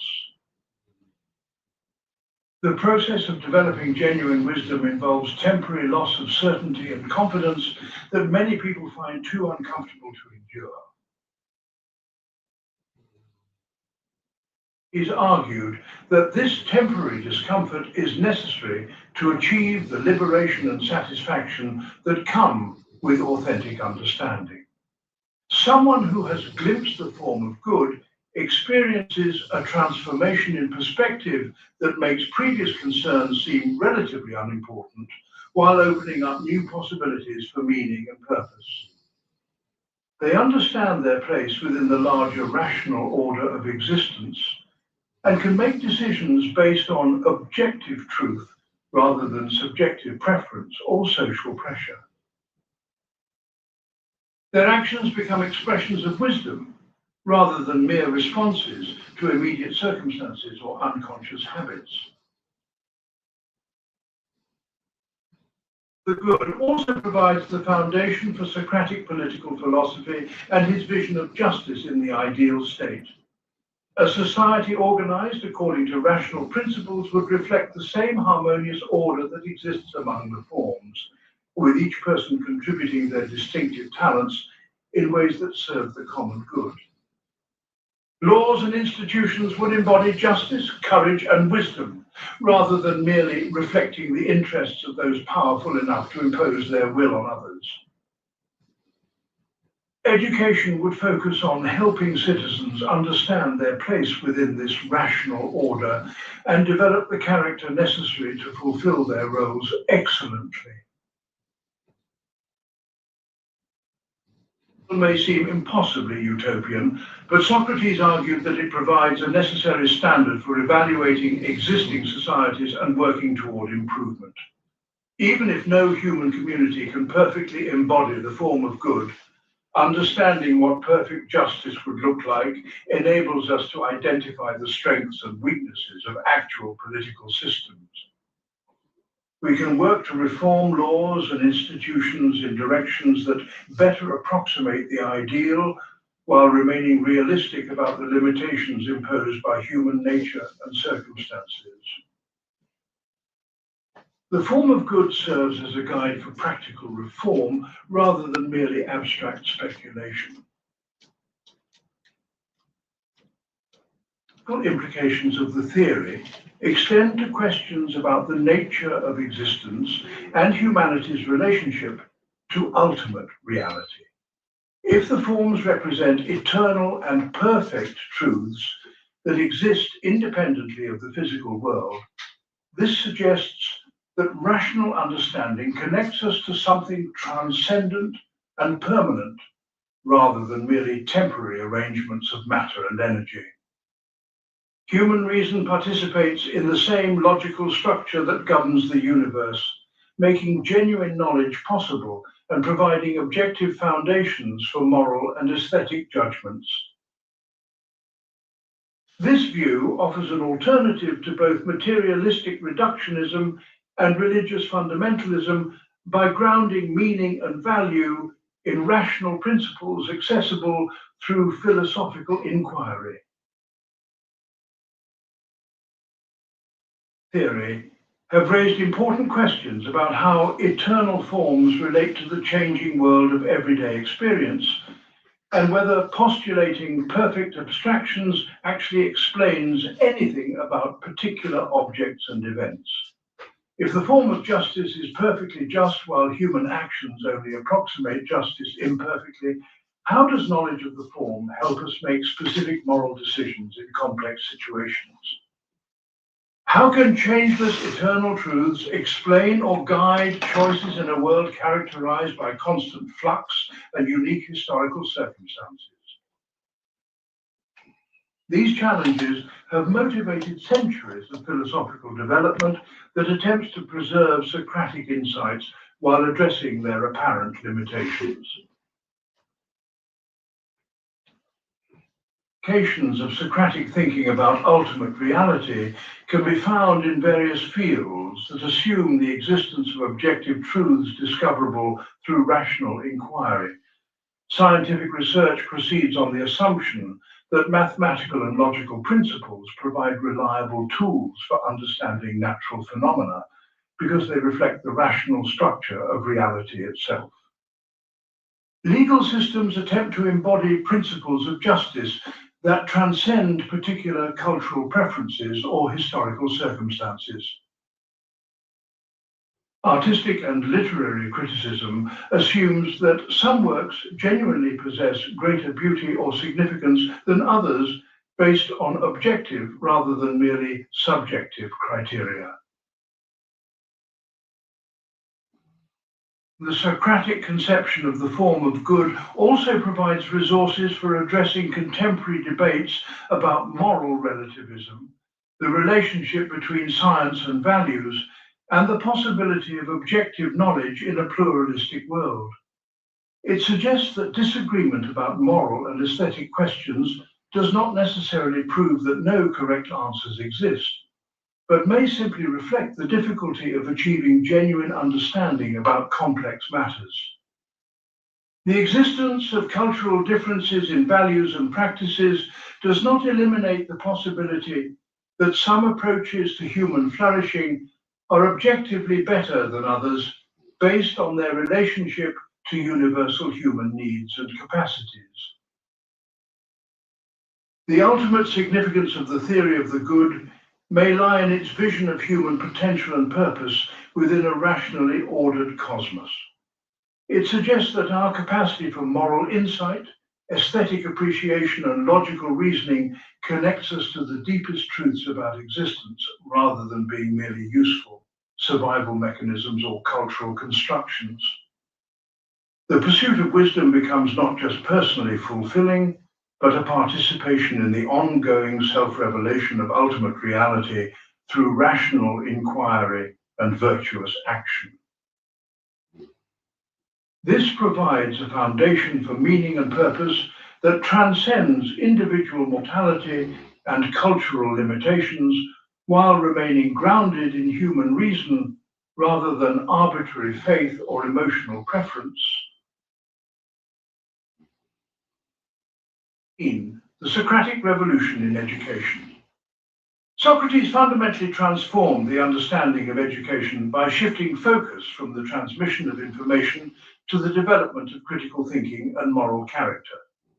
His revolutionary approach demonstrated that genuine learning cannot be imposed from outside, but must emerge through internal questioning and discovery, guided by skilled teachers who understand how to awaken dormant capacities rather than simply fill empty minds with content. The Socratic educational philosophy continues to influence pedagogy, curriculum design, and institutional approaches to human development, while providing crucial insights about how people actually learn and what kinds of education promote authentic growth and wisdom. Traditional education in Socrates' time focused primarily on memorizing information, learning technical skills, and acquiring cultural knowledge that would enable students to function successfully within existing social structures. Teachers were expected to possess expert knowledge in their subjects and transfer that knowledge to students through lectures, demonstrations, and repetitive practice. Success was measured by students' ability to recall facts, perform prescribed procedures, and reproduce accepted answers to standard questions. This approach treated education as a banking process where teachers made deposits of knowledge into passive student accounts.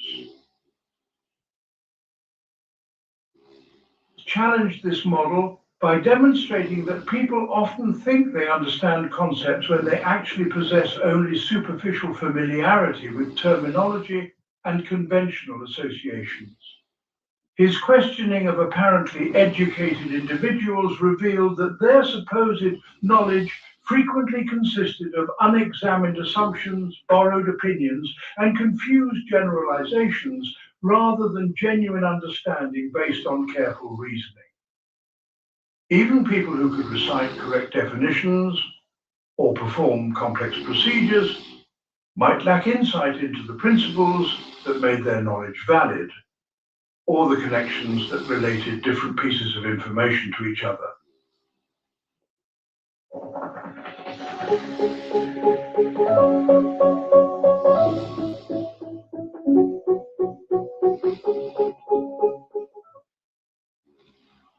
The famous demonstration with the slave boy in geometry illustrates how Socratic education works by helping people discover knowledge that already exists within them, rather than simply providing external information. Through careful questioning, Socrates guides an untrained slave to work out complex mathematical relationships without being given any direct instruction about geometric principles. The boy's ability to solve problems he has never encountered before suggests that learning involves recovering understanding that the soul possesses, rather than acquiring completely foreign material. This implies that everyone has the potential to develop wisdom if properly encouraged and guided through appropriate questioning. Education extends far beyond techniques for teaching academic subjects to encompass the entire process of character development and moral growth. The most important learning involves understanding fundamental questions about how to live well, what goals are worth pursuing, and what kind of person one should strive to become. These questions cannot be answered by memorizing facts or following prescribed procedures, but require ongoing reflection, experimentation, and dialogue with others who are engaged in similar inquiry. Education becomes a lifelong process of self-discovery and character development rather than a temporary period of preparation for adult responsibilities. Teacher in Socratic education is fundamentally different from that of the traditional instructor who possesses knowledge and transmits it to ignorant students. The Socratic teacher functions more like a midwife who assists in the birth of ideas that develop naturally within students, rather than imposing external concepts that must be accepted on authority. This requires understanding, not only the subject matter, but also the psychological processes through which people learn and the emotional obstacles that prevent them from recognizing their own ignorance or accepting difficult truths. The teacher must be skilled in asking questions that promote genuine thinking rather than simply eliciting correct answers. The educational approach requires patience and humility from teachers who must resist the temptation to provide easy answers when students struggle with difficult questions. Socratic education often involves allowing students to make mistakes and discover their errors through their own experience, rather than preventing all confusion through careful explanation. Teachers must be comfortable with uncertainty and ambiguity, because many important questions do not have simple answers that can be stated definitively. The goal is to develop students' capacity for independent thinking rather than their ability to reproduce teacher knowledge accurately. Socratic education must also adopt different attitudes and expectations compared to those in traditional instructional settings. They cannot remain passive recipients of information, but must actively engage in questioning their own beliefs and examining the evidence for their opinions. They must develop tolerance for confusion and frustration, because the process of genuine learning often involves temporary disorientation as familiar certainties are challenged. They must be willing to acknowledge ignorance and error rather than defending their initial positions to maintain self-esteem or social standing. The aspect of Socratic education emphasizes learning through dialogue and community inquiry rather than individual study or competitive achievement. Students learn as much from engaging with each other's questions and insights as they do from direct interaction with teachers. Different people bring different perspectives and experiences that can illuminate aspects of problems that no single viewpoint could reveal. The classroom becomes a community of inquiry where everyone contributes to collective understanding rather than a hierarchy where knowledge flows only from teacher to student.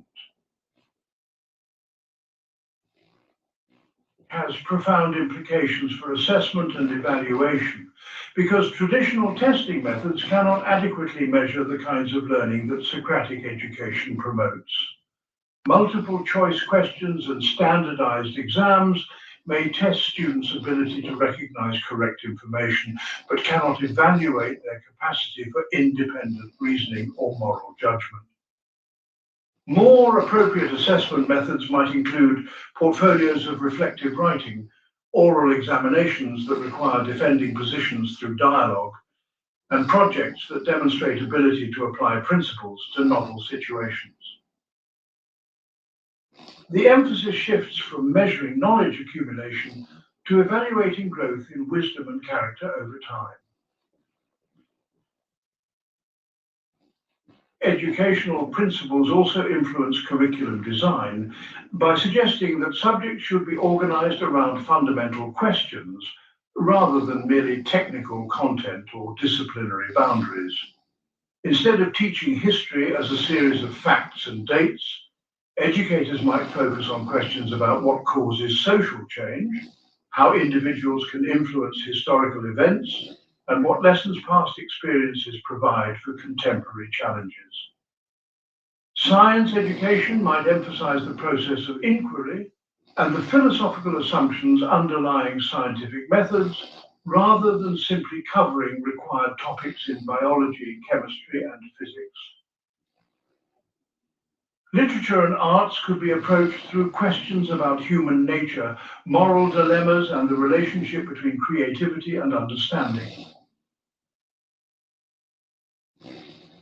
Institutional implications of Socratic education challenge many assumptions about school organization, teacher training, and educational policy.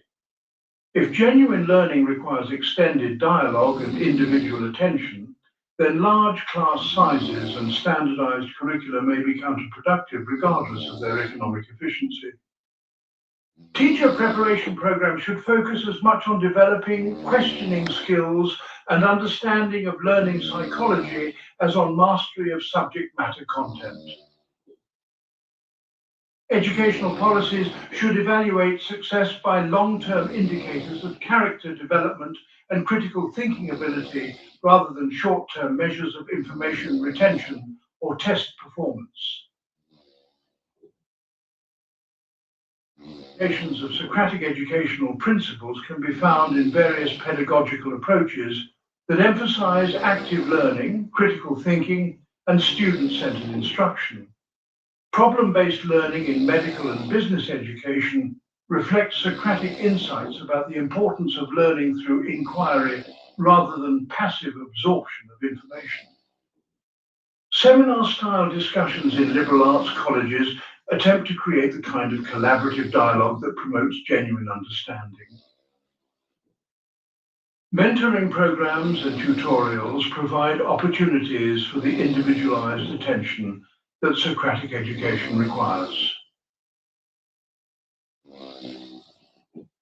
Socratic educational philosophy also provides resources for addressing contemporary debates about educational reform, standardized testing, and the purposes of schooling in democratic societies.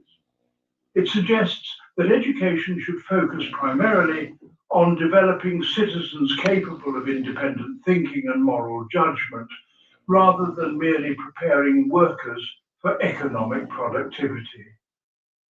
It emphasizes the importance of character development and ethical reasoning as essential components of complete education, rather than optional additions to academic content.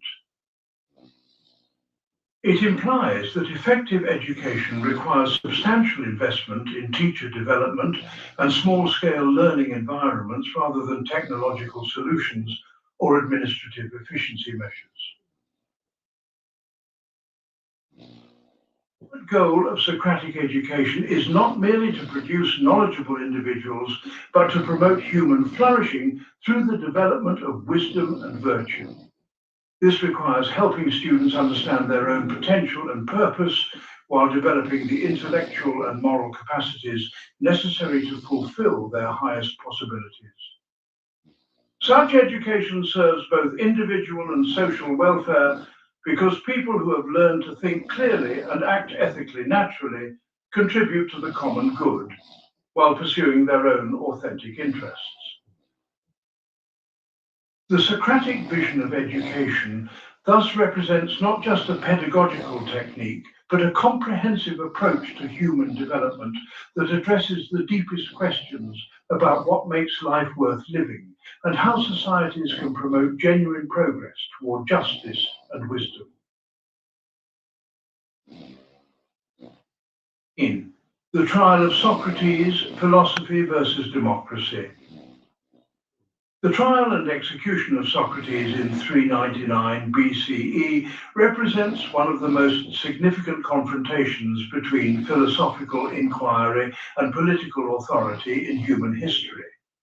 The charges against him of corrupting the youth and introducing new gods masked deeper tensions between his commitment to rational examination of all beliefs and Athens' need for social cohesion during a period of political crisis and military defeat. Understanding this conflict reveals fundamental questions about the relationship between individual intellectual freedom and collective democratic decision-making that remain relevant for contemporary societies struggling to balance diverse viewpoints with shared civic. The immediate context of Socrates' trial involved Athens' recovery from devastating military defeat in the Peloponnesian War and the traumatic experience of rule by the 30 tyrants who had temporarily overthrown democratic government. Many Athenians associated intellectual sophistication and questioning of traditional values with the political and moral corruption that they believed had led to their city's downfall. Socrates' known associations with figures like Alcibiades and Critias, who had betrayed democratic Athens in different ways, made him a convenient scapegoat for broader social anxieties about the effects of philosophical education on civic loyalty and moral character. But the specific charges against Socrates were carefully chosen to exploit Athenian religious and social sensitivities while avoiding direct political accusations that might have generated sympathy for him as a victim of persecution. The claim that he corrupted the youth resonated with parents' concerns about their children's apparent disrespect for traditional authorities and values after engaging with sophisticated philosophical questioning. The accusation of introducing new gods played on fears that religious innovation might anger the traditional deities and bring divine punishment on the entire community. These charges allowed prosecutors to present Socrates as a threat to social stability without having to defend specific political positions or policies. His response to these charges in his trial speech reveals both his philosophical principles and his understanding of the fundamental tensions between his mission and democratic politics. Rather than simply denying the accusations or appealing for mercy, he used the courtroom as an opportunity to explain and defend his entire way of life. He argued that his questioning of conventional beliefs and authorities served Athens by promoting virtue and preventing the kind of moral corruption that leads to political decline. He claimed that his divine mission to examine life and encourage others to do the same benefited the city more than the services of athletes, politicians, or other conventionally honored figures. strategy demonstrated remarkable consistency with Socratic principles, but showed little understanding of political psychology or jury persuasion. His claim to be performing a divine service could easily be interpreted as arrogant presumption rather than humble devotion to truth. His questioning of whether his accusers understood basic concepts like justice and piety probably alienated jurors rather than demonstrating the value of philosophical inquiry. His suggestion that he deserved reward rather than punishment for his philosophical activities seemed to confirm charges of corrupting influence on young people who might adopt similar attitudes of superiority toward conventional authorities.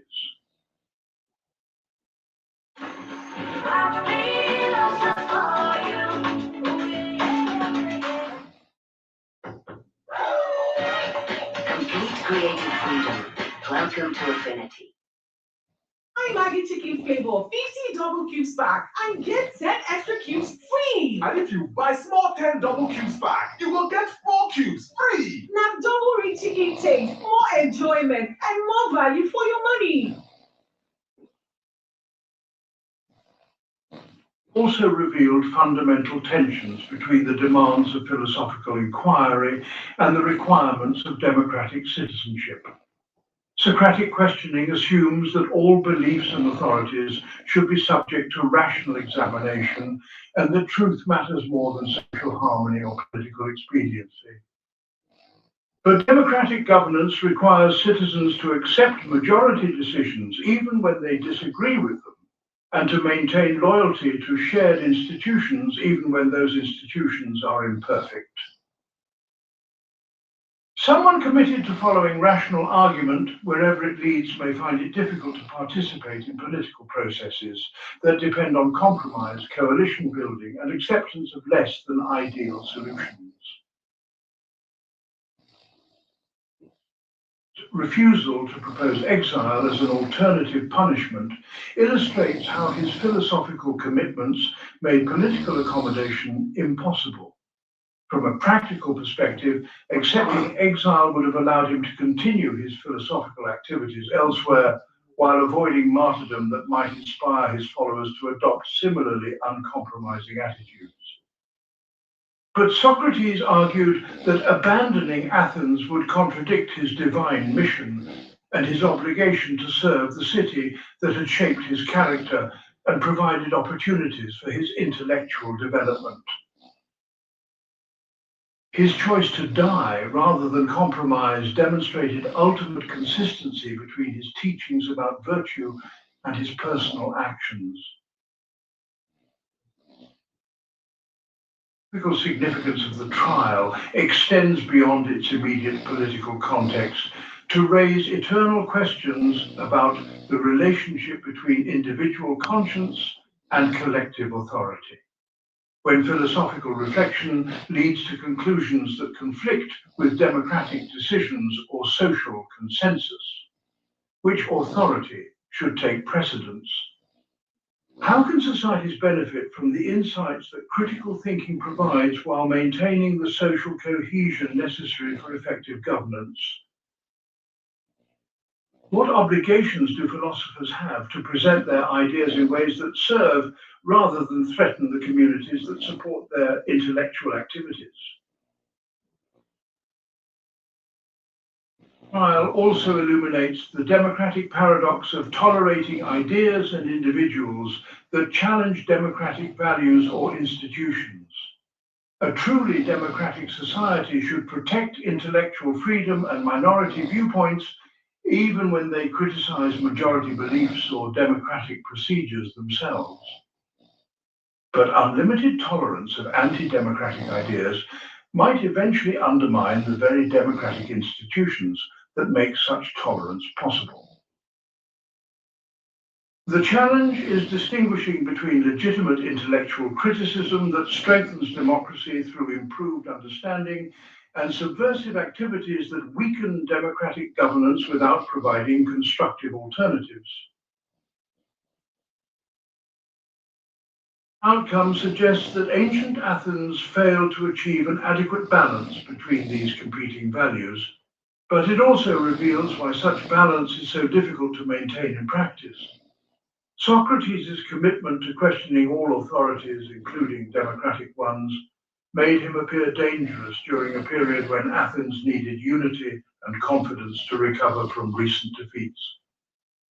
His intellectual approach seemed to undermine the kind of unreflective patriotism and religious devotion that many citizens believed necessary for social solidarity. Yet, his execution eliminated exactly the kind of independent, critical voice that might have helped Athens avoid future mistakes through better understanding of political and moral principles.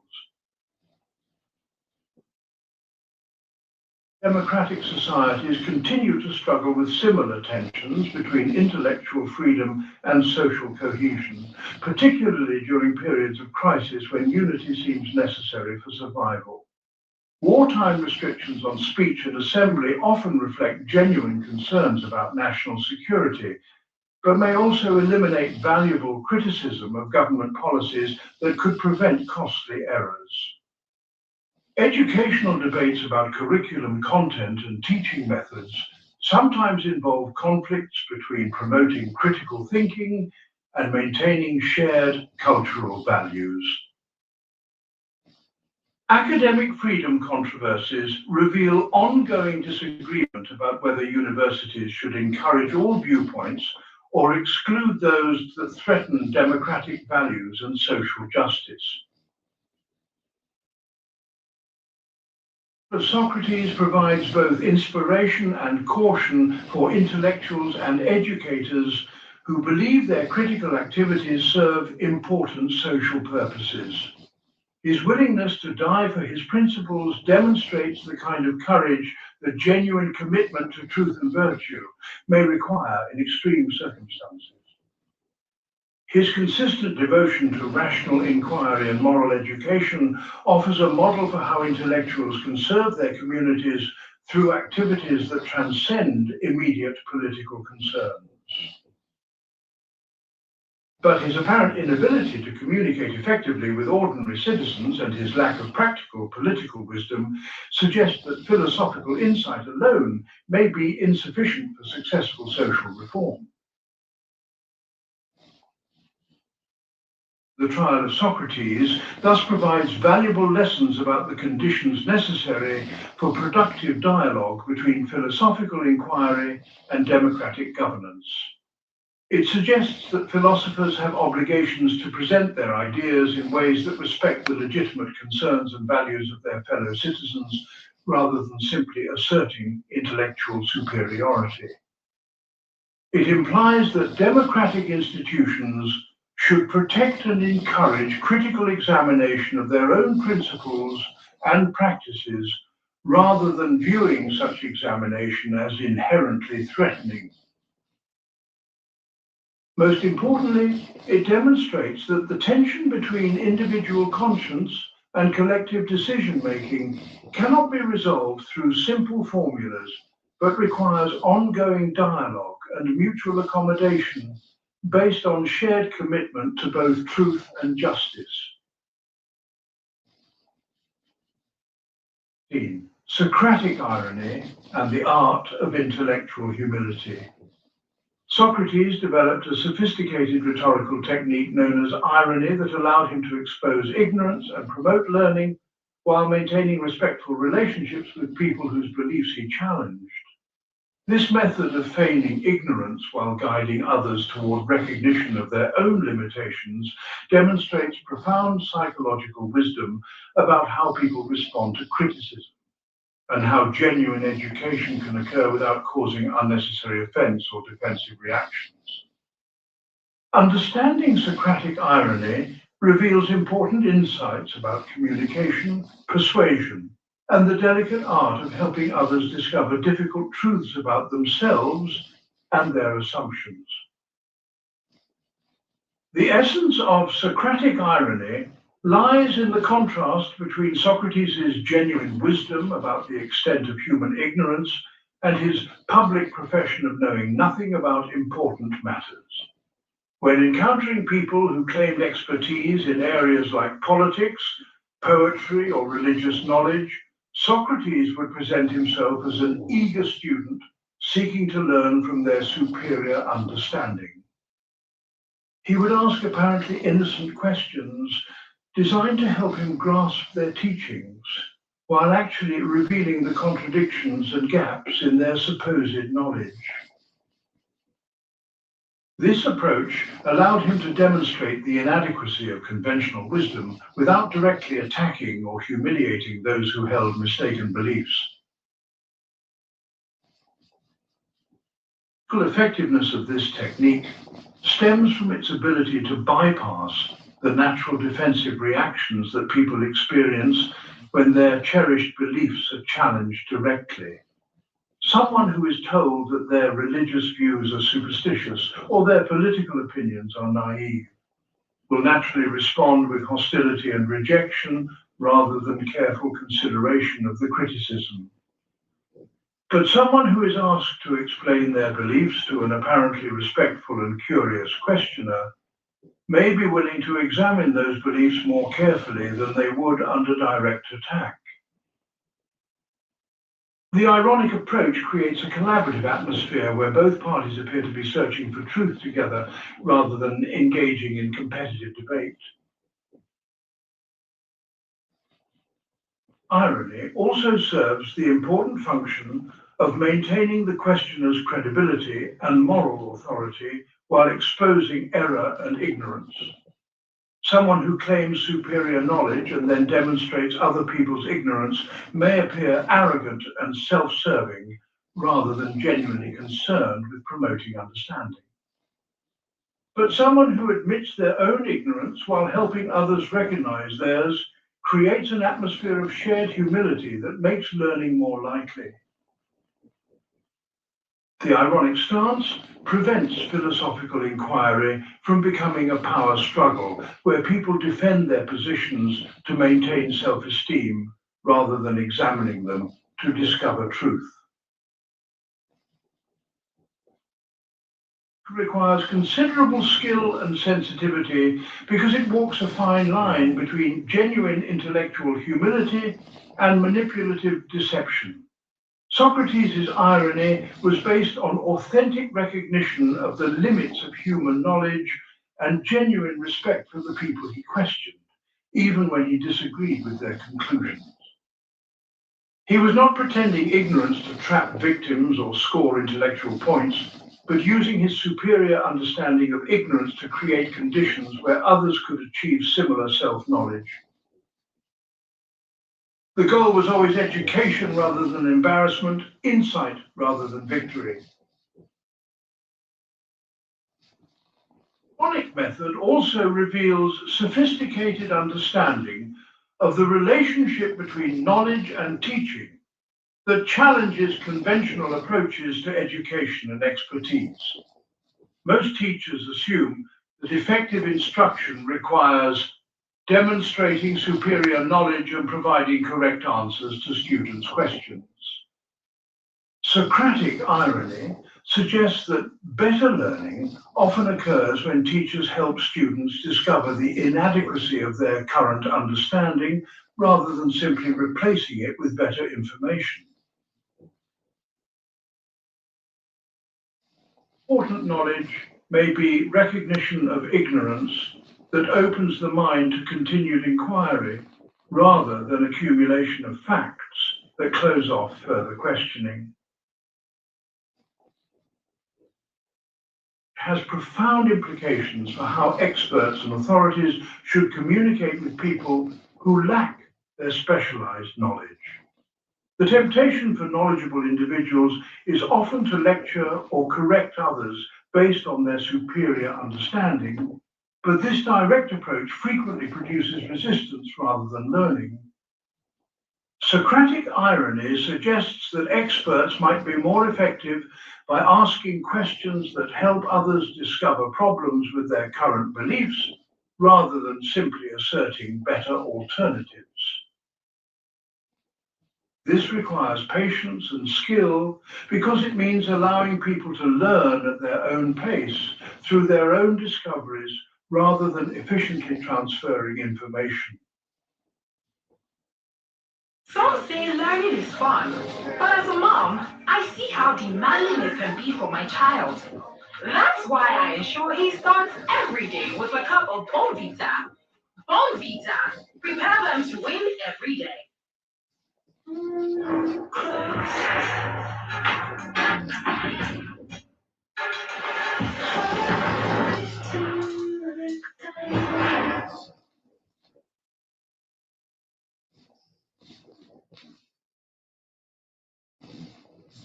It also illuminates important aspects of intellectual virtue and the proper attitude toward one's own knowledge and expertise.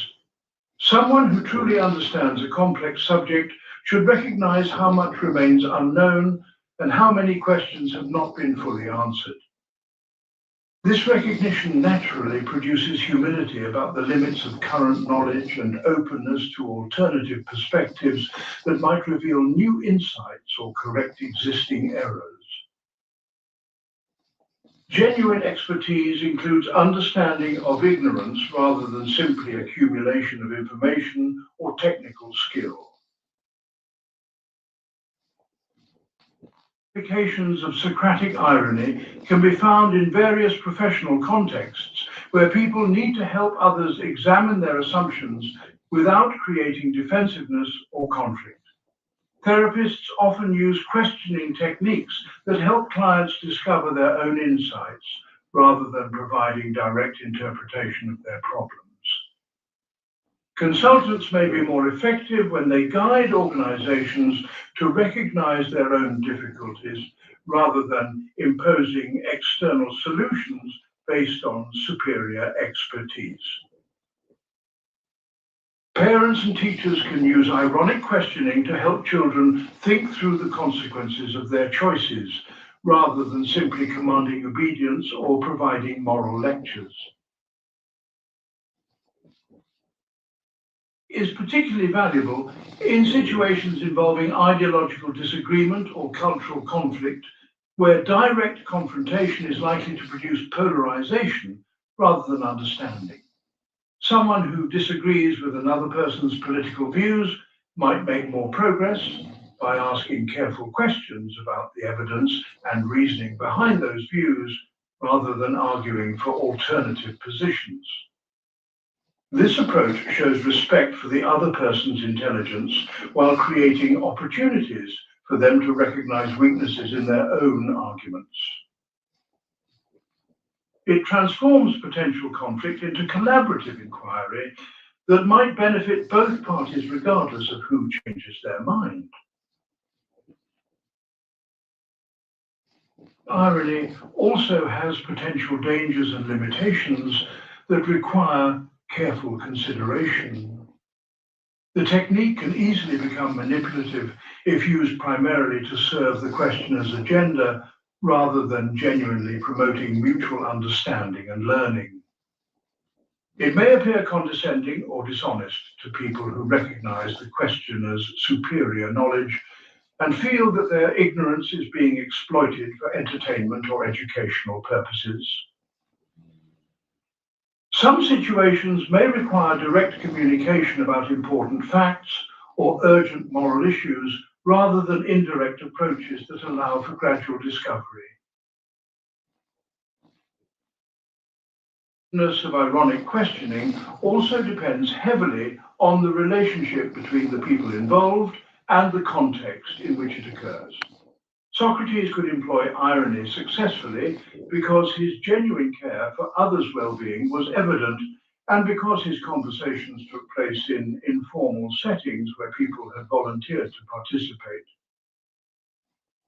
The same techniques might be less effective in hierarchical relationships or formal contexts where power dynamics interfere with the collaborative atmosphere that irony requires. Cultural differences in communication styles and attitudes toward authority may also affect how ironic approaches are received and interpreted. Socratic irony ultimately reveals the profound connection between intellectual humility and effective teaching or communication. Someone who recognizes the limits of their own knowledge and genuinely respects others' capacity for learning naturally adopts approaches that promote mutual discovery rather than one-sided instruction. They understand that lasting change in beliefs and attitudes must come from within rather than being imposed from outside, however superior the external perspective might be. The ironic stance embodies this understanding by creating conditions where others can experience their own need for better knowledge rather than being told about their ignorance by someone who claims to know better. Legacy in ancient philosophy from Plato to the Stoics. The intellectual influence of Socrates on subsequent philosophical development cannot be overstated, as virtually every major school of ancient philosophy defined itself in relationship to his methods, insights, and example. His students and followers developed his ideas in different directions, while his opponents and critics formulated alternative approaches that nevertheless addressed problems he had identified as central to philosophical inquiry. Understanding how later thinkers interpreted and extended Socratic philosophy reveals both the enduring power of his insights and the creative diversity that emerged from engagement with his revolutionary approach to wisdom and virtue. Plato, Socrates' most famous student, devoted his entire philosophical career to developing and systematizing the insights he had gained through participation in Socratic conversations. His early dialogues present Socrates as a questioner who exposes ignorance without providing positive doctrine, faithfully representing the historical figure's approach to philosophical inquiry. But Plato's later works attribute to Socrates elaborate metaphysical theories about the nature of reality, knowledge, and the good that go far beyond anything the historical Socrates explicitly taught. This development illustrates how creative disciples can honor their teachers by extending their insights in new directions while remaining faithful to underlying principles and methods. That Plato founded to continue Socratic education became the model for institutional philosophical education throughout the ancient world. Its emphasis on dialogue, mathematical reasoning, and moral development reflected Socratic insights about learning as collaborative inquiry rather than passive reception of information. The inscription over its entrance declaring that no one ignorant of geometry should enter demonstrated commitment to rigorous intellectual standards while maintaining the Socratic connection between mathematical and moral knowledge. Students at the academy learned to practice philosophical questioning as a way of life rather than merely an academic exercise. Though critical of many Platonic doctrines, acknowledged his fundamental debt to the Socratic tradition while developing systematic approaches to logic, ethics, and political theory that built on Socratic foundations. His emphasis on practical wisdom and character development reflected Socratic insights about the connection between knowledge and virtue, though he rejected the claim that virtue consists entirely in knowledge. His systematic approach to ethical reasoning and his analysis of different types of friendship showed how Socratic insights could be developed through careful observation and logical analysis rather than only through dialectical questioning. The educational curriculum he developed combined theoretical study with practical training in ways that honored both intellectual excellence and moral character. Philosophers, beginning with Zeno of Citium, drew heavily on Socratic teachings about virtue, the care of the soul, and the proper attitude towards external goods. Their central doctrine that virtue is the only true good and that external circumstances cannot affect the happiness of the wise person, represents a radical development of Socratic insights about the primacy of character over fortune. Their practices of self-examination, rational reflection, and acceptance of what cannot be changed directly reflect Socratic approaches to moral development and the philosophical life.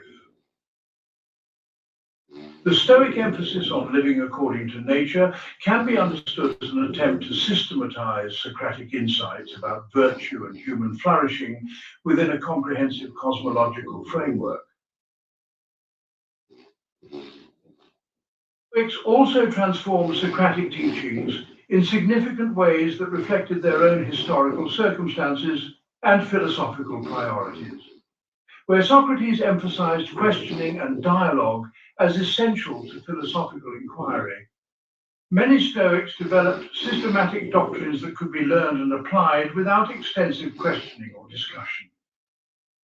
Their focus on individual self-sufficiency and emotional control sometimes lacked the social dimension of Socratic ethics that emphasized friendship and community involvement.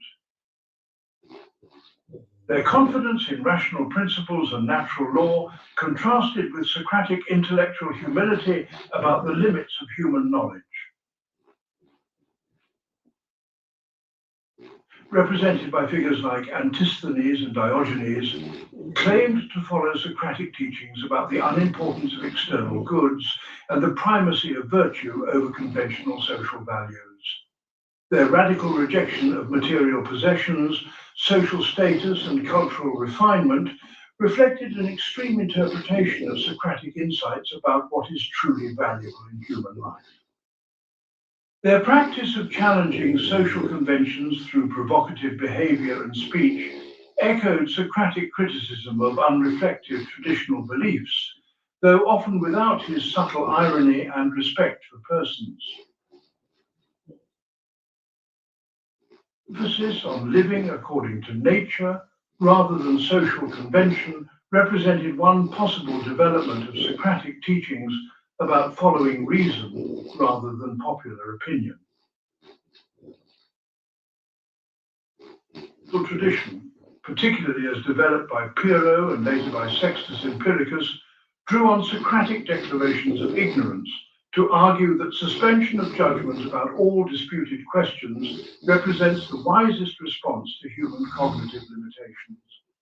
They interpreted Socratic wisdom as recognition that we cannot achieve genuine knowledge about fundamental questions, and should therefore avoid the anxiety and conflict that result from holding strong opinions about uncertain matters. Their systematic criticism of dogmatic philosophical systems reflected Socratic insights about the tendency of supposed experts to claim knowledge they do not actually possess. But their conclusion that we should avoid all theoretical commitments went beyond Socratic practice, which maintained strong commitments to moral principles despite acknowledging ignorance about many metaphysical questions. Philosophers who disagreed with Socratic teachings often defined their positions in relationship to his ideas and methods. Epicurus criticized Socratic intellectualism and developed a philosophy focused on pleasure and friendship that nevertheless addressed many of the same questions about how to live well that Socrates had identified as central to philosophical inquiry.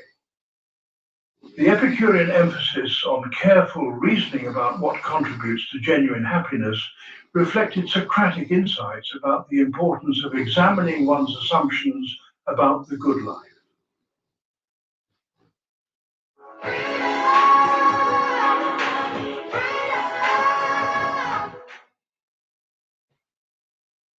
Their communities of philosophical friendship created social environments for moral development that paralleled Socratic approaches to education through dialogue and mutual support. Socratic methods on ancient philosophical education extended far beyond any single school or doctrine. philosophers of different traditions adopted questioning techniques, emphasized the importance of self-knowledge, and treated philosophy as a way of life rather than merely an intellectual exercise. The practice of philosophical dialogue became a standard method for exploring difficult questions and testing different positions against reasoned criticism.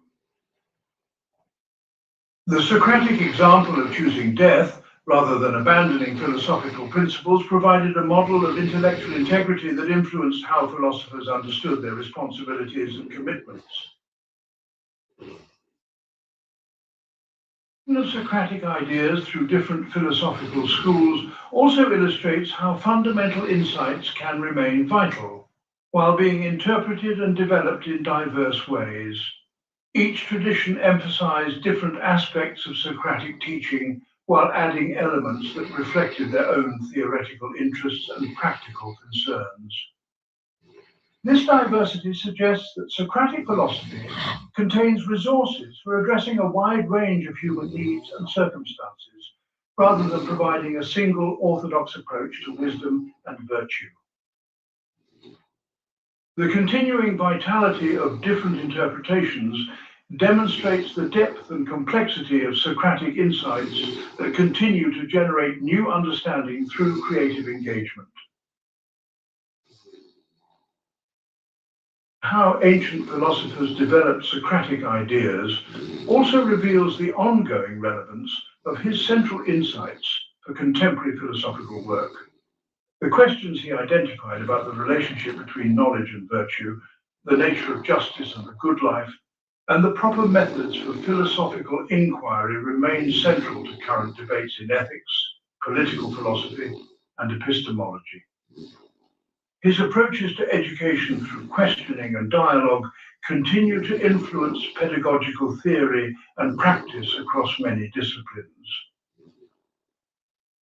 His example of philosophical courage and integrity provides inspiration for intellectuals who face pressure to compromise their principles for social acceptance or professional advancement. The diversity of ancient interpretations of Socratic philosophy also cautions against assuming that any single contemporary approach captures the full meaning or significance of his contribution. Just as ancient philosophers found different valuable insights in his teachings, modern thinkers may discover new applications and interpretations that address current needs and concerns while remaining faithful to fundamental Socratic principles. The continuing dialogue between different philosophical traditions about Socratic inheritance suggests that his legacy remains alive and productive rather than simply historical. Each generation must discover for itself what aspects of Socratic wisdom are most relevant for their circumstances while contributing to the ongoing development of insights that he initiated but could not fully explore within the limitations of any single lifetime.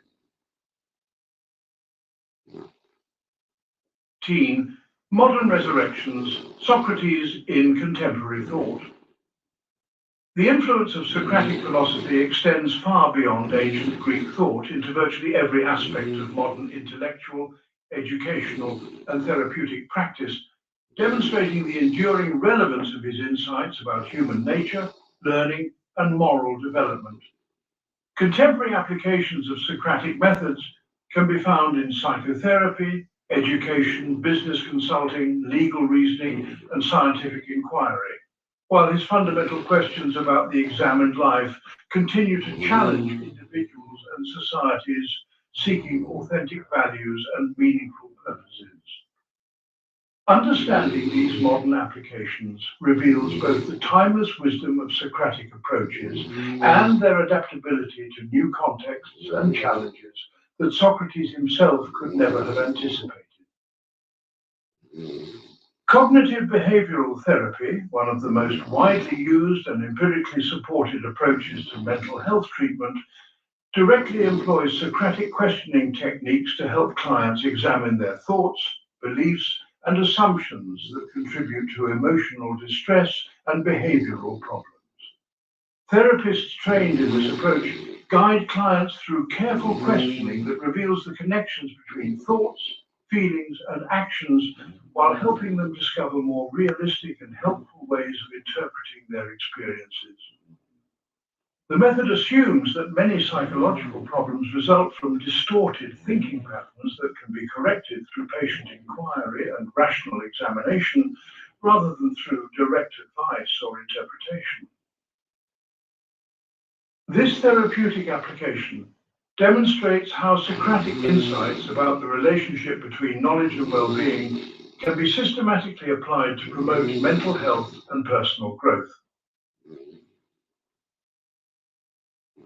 Reform movements throughout the modern period have repeatedly rediscovered Socratic principles as alternatives to traditional approaches that emphasize memorization, passive learning, and authoritarian teaching methods. Progressive educators from John Dewey to contemporary advocates of critical thinking have argued that genuine learning requires active student participation in questioning and discovery rather than simple reception of predetermined content. The Socratic emphasis on developing students' capacity for independent reasoning rather than their ability to reproduce correct answers has influenced curriculum design, assessment methods, and teacher training programs across many disciplines and educational levels. Problem-based learning, seminar-style discussions, and collaborative inquiry projects all reflect Socratic insights about how people actually learn and what kinds of education promote authentic understanding. Methodology itself embodies Socratic principles through its emphasis on systematic questioning of hypotheses, openness to evidence that contradicts existing theories, and recognition that current knowledge is provisional and subject to revision. The scientific commitment to following evidence wherever it leads, rather than defending predetermined conclusions, reflects Socratic insights about intellectual honesty and the pursuit of truth over personal preference or authority. The practice of peer review and public debate about research findings creates the kind of collaborative inquiry that Socrates demonstrated through philosophical dialogue. Even the scientific acknowledgement of ignorance about many fundamental questions echoes Socratic wisdom about the limits of human knowledge and the importance of remaining open to new discoveries. Reasoning and judicial decision-making employ Socratic methods through careful examination of evidence, systematic questioning of witnesses and arguments, and the attempt to distinguish between reliable knowledge and mere opinion or prejudice.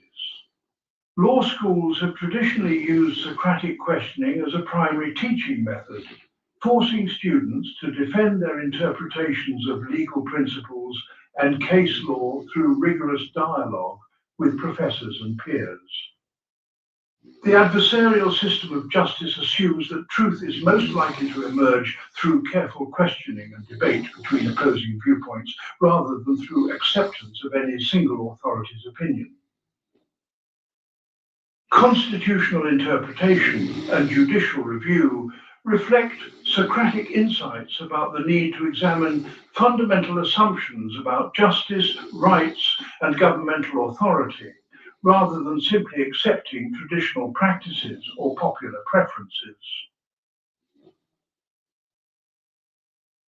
Organizational consulting increasingly employ Socratic approaches to help leaders and teams examine their assumptions about strategy, culture, and effectiveness while developing better approaches to complex challenges. Management consultants often find that their most valuable contribution comes not from providing expert solutions, but from asking questions that help organizations recognize problems they had not previously identified or considered.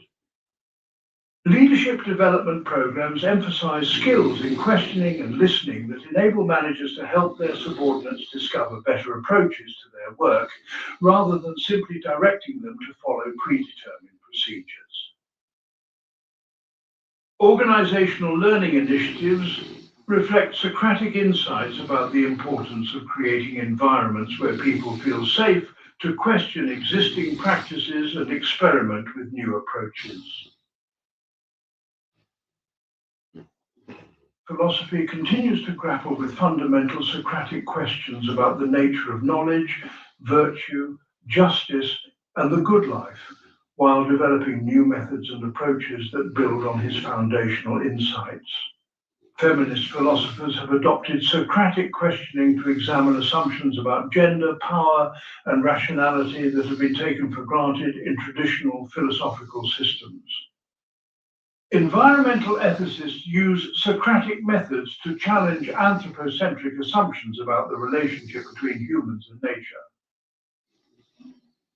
Philosophers of science employ Socratic insights about the provisional nature of knowledge to understand how scientific theories develop and change over time. Age has created new opportunities and challenges for applying Socratic methods to contemporary learning and communication. Online discussion forums and digital platforms can facilitate the kind of collaborative inquiry that Socrates promoted, allowing people from diverse backgrounds to engage in philosophical dialogue about important questions. But the speed and anonymity of digital communication can also undermine the patience and respect that Socratic questioning requires for effectiveness. The vast amount of information available online makes Socratic wisdom about distinguishing between knowledge and mere opinion more relevant than ever, while also creating new forms of confusion and misinformation that require sophisticated critical thinking skills to navigate.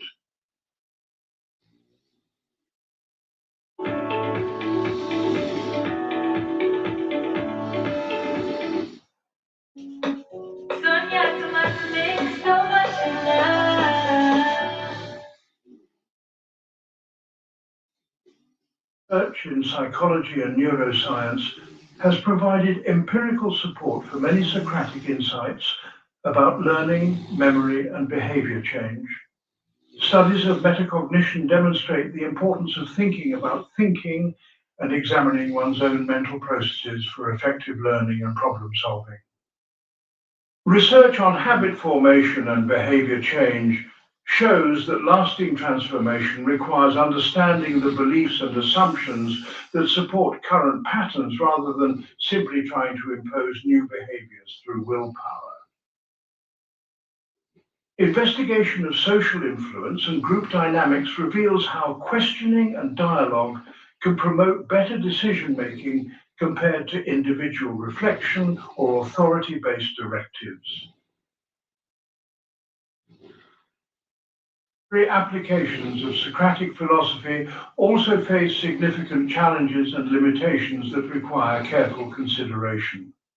The time and patience required for genuine Socratic questioning may be incompatible with the efficiency demands of modern institutions and the shortened attention spans that characterize digital culture. The individualistic focus of much Socratic inquiry may need to be balanced with greater attention to social and cultural factors that shape beliefs and behavior.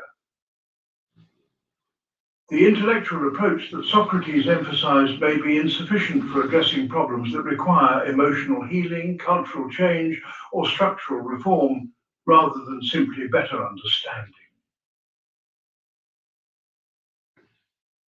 Modern applications of Socratic philosophy reveals both the timeless relevance of his insights and the ongoing need for creative adaptation to new contexts and challenges. Each generation must discover how Socratic principles can address their particular circumstances and concerns while remaining faithful to his fundamental commitment to truth, virtue, and human flourishing. The diversity of contemporary applications suggests that Socratic philosophy contains resources for addressing a wide range of human needs and problems, rather than providing a single orthodox approach to wisdom and virtue.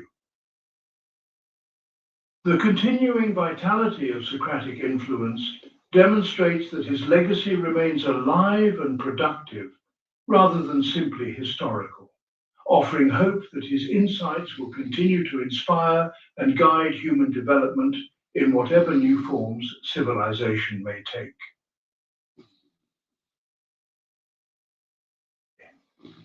The eternal questions, why Socrates matters today. In our age of rapid technological change, information overload, and social fragmentation, the fundamental questions that Socrates posed about human existence remain not only relevant, but urgently necessary for navigating contemporary challenges and discovering authentic meaning in modern life. His insights about the examined life, the pursuit of virtue, and the limits of human knowledge provide essential resources for individuals and societies seeking wisdom in an era when traditional authorities have lost credibility and new forms of confusion and uncertainty have emerged. Understanding why Socratic philosophy matters today requires recognizing how his eternal questions address perennial human needs while offering practical guidance for the specific challenges that characterize our historical moment. The Socratic commitment to examining one's life has never been more important than in our current context, where external pressures and distractions constantly pull attention away from the fundamental questions about what makes existence meaningful and worthwhile. Social media, consumer culture, and the demands of economic productivity create environments that discourage reflection and encourage reactive responses to immediate stimuli rather than thoughtful consideration of long-term goals and values.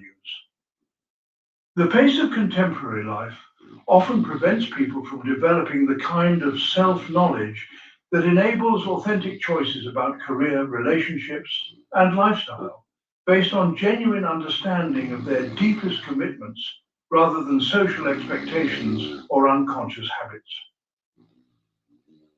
Socratic questioning provides tools for cutting through the noise and confusion to focus on what truly matters for human flourishing.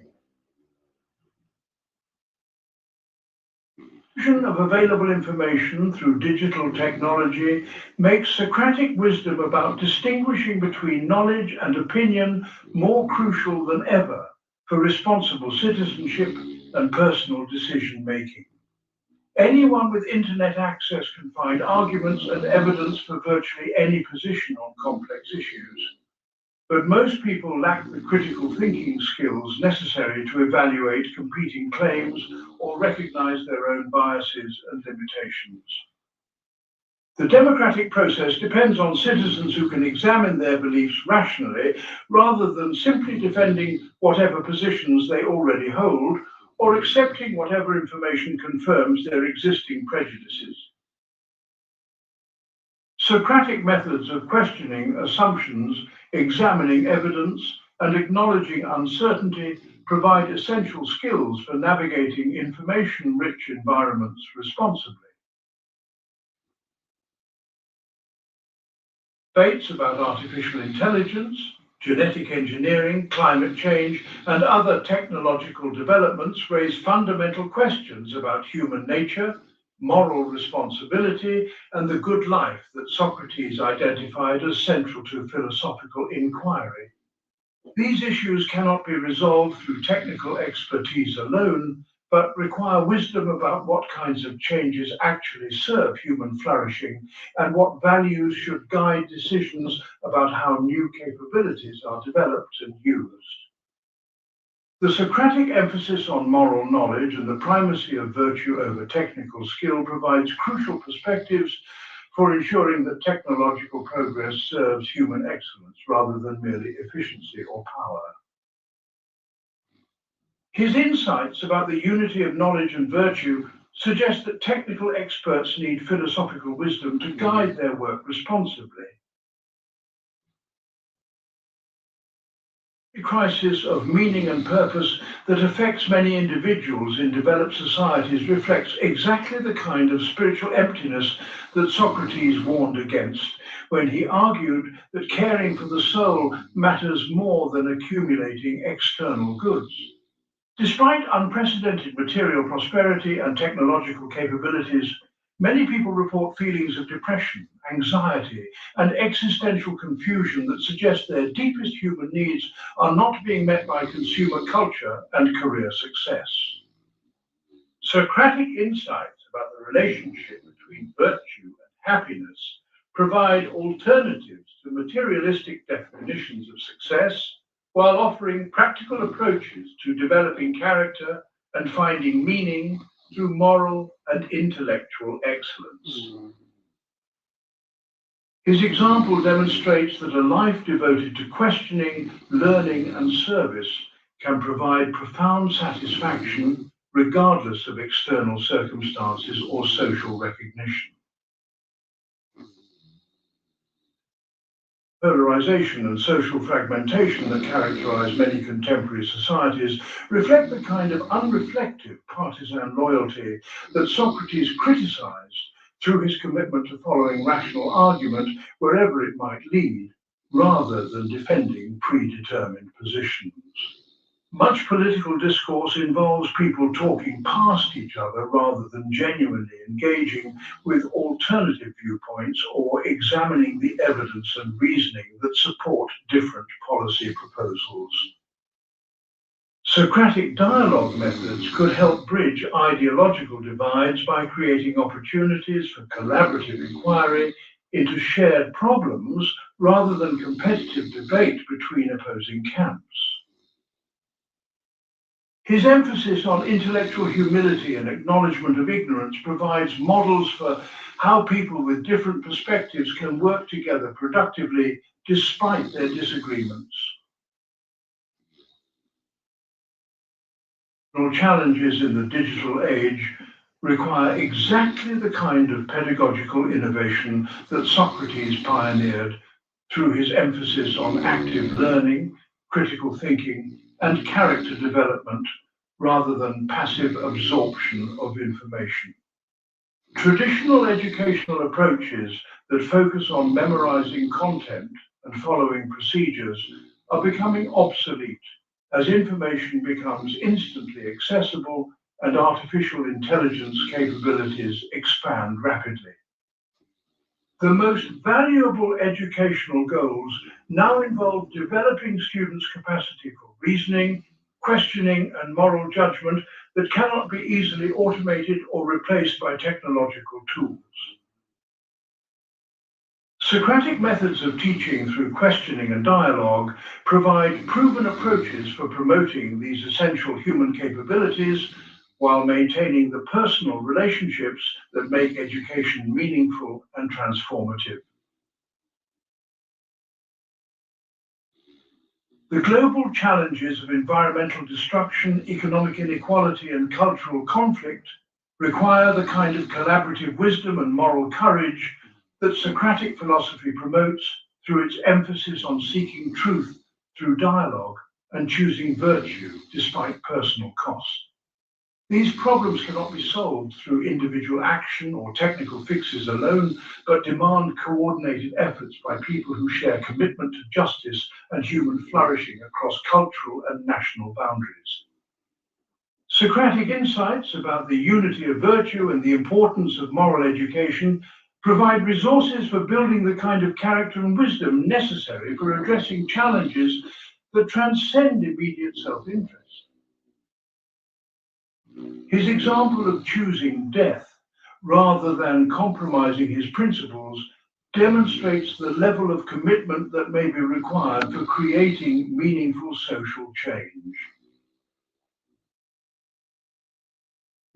And healing dimensions of Socratic inquiry remain vitally relevant for individuals and communities struggling with trauma, addiction, mental health challenges, and relationship problems that reflect deeper issues about meaning, purpose, and authentic living. Many contemporary problems stem from disconnection from authentic values and purposes rather than simply biochemical imbalances or external circumstances that can be fixed through medication or environmental changes. Socratic approaches to examining beliefs, clarifying values, and developing character provide complementary resources to medical and social interventions by addressing the spiritual and moral dimensions of human suffering. His insights about the care of the soul suggest that lasting healing often requires fundamental changes in how people understand themselves and their relationships, rather than simply symptom management. Free chicken taste, more enjoyment, and more value for your money. Make the trade, I leave the trade, I leave the trade, I leave the trade. How to avoid a money trap. Make the trade, I leave the trade, make the trade, I leave the trade. Learn more about a live trade. Care that counts. The relevance of Socratic philosophy also lies in its capacity to inspire hope and purpose during periods of uncertainty and change by demonstrating that individual commitment to wisdom and virtue can make meaningful differences regardless of external circumstances. His life proves that philosophical inquiry and moral excellence are accessible to anyone willing to examine their beliefs and commit themselves to truth and justice rather than being reserved for academic specialists or religious authorities. The transformative power of questioning and dialogue creates possibilities for personal growth and social improvement that do not depend on political power, economic resources, or technological solutions. Every conversation becomes an opportunity for promoting understanding and virtue, making philosophical practice a form of social action available to everyone. Most importantly, Socrates matters today because he demonstrates that the fundamental human questions about how to live well, what knowledge is worth pursuing, and what values deserve commitment cannot be answered definitively, but must be explored continuously through ongoing inquiry and dialogue. Each generation faces these eternal questions in new contexts, with new challenges and opportunities that require fresh thinking, while building on the wisdom accumulated through centuries of human reflection and experience. Socratic philosophy provides not final answers, but reliable methods for engaging with ultimate questions in ways that promote both individual flourishing and collective wisdom. The legacy of Socrates ultimately lies not in any particular doctrine or technique, but in his demonstration that human life achieves its highest potential through the committed pursuit of wisdom, virtue, and truth in community with others who share similar aspirations. His questions remain our questions, his challenges remain our challenges, and his hope for human excellence remains our inheritance and responsibility. In every age, including our own, there are individuals who hear the call to examine life, question assumptions, seek truth through dialogue, and choose virtue despite personal cost. They carry forward the Socratic mission not as historical reenactment, but as living commitment to the highest possibilities of human existence. In this sense, Socrates never died, but continues to live wherever people gather to ask fundamental questions about how we should live and what kinds of persons we should strive to become. The life that Socrates declared worth living remains the essential task of every human being who seeks authentic existence and meaningful contribution to the ongoing human conversation about wisdom, justice, and the good. His questions are eternal because they address the permanent features of human existence that persist beneath changing historical circumstances and technological developments. His methods remain relevant because they reflect deep insights about human psychology and learning that transcend cultural differences and temporal limitations. Most importantly, his example continues to inspire because it demonstrates the extraordinary possibilities that emerge when ordinary individuals commit themselves wholeheartedly to the pursuit of truth and virtue. In this commitment, every person can participate in the philosophical life that Socrates pioneered and find their own authentic responses to the eternal questions that define human existence at its most profound and meaningful level.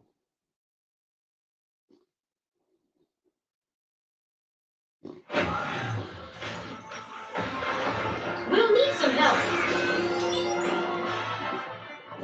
Let's get up and go! To get up and go, give them cowbell chocolate. Leap Berry Crush, the new fruity floral fragrance used on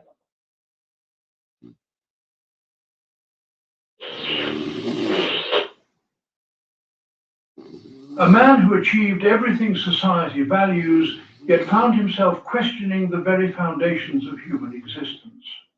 Born into Russian aristocracy in 1828, he would become not only one of literature's greatest voices, but also one of philosophy's most radical thinkers. Most people know Tolstoy for War and Peace and Anna Karenina, masterpieces that established him as a literary giant.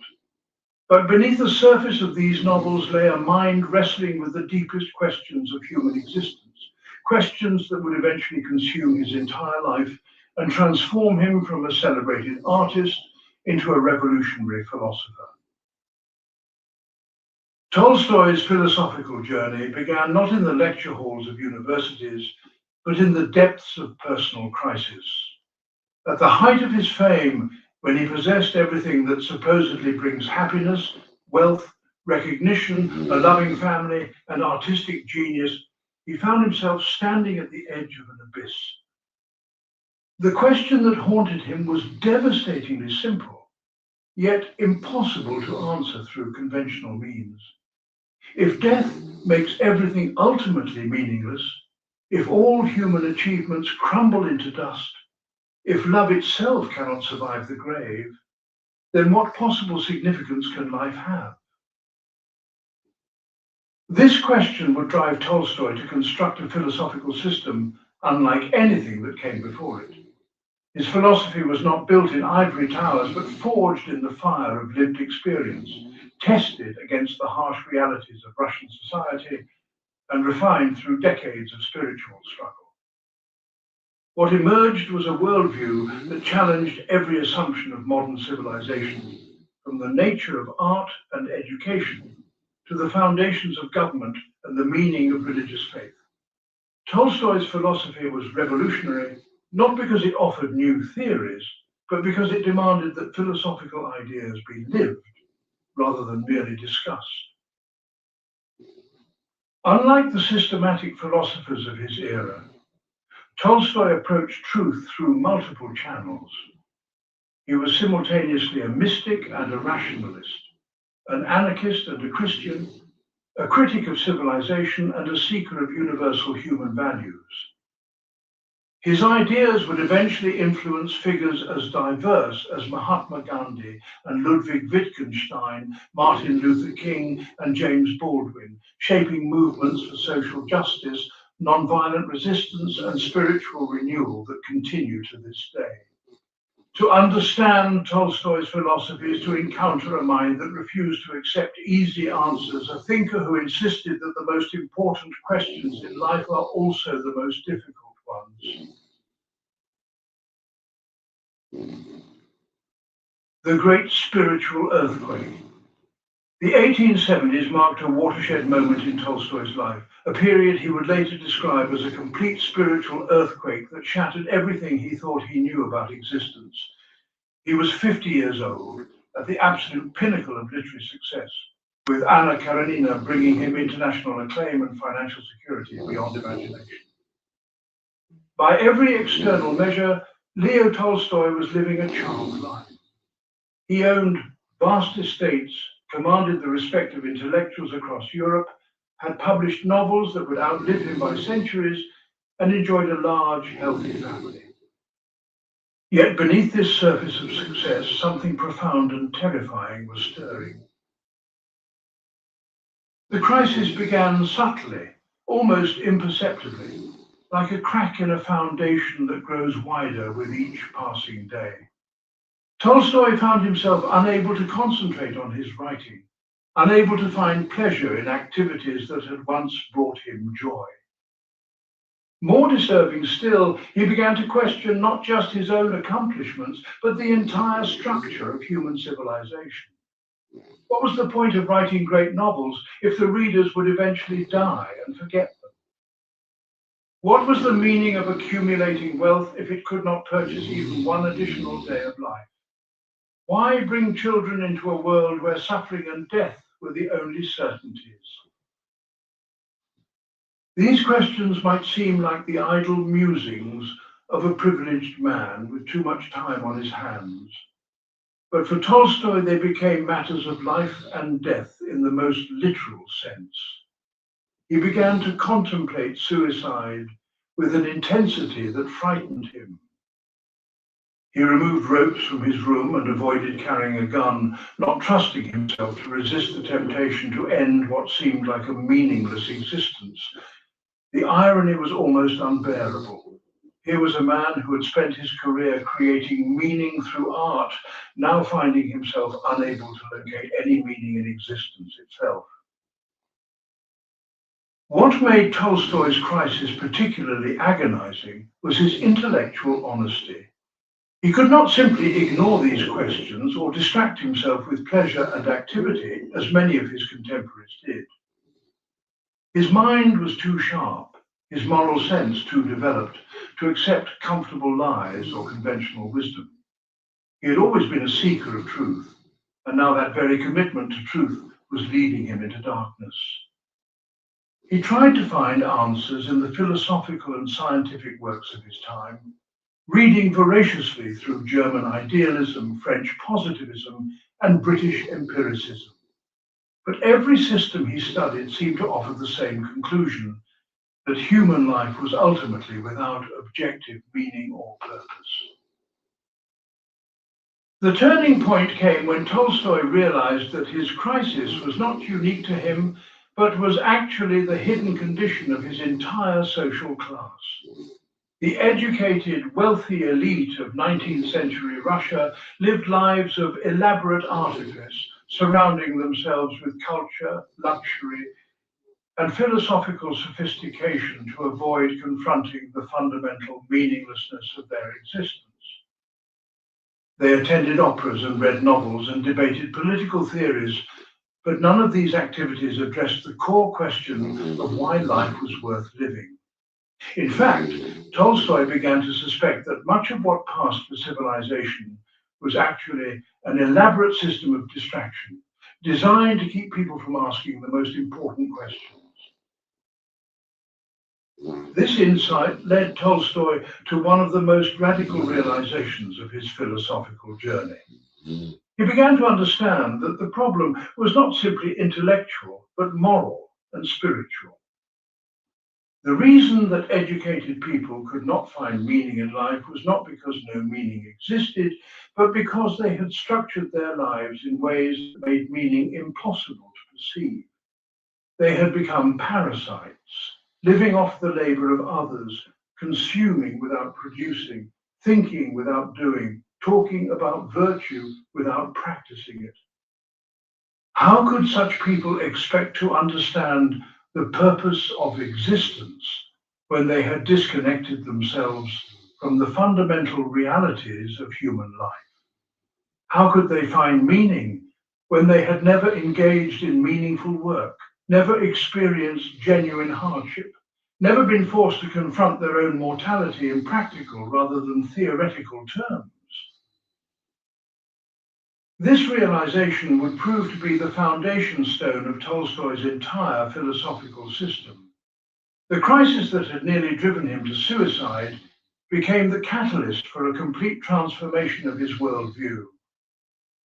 He began to understand that finding meaning in life was not simply a matter of thinking correctly, but of living correctly, not just of believing the right ideas, but of embodying them in daily practice.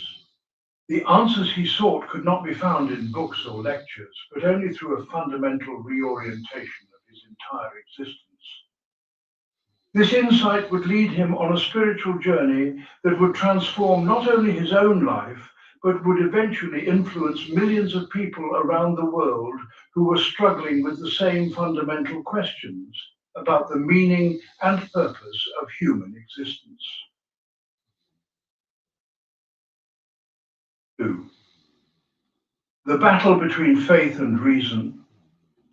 Tolstoy's spiritual crisis forced him to confront one of philosophy's most ancient and persistent questions, the relationship between faith and reason.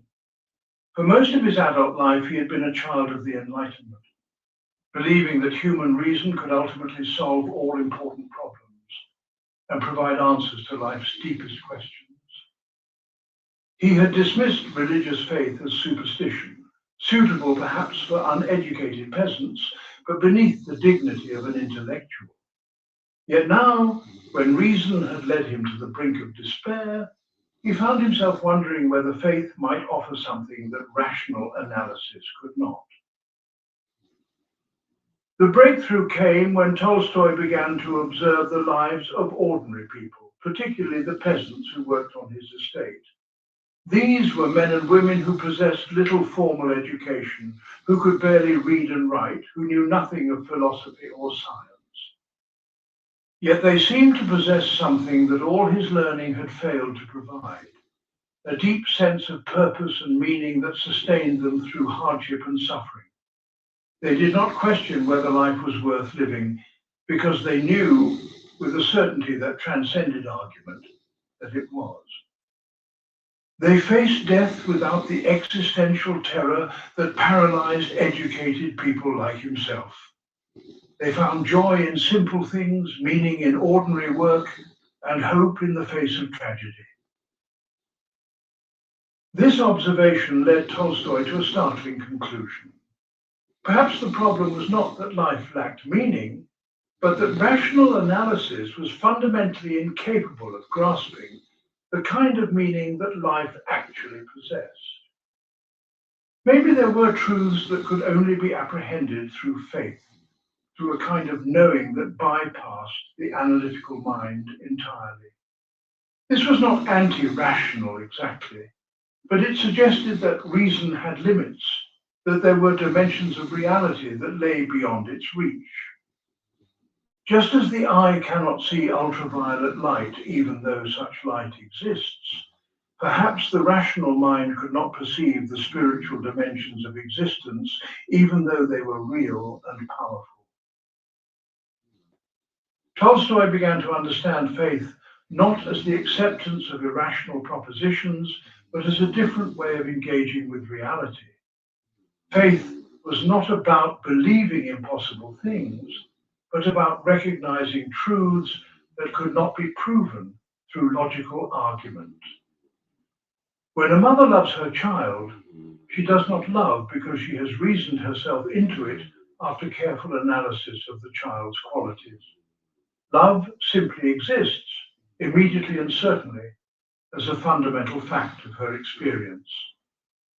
Similarly, when people have faith in the meaningfulness of existence, they are not making a logical error, but recognizing something that transcends logic entirely.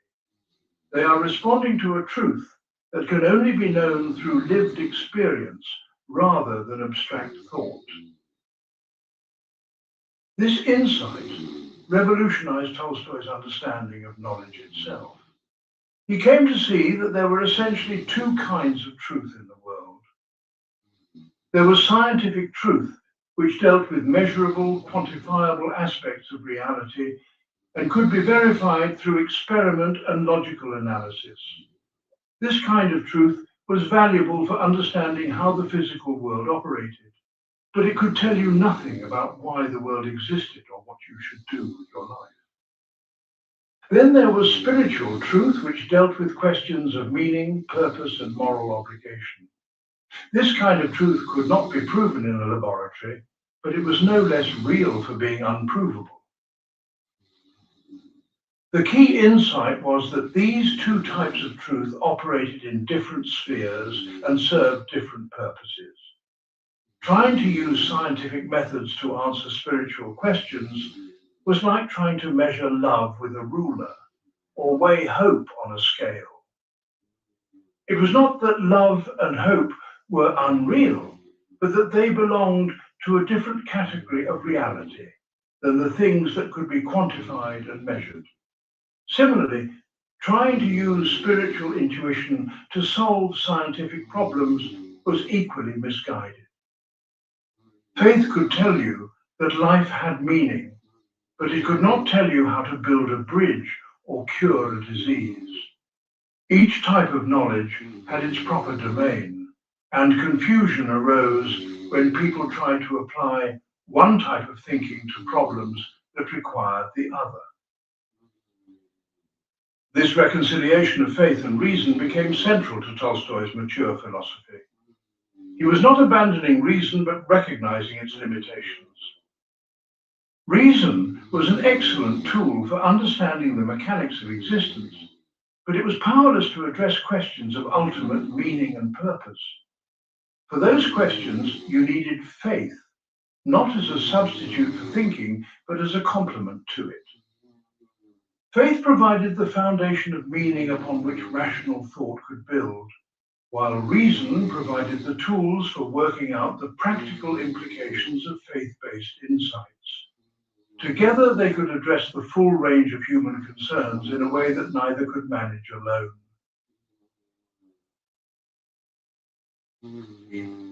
The rejection of organized religion.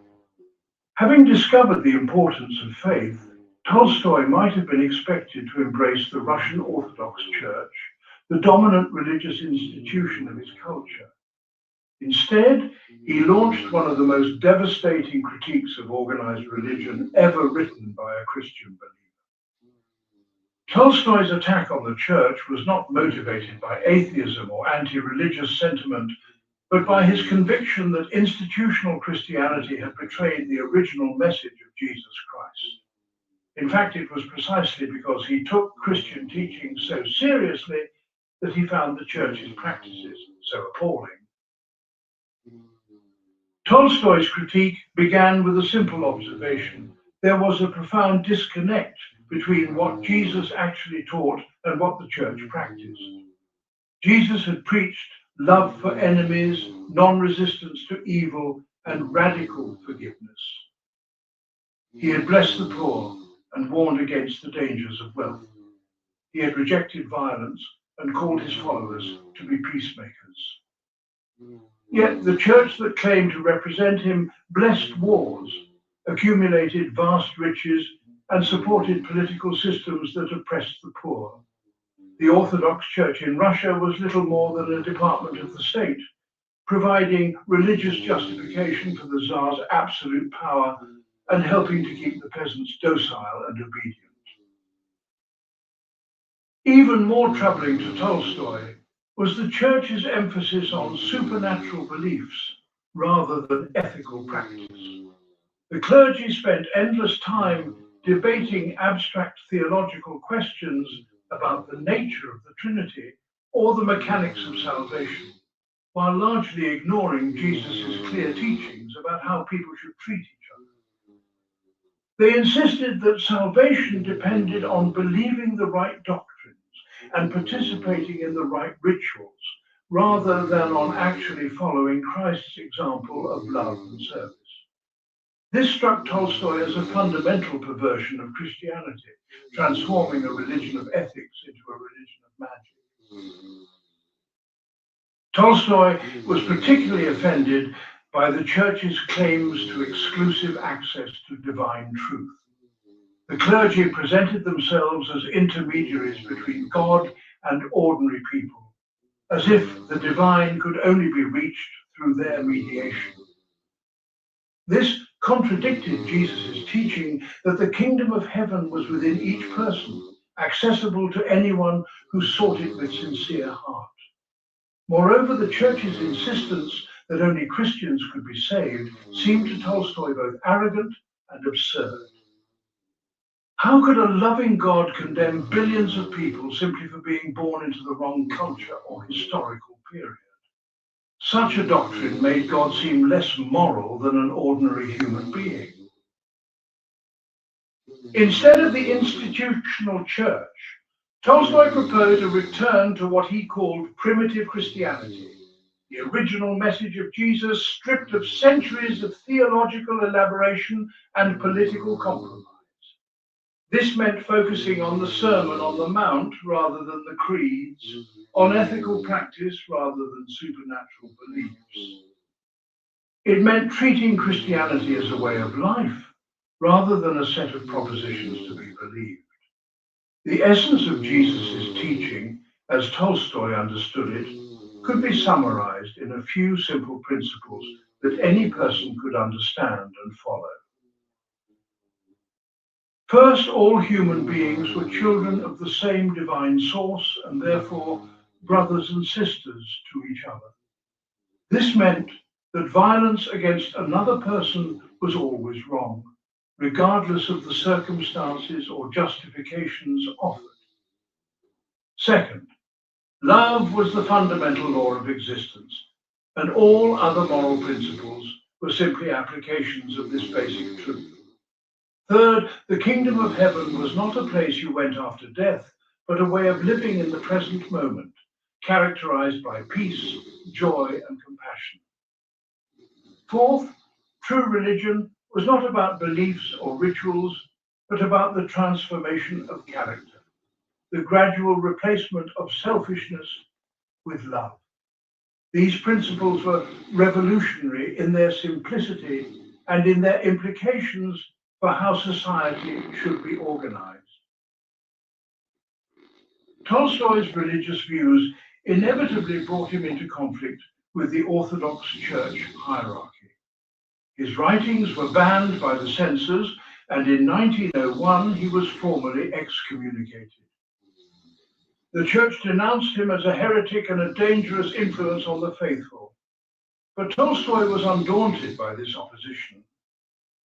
He believed that institutional Christianity had already excommunicated itself from the true spirit of Christ through its compromises with worldly power. The church's rejection of him only confirmed his conviction that it had lost touch with the very message it claimed to represent. For Tolstoy, being cast out by such an institution was not a punishment, but a liberation, freeing him to pursue authentic Christianity without the constraints of ecclesiastical politics and theological orthodoxy. The philosophy of absolute nonviolence. Perhaps no aspect of Tolstoy's philosophy was more radical or influential than his doctrine of absolute nonviolence. This was not merely a political strategy or a personal preference, but a fundamental principle that he believed lay at the heart of moral existence. For Tolstoy, the rejection of violence was not optional for anyone who claimed to be serious about ethics or spirituality. It was the inevitable conclusion that followed from taking the idea of human equality seriously. Tolstoy's commitment to non-violence grew directly out of his understanding of Jesus' teachings, particularly the command to love your enemies and turn the other cheek. Most Christians had interpreted these passages as counsel for personal relationships, not as principles for organizing society. But Tolstoy insisted that Jesus meant exactly what he said. If violence was wrong in personal relationships, how could it suddenly become right when practiced by governments or in the name of justice? If it was wrong to strike someone who insulted you, how could it be right to kill someone because a political leader declared them an enemy? Tolstoy saw no meaningful distinction between personal violence and institutional violence. The philosophical foundation of Tolstoy's pacifism was his belief in the fundamental equality of all human beings. Every person, regardless of their nationality, religion, social class, or moral character, possessed the same divine spark that made them infinitely valuable. This meant that no one had the right to take another person's life, no matter what that person had done or might do. Violence was not just harmful to the victim, but corrupting to the perpetrator, because it required you to deny the humanity of another person. Each act of violence made the world a little more brutal and made future violence more likely. Conversely, each act of non-violent resistance made the world a little more humane and demonstrated the possibility of resolving conflicts without destruction. Tolstoy was particularly critical of what he called legal violence, the brutality practiced by governments in the name of law and order. When a criminal committed murder, everyone recognized it as wrong. But when the state executed that same criminal, it was praised as justice. Tolstoy could see no moral difference between the two acts. Both involved the deliberate taking of human life, and both were based on the premise that some people deserved to die. In fact, he argued that state violence was worse than criminal violence because it claimed moral authority and corrupted the entire society. When governments practiced violence, they taught citizens that brutality was acceptable when practiced by the right people for the right reasons. This inevitably led to more violence throughout society, as people learned to justify their own brutality by appealing to higher purposes. The same logic applied to war, which Tolstoy saw as the ultimate expression of collective insanity. Nations would mobilize millions of young men to kill each other over disputes that could have been resolved through negotiation and compromise. Governments would spend vast resources on weapons, while their own people lacked food, housing, and education. They would invoke God's blessing on their armies, while teaching their soldiers to commit acts that would be considered murder in any other context. Most absurdly of all, both sides in every war claimed to be fighting for justice and righteousness, as if the same God could simultaneously bless contradictory causes. Tolstoy concluded that war was nothing more than mass murder disguised as patriotism, a way for rulers to sacrifice their subjects for personal ambition while avoiding the risks themselves. But Tolstoy's non-violence was not passive or weak. He distinguished sharply between non-resistance to evil and non-cooperation with evil. True non-violence required tremendous courage and moral strength, because it meant being willing to suffer rather than inflict suffering on others. It meant refusing to participate in unjust systems, even when such refusal carried severe personal costs. It meant speaking truth to power, even when truth was unwelcome and dangerous.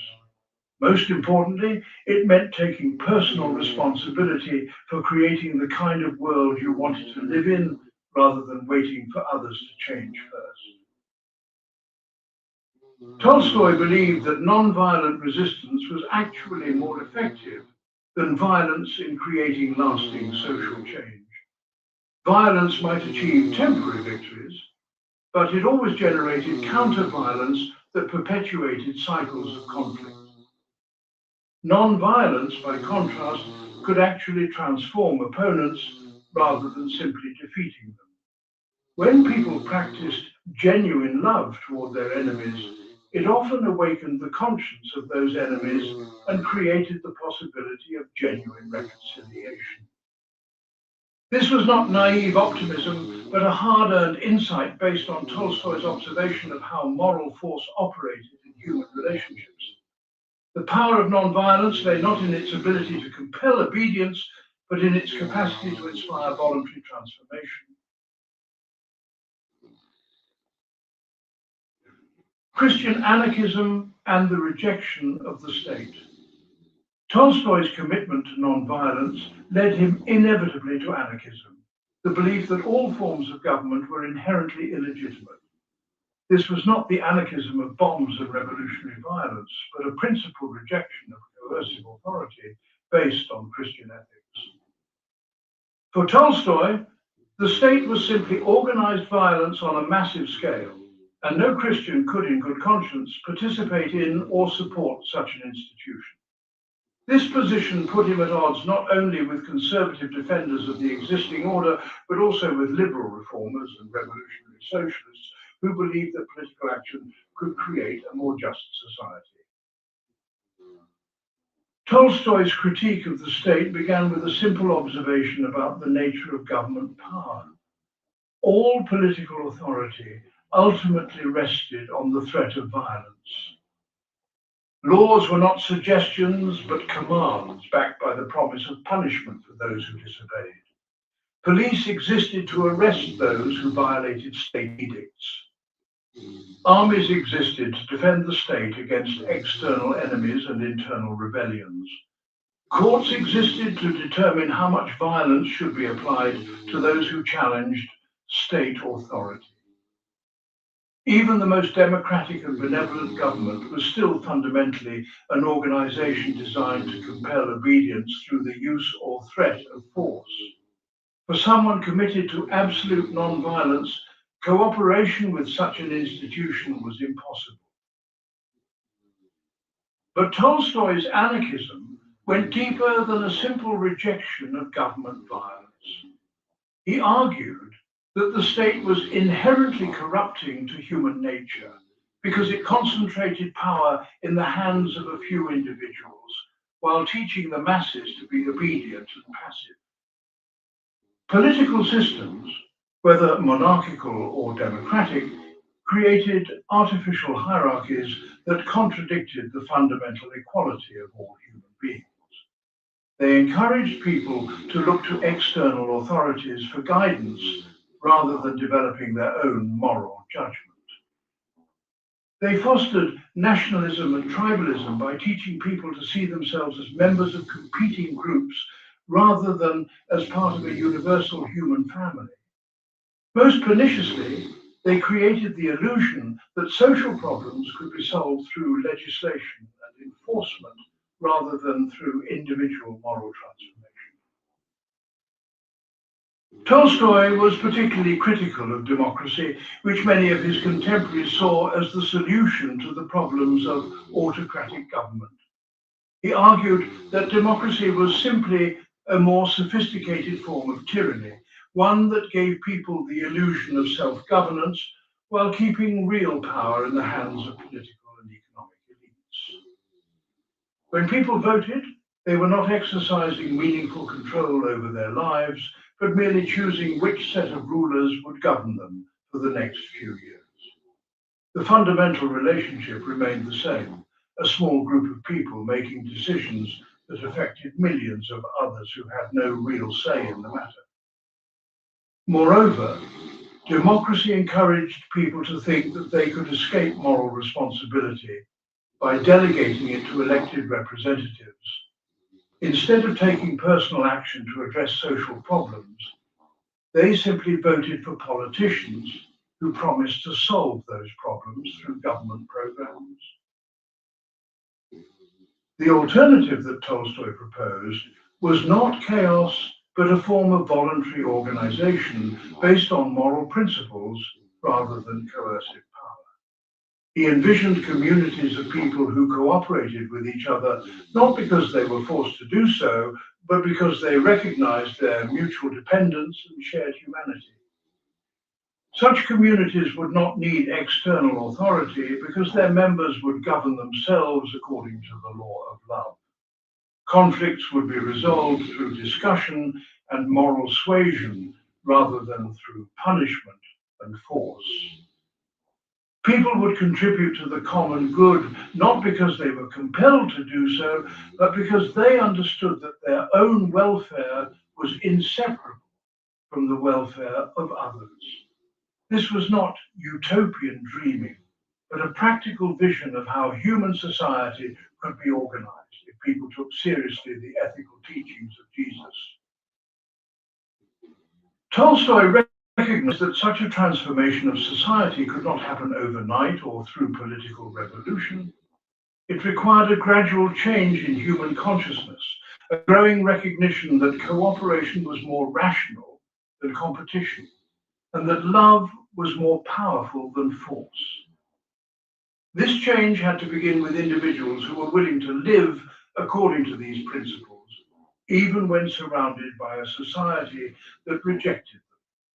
Each person who refused to participate in violence, who treated others with genuine compassion, who took responsibility for their own moral development, was contributing to the eventual transformation of the entire human community. The kingdom of heaven was not a place, but a way of living, and it would come into existence when enough people chose to embody its principles in their daily lives. This was slow work, requiring patience and persistence, but Tolstoy believed it was the only way to create lasting social change.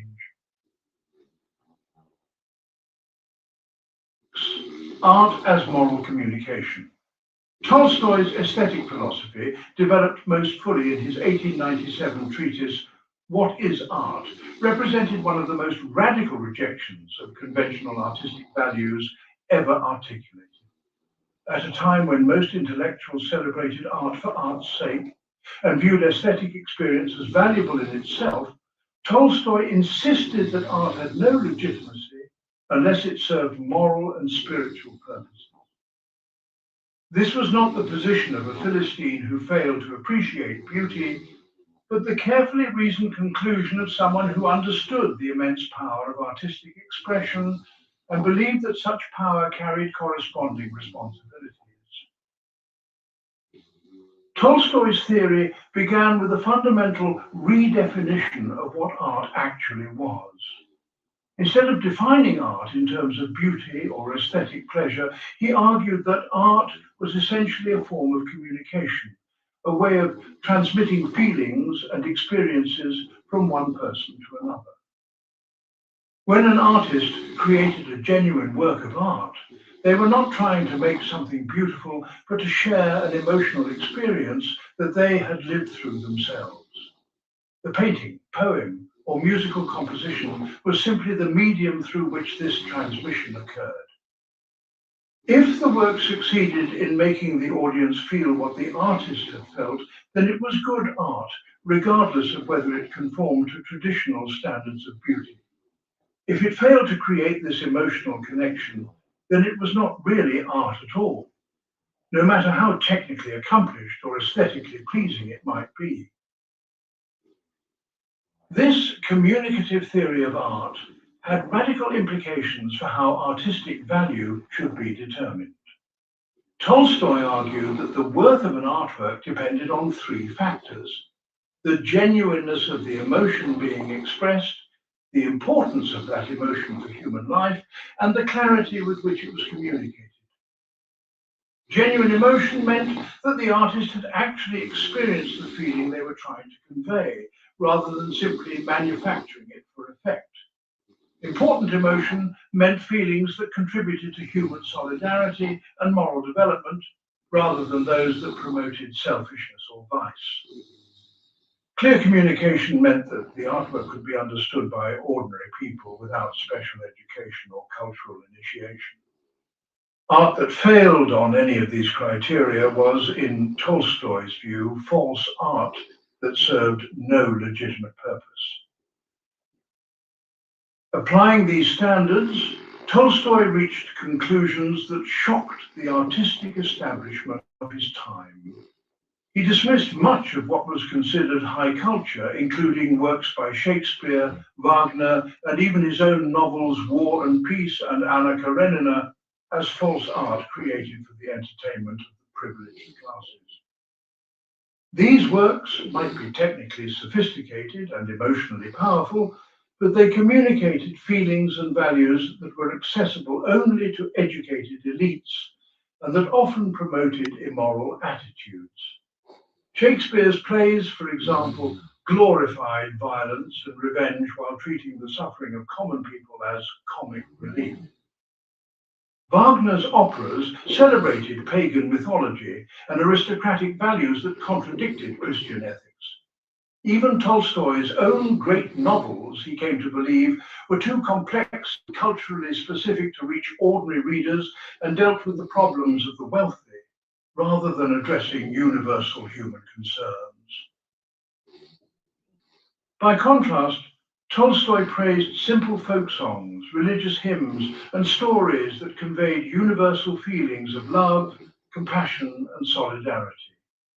He valued children's literature and peasant art because they spoke directly to basic human emotions without requiring sophisticated interpretation. He admired the biblical parables because they used simple narratives to communicate profound spiritual truths that anyone could understand. These works might not display the technical virtuosity that critics valued, but they succeeded in the most important task of art, creating emotional connections between human beings and promoting moral development. Tolstoy's aesthetic theory was closely connected to his social and political philosophy. He argued that the art of his time had become corrupted because it served the interests of a parasitic leisure class, rather than addressing the needs of humanity as a whole. Wealthy patrons commissioned works that flattered their vanity and confirmed their prejudices, while artists competed to create increasingly exotic and artificial productions that demonstrated their cleverness rather than their humanity. This system not only produced bad art, but also diverted enormous resources from meeting basic human needs. The money spent on a single opera production could feed hundreds of hungry families, yet society praised artistic extravagance while ignoring widespread poverty. True art, Tolstoy believed, would emerge only when artists committed themselves to serving universal human values rather than the tastes of cultural elites. The ultimate purpose of art, in Tolstoy's view, was to contribute to the moral evolution of humanity. By sharing authentic experiences of love, compassion, and spiritual insight, artists could help people understand their common humanity and develop their capacity for empathy. Art could break down the barriers of class, nationality, and culture that divided human beings from each other. It could inspire people to live more ethically and to work for the creation of a more just and peaceful world. But this could only happen if artists themselves were committed to moral development and if they created works that spoke to the universal elements of human experience rather than to the particular interests of any single group. Art had the power to transform society, but only if it first transformed the hearts and minds of those who created and experienced it. Education and human development.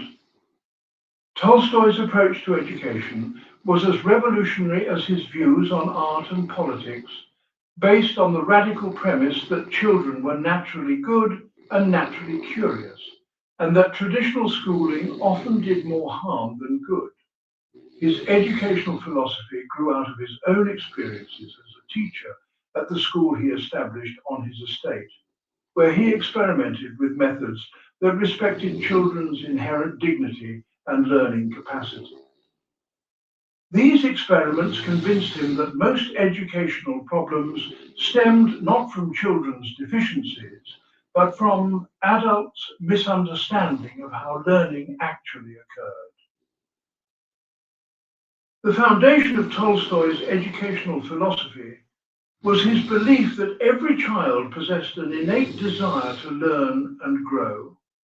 Children were naturally curious about the world around them and naturally motivated to develop their capabilities. They did not need to be forced to learn, but only needed to be provided with appropriate opportunities and guidance.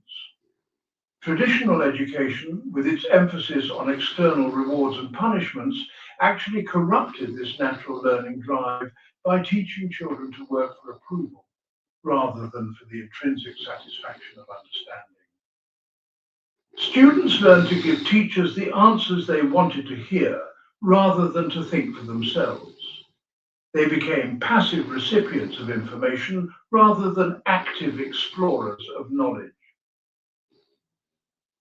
Tolstoy argued that the purpose of education should not be to stuff children's minds with facts and skills that adults thought they should know, but to help them develop their own capacity for thinking, feeling, and moral judgment. Each child was a unique individual with their own interests, talents, and developmental timeline. Education should adapt to the child rather than forcing the child to adapt to predetermined curriculum and schedules. This meant allowing children considerable freedom to choose what they studied and how they approached their learning. It meant treating children as partners in the educational process rather than as objects to be molded by adult authority. Most importantly, it meant recognizing that children often understood things that adults had forgotten or lost sight of. In his school at Yasnaya Polyana, Tolstoy put these principles into practice with remarkable results. There were no grades, no punishments, no forced attendance, and no rigid curriculum. Children came to school when they wanted to learn and left when they had other things to do. They chose their own subjects of study and worked at their own pace. Teachers served as resources and guides rather than as authorities who imposed their will on students. The atmosphere was relaxed and joyful, more like a family than an institution. Yet the children in this school learned faster and more thoroughly than students in traditional schools, precisely because they were genuinely engaged with their studies rather than merely going through the motions of compliance.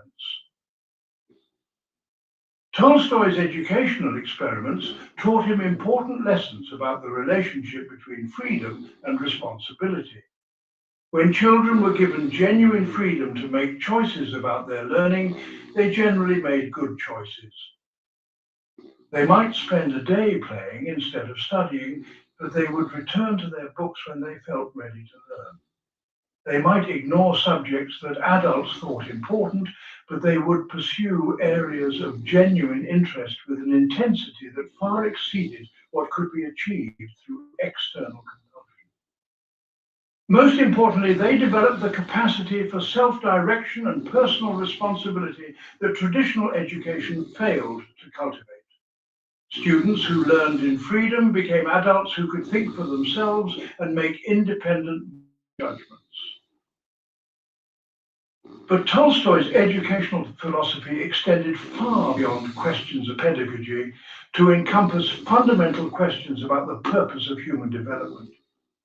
He believed that the goal of education should be to help people become more fully human, more capable of love, compassion, and wisdom.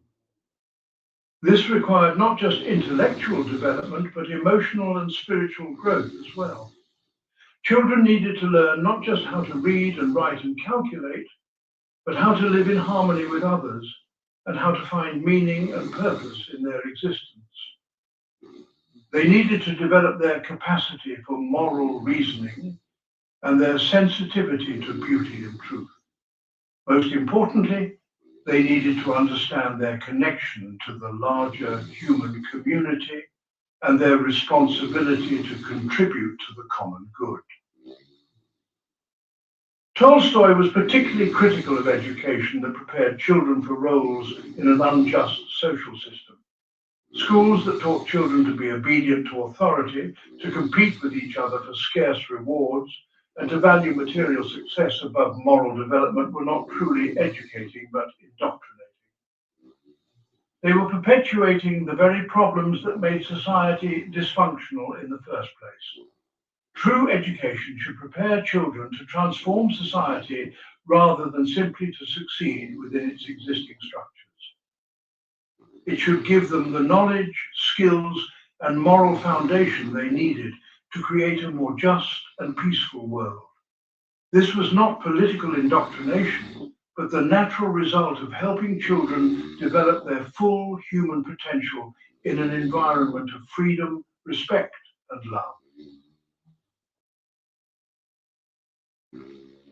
The economics of justice.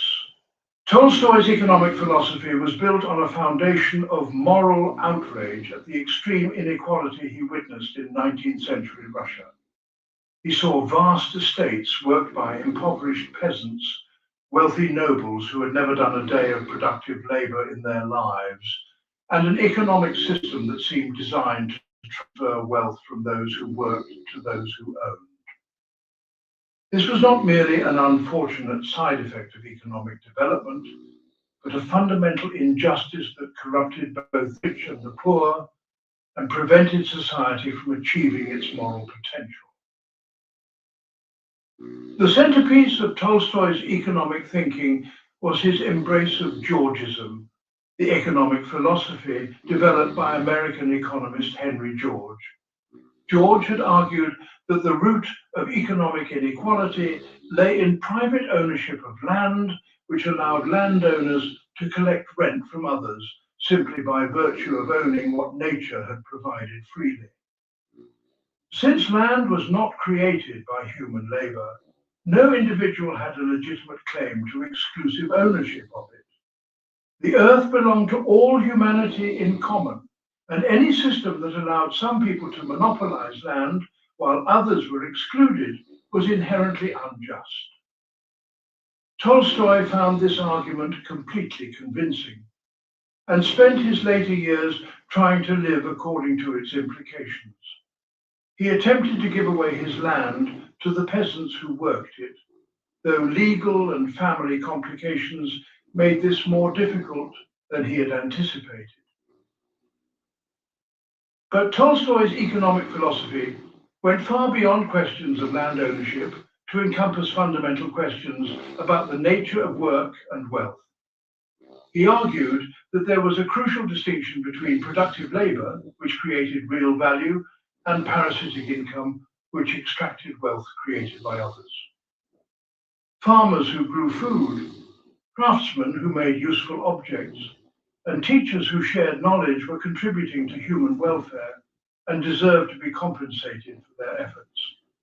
But landlords who collected rent, capitalists who lived off investment income, and aristocrats who inherited wealth without working for it were essentially thieves, taking what others had produced without giving anything in return.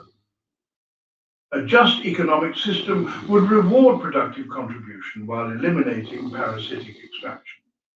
This would not only reduce inequality, but would also free human energy and creativity for genuinely beneficial activities.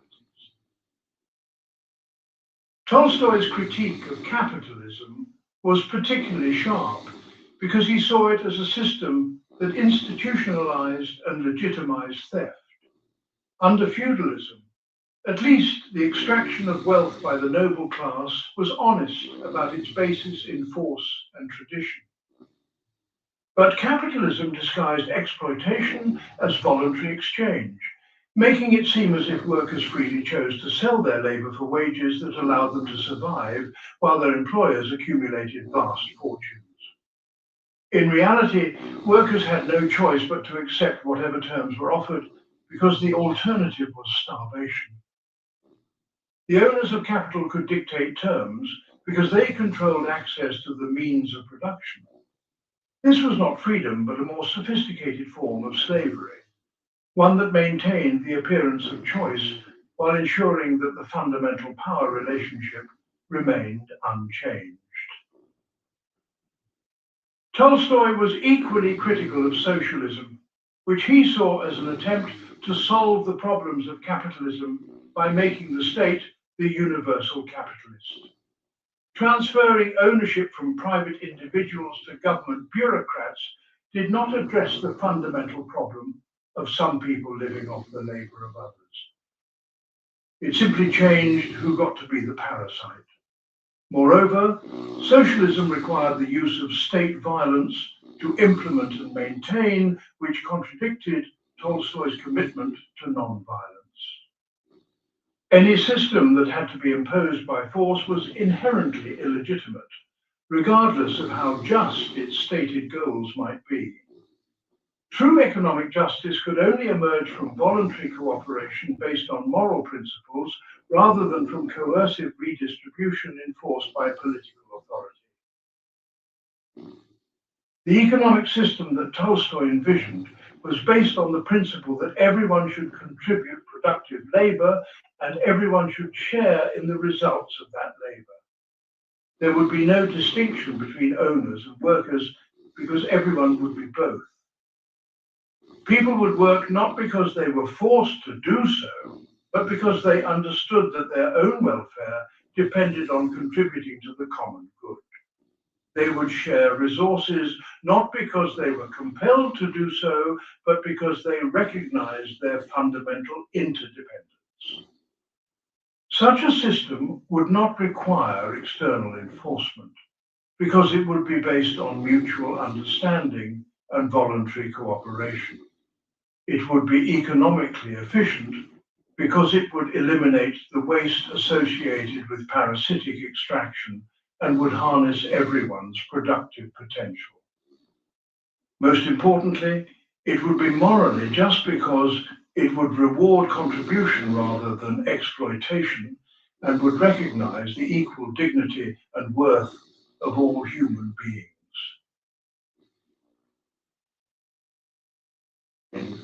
The philosophy of simple living. Central to Tolstoy's entire worldview was the conviction that modern civilization had become dangerously disconnected from the basic realities of human existence. People in advanced societies surrounded themselves with artificial comforts and complex technologies that made them forget their dependence on the natural world and on each other. They pursued luxuries and status symbols that contributed nothing to genuine human welfare, while requiring enormous amounts of energy and resources to produce and maintain. Most perniciously, this artificial complexity created a class system in which some people lived lives of idle consumption while others labored to support them. Tolstoy's advocacy of simple living was not motivated by ascetic hatred of pleasure or romantic nostalgia for the past, but by a careful analysis of what actually contributed to human happiness and moral development. He had lived at the pinnacle of luxury and sophistication, with access to the finest arts, foods, and material comforts that money could buy. Yet he had discovered that these things not only failed to bring happiness, but actually interfered with it by creating artificial needs and fostering competitive materialism. The more possessions people accumulated, the more time and energy they had to devote to maintaining and protecting those possessions. The more they defined themselves by what they owned rather than by who they were, the more anxious and insecure they became. Luxury was not just morally corrupting, but practically counterproductive, creating problems faster than it solved them. Simple living, by contrast, offered both practical and spiritual benefits. When people reduced their material needs to the essentials, they freed themselves from the endless cycle of earning and spending that consumes so much of modern life. They could devote more time to relationships, to creative pursuits, to moral and spiritual development, and to activities that brought genuine satisfaction rather than temporary pleasure. They could also reduce their dependence on systems of exploitation by learning to provide for their own basic needs rather than relying on the labor of others. Most importantly, they could develop a more authentic relationship with the natural world by experiencing directly the sources of food, shelter, and clothing rather than treating these necessities as commodities that appeared magically in stores. Simple living was not about deprivation, but about distinguishing between genuine needs and artificial wants. Tolstoy practiced what he preached, much to the dismay of his family and social circle. He gave up his aristocratic lifestyle to live like a peasant, wearing simple clothes, eating plain food, and doing manual labor alongside the workers on his estate. He learned to cobble shoes and to work in the fields, not as a hobby or symbolic gesture, but as a way of connecting with the fundamental activities that sustained human life. This was not always easy or comfortable, and it created considerable tension with his wife, who had not chosen to abandon the lifestyle into which she had been born. But Tolstoy found that physical work brought him a satisfaction and sense of purpose that intellectual activity alone could not provide.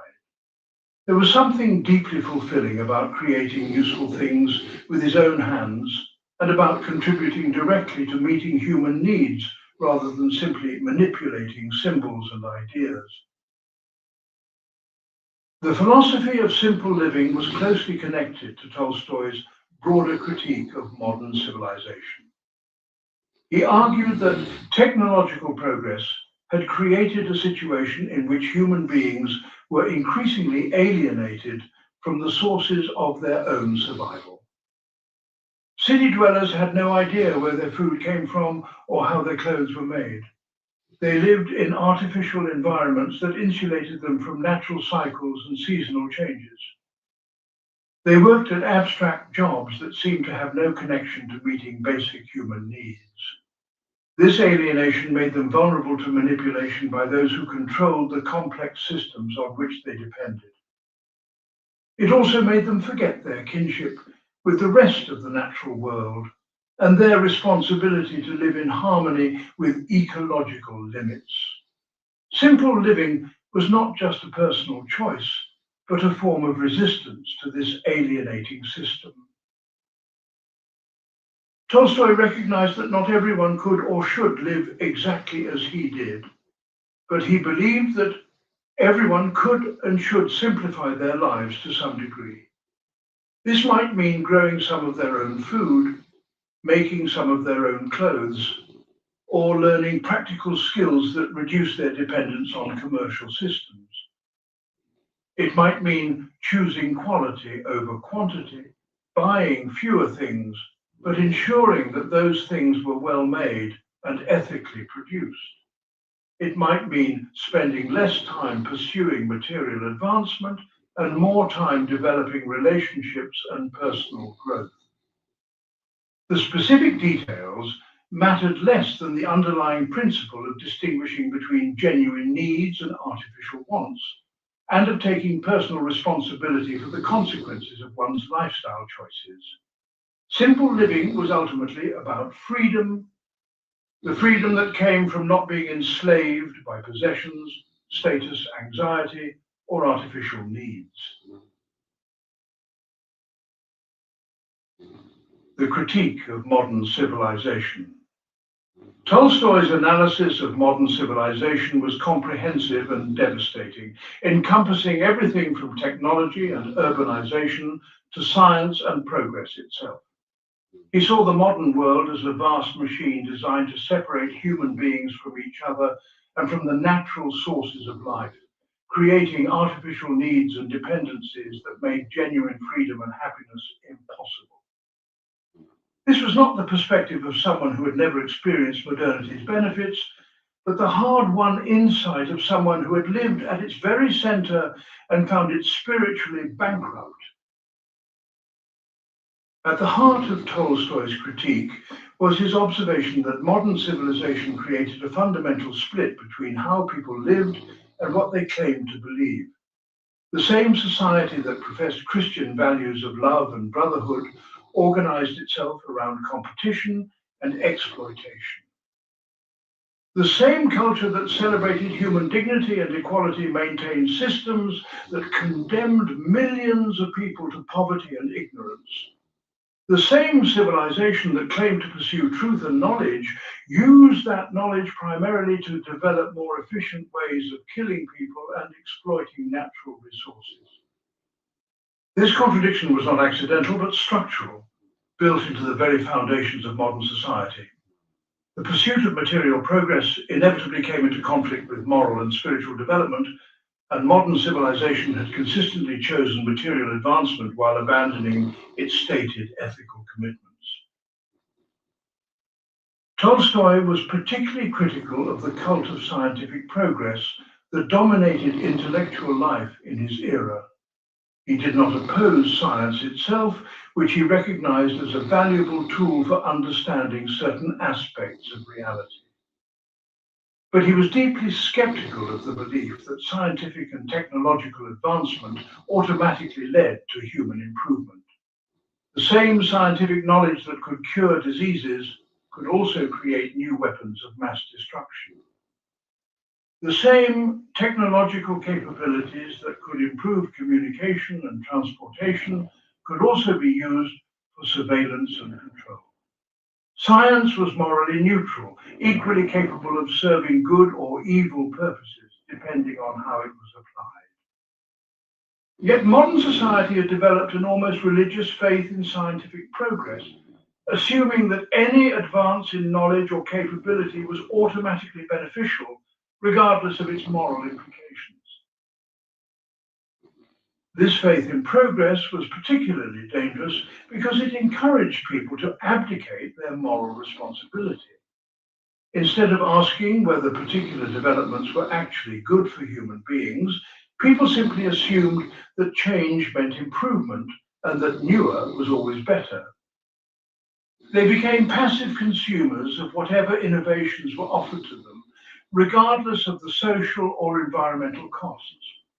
They lost the capacity to evaluate technological developments critically or to reject those that were harmful.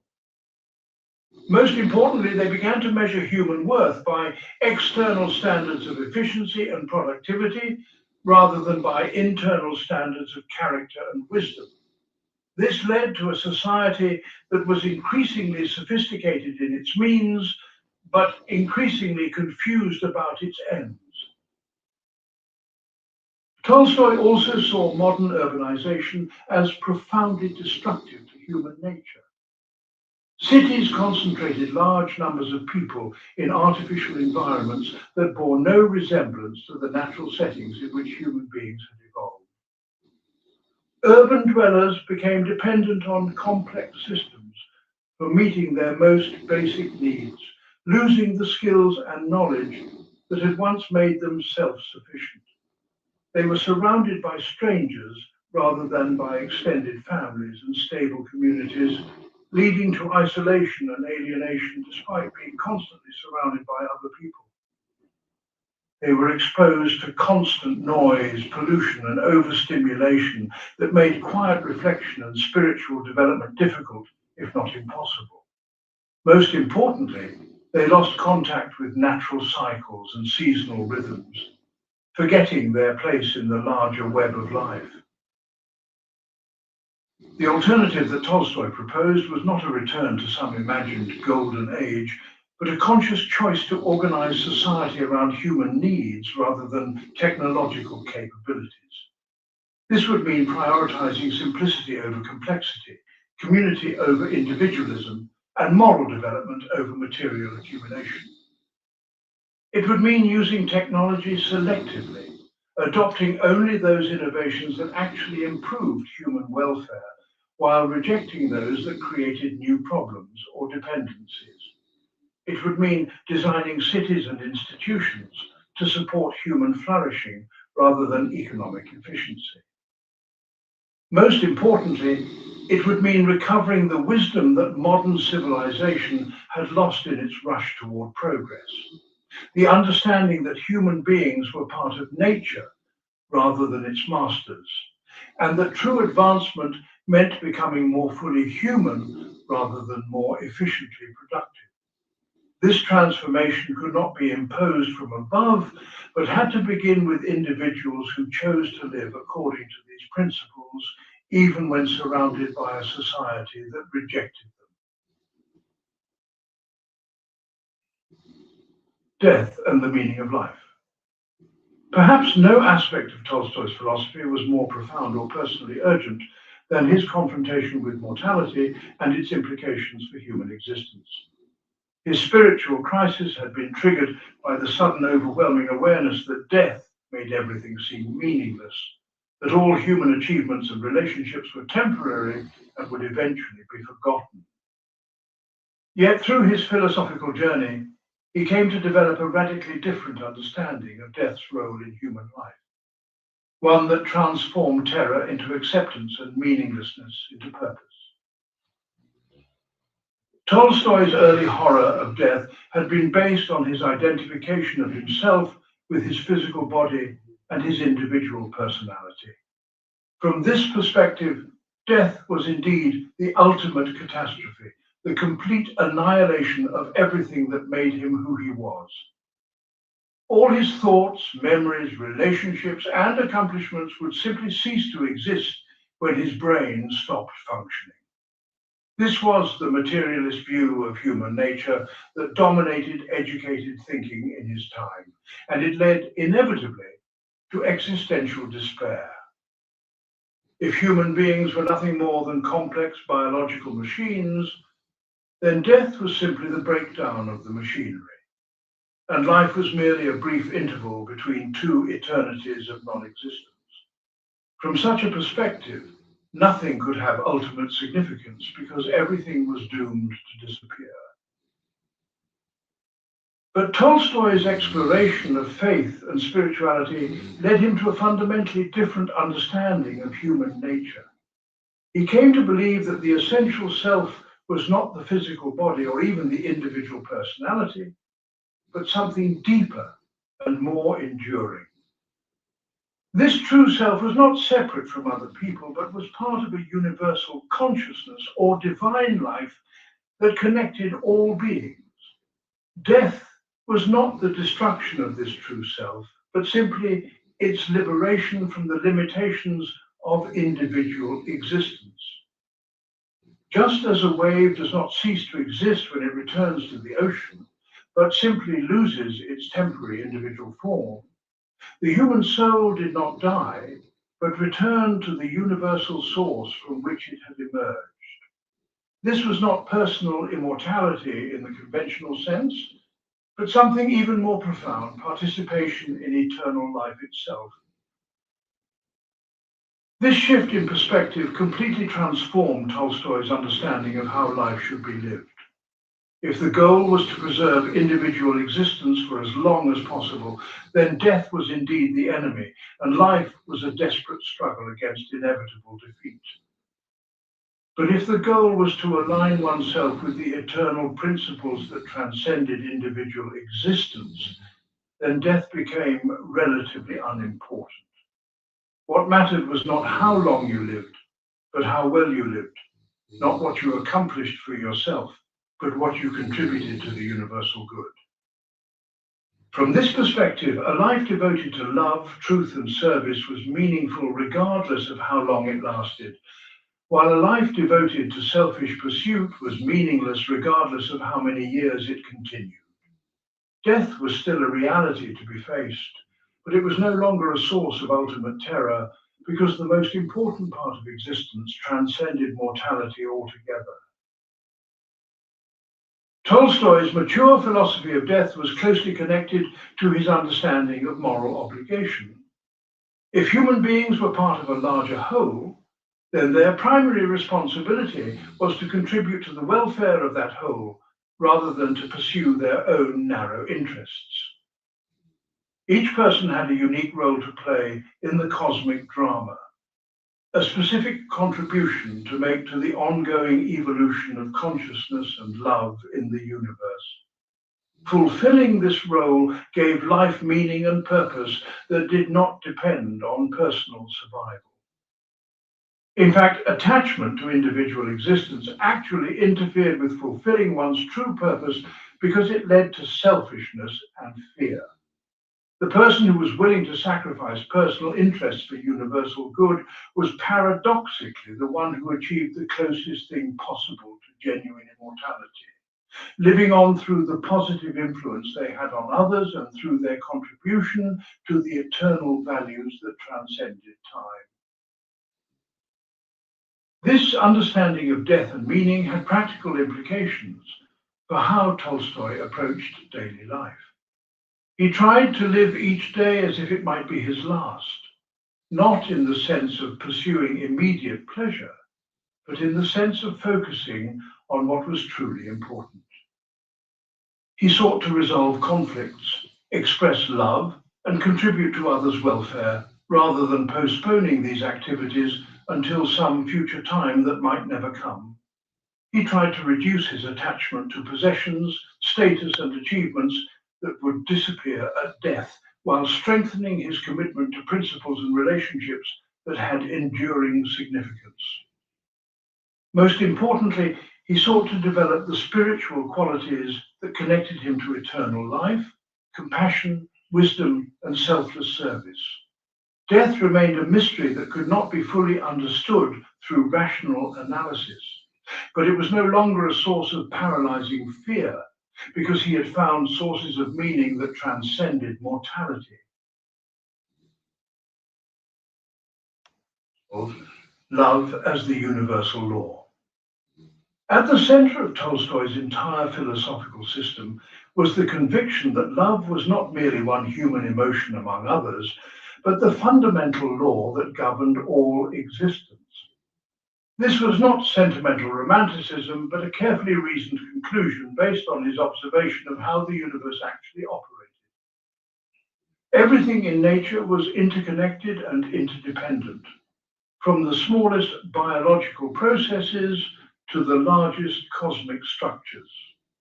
What appeared to be separate entities were actually parts of larger wholes, and the health of any part depended on its proper relationship to the whole.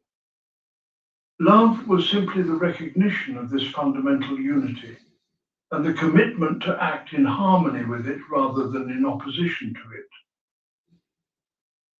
Tolstoy's understanding of love went far beyond personal relationships to encompass all forms of genuine connection and care. When a mother cared for her child, when friends supported each other through difficulty, when strangers helped each other in times of need, they were expressing the same universal principle that kept planets in their orbits and cells functioning in harmony within organisms. Love was the force that created order out of chaos, meaning out of randomness, and beauty out of mere matter. It was what made consciousness possible and what drove the evolution of ever greater complexity and awareness throughout the cosmos. To live in accordance with love was to align oneself with the deepest currents of reality itself. To oppose love was to fight against the fundamental structure of existence, a battle that could only end in frustration and defeat. This cosmic understanding of love had profound implications for ethics and social organization. Traditional morality often seemed arbitrary or culturally relative, a set of rules imposed by authority rather than discovered through reason. But if love was truly the fundamental law of existence, then moral principles were not arbitrary, but were discoveries about how reality actually worked. Actions that increased love, compassion, and unity were not just nice, but were actually in harmony with the structure of the universe. Actions that promoted hatred, selfishness, and division were not just mean, but were violations of cosmic law that would inevitably produce negative consequences. Ethics was not a matter of obeying external commands, but of learning to live in harmony with the deepest truths about existence. Tolstoy was particularly fascinated by Jesus' command to love one's enemies, which seemed to most people like an impossible and even foolish requirement. But he came to see this as perhaps the most profound insight ever articulated about the nature of reality. Enemies were simply people who had become confused about their true relationship to others and to the universe as a whole. They acted destructively not because they were inherently evil, but because they had lost sight of the fundamental unity that connected all beings. Responding to their hostility with more hostility only deepened their confusion and perpetuated cycles of conflict. But responding with love could potentially awaken their recognition of the unity they had forgotten, transforming enemies into friends and conflict into cooperation. This was not naive optimism, but practical wisdom based on understanding how consciousness actually changed and developed. The practice of universal love required tremendous courage and spiritual development. It was easy to love people who were kind to you and shared your values and interests. It was much more difficult to love those who opposed you, misunderstood you, or actively tried to harm you. But this was precisely where love proved its power and authenticity.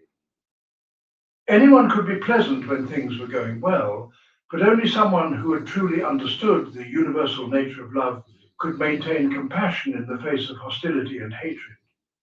This kind of love required the death of the ego, the false self that insisted on defending its own narrow interests, even when doing so created suffering for others.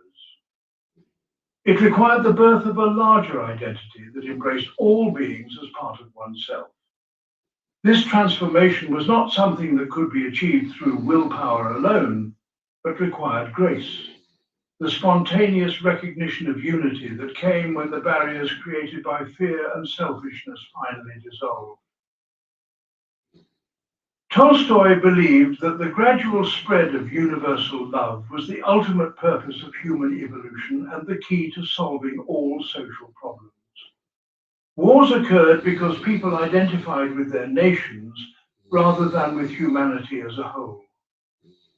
Economic exploitation occurred because people prioritized their own material welfare over the welfare of others.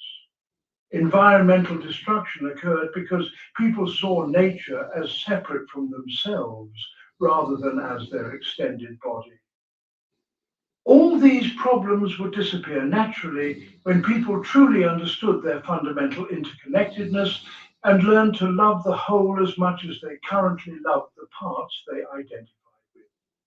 This transformation could not be forced or legislated, but had to arise spontaneously from growing spiritual awareness. Each person who learned to love more fully was contributing to the eventual transformation of the entire human community and ultimately to the realization of heaven on earth. Team, the philosophy of history. Tolstoy's understanding of historical change was as revolutionary as his views on individual morality, challenging the dominant belief that great events were shaped by the decisions of powerful leaders and political elites. His massive novel, War and Peace, was not just a story about the Napoleonic era, but a philosophical argument about how history actually worked. An argument that had profound implications for how people should think about social change and their own role in shaping the future. Through his careful study of historical documents and his deep reflection on the nature of human action, Tolstoy developed a theory of history that emphasized the power of ordinary people and the importance of moral rather than political factors in determining the course of events. The conventional view of history in Tolstoy's time focused almost exclusively on the actions of kings, generals, and political leaders, as if the fate of entire nations depended on the personal decisions of a few powerful individuals. Napoleon was credited with conquering Europe through his military genius, while the resistance to his invasion was attributed to the strategic brilliance of opposing commanders. This great man theory of history was appealing because it made complex events seem comprehensible and gave people the illusion that they could understand and control historical change by studying the lives and decisions of important figures. But Tolstoy found this explanation completely unconvincing when he examined the actual evidence. When Tolstoy studied the details of historical events, he discovered that the supposed great men of history were often as confused and powerless as everyone else. Napoleon's invasion of Russia was not the result of careful planning and strategic genius, but a series of miscalculations and reactions to circumstances beyond his control. The Russian resistance was not orchestrated by brilliant generals, but emerged spontaneously from the actions of millions of ordinary people who simply refused to submit to foreign domination. The outcome of battles depended less on the commands of officers than on the courage and initiative of common soldiers who had to make split-second decisions in the chaos of combat. History was not the work of great individuals, but the collective result of countless small actions by ordinary people responding to their immediate circumstances. The so-called leaders were often simply people who happened to be in positions where their personal decisions became visible, while the real forces shaping events operated at a much deeper level. This insight led Tolstoy to develop what might be called a democratic theory of historical change. Real power lay not with political authorities, but with the mass of ordinary people whose daily choices and actions created the conditions within which political events occurred. When a society was morally healthy, with people committed to truth, justice, and mutual care, it could resist external threats and internal corruption, regardless of the quality of its official leadership. When a society was morally corrupt, with people focused on selfish interests and material gain, it would be vulnerable to conquest and collapse, no matter how brilliant its rulers might be. History was essentially the working out of moral forces on a massive scale, the gradual triumph of love over hatred, truth over falsehood, and justice over oppression. This process could not be controlled by any individual or group, but could only be influenced by the cumulative effect of millions of people choosing to live according to higher principles. Tolstoy's philosophy of history was closely connected to his religious beliefs and his understanding of divine providence. He believed that there was a moral structure to the universe that ultimately ensured that good would triumph over evil, even though this triumph might take centuries or millennia to achieve. Individual events might seem random or unjust, but the overall direction of history was toward greater freedom, equality, and brotherhood.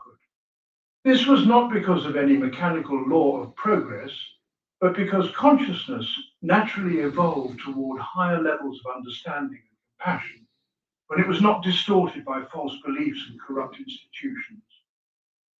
People naturally wanted to live in harmony with each other and with the divine source of existence. Conflict and suffering arose when this natural tendency was blocked by ignorance, fear, and selfish ambition. As these obstacles were gradually overcome through education and spiritual development, society would naturally evolve toward greater justice and peace. This understanding of history had important implications for how people should approach social and political action. Since real change came from the bottom up rather than from the top down, the most effective way to influence history was not to seek political power, but to focus on personal moral development and to help others do the same. Each person who learned to live according to higher principles was contributing to the eventual transformation of the entire society. Each person who chose love over hatred, truth over falsehood, and service over selfishness was helping to create the conditions within which positive political change could occur. This work was slow and often invisible, but it was more powerful in the long run than any political revolution or military conquest. History was ultimately the story of consciousness evolving toward ever greater awareness of unity and love, and each individual had a crucial role to play in this cosmic drama.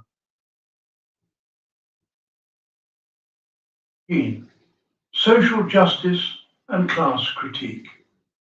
Tolstoy's analysis of social inequality was not that of a detached observer, but of someone who had lived at the very pinnacle of privilege and had come to understand the profound moral corruption that such privilege entailed.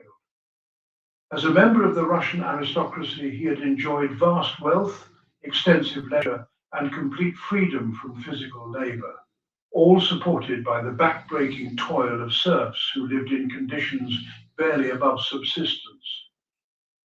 This experience gave him unique insight into both the psychological effects of extreme inequality and the elaborate ideological structures that the privileged classes created to justify their position. What struck Tolstoy most forcefully was the complete disconnection between the lifestyle of the rich and the actual sources of wealth and comfort they enjoyed. Aristocrats lived in magnificent houses, but had no idea how those houses were built or maintained. They ate elaborate meals, but had never grown, harvested, or prepared food themselves. They wore fine clothes, but had never spun thread, woven fabric, or sewn garments. They surrounded themselves with beautiful objects, but had never learned the skills required to create such beauty. In short, they were completely dependent on the labor of others for everything that made their lives comfortable and pleasant. Yet they contributed nothing productive in return. They were parasites who had convinced themselves that they deserved their privileged position because of their superior breeding, education, or cultural refinement.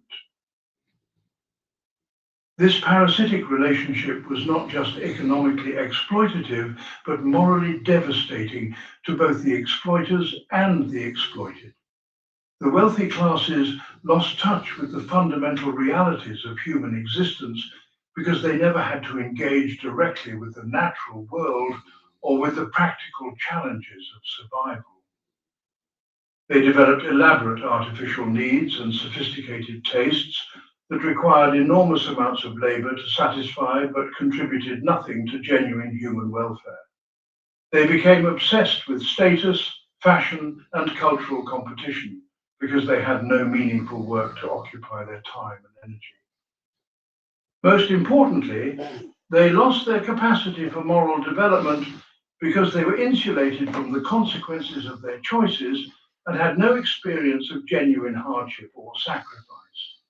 Wealth and privilege were not rewards for virtue, but obstacles to achieving virtue. Meanwhile, the laboring classes were systematically prevented from developing their full human potential by the conditions imposed on them by economic necessity.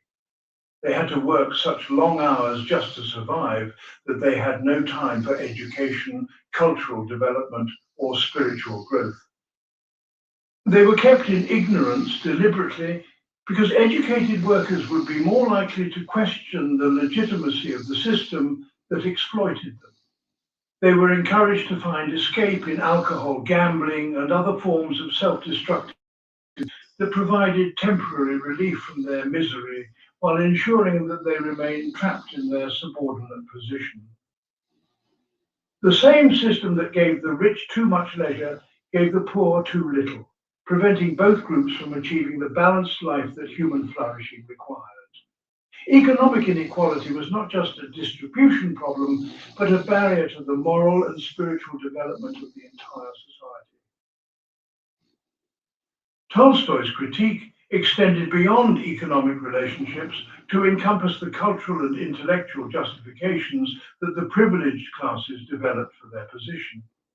The art, literature, philosophy, and even religion of his time were largely created by and for the wealthy, reflecting their values and interests while ignoring or misrepresenting the experiences of the majority of humanity.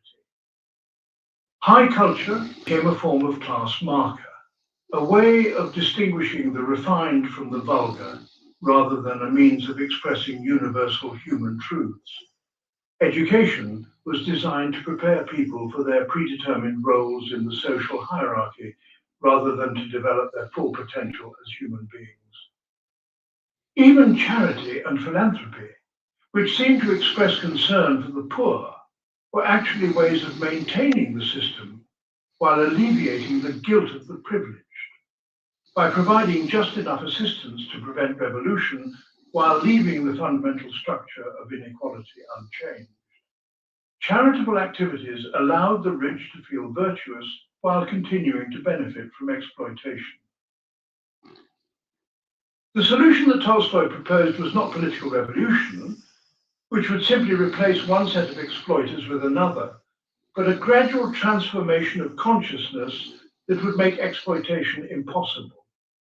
This required people in privileged positions to voluntarily renounce their advantages and to commit themselves to productive labor and simple living. It required those in subordinate positions to refuse to accept their exploitation and to demand the dignity and respect that all human beings deserved. Most importantly, it required everyone to recognize that true security and happiness could only be achieved when all people had access to the conditions necessary for human flourishing.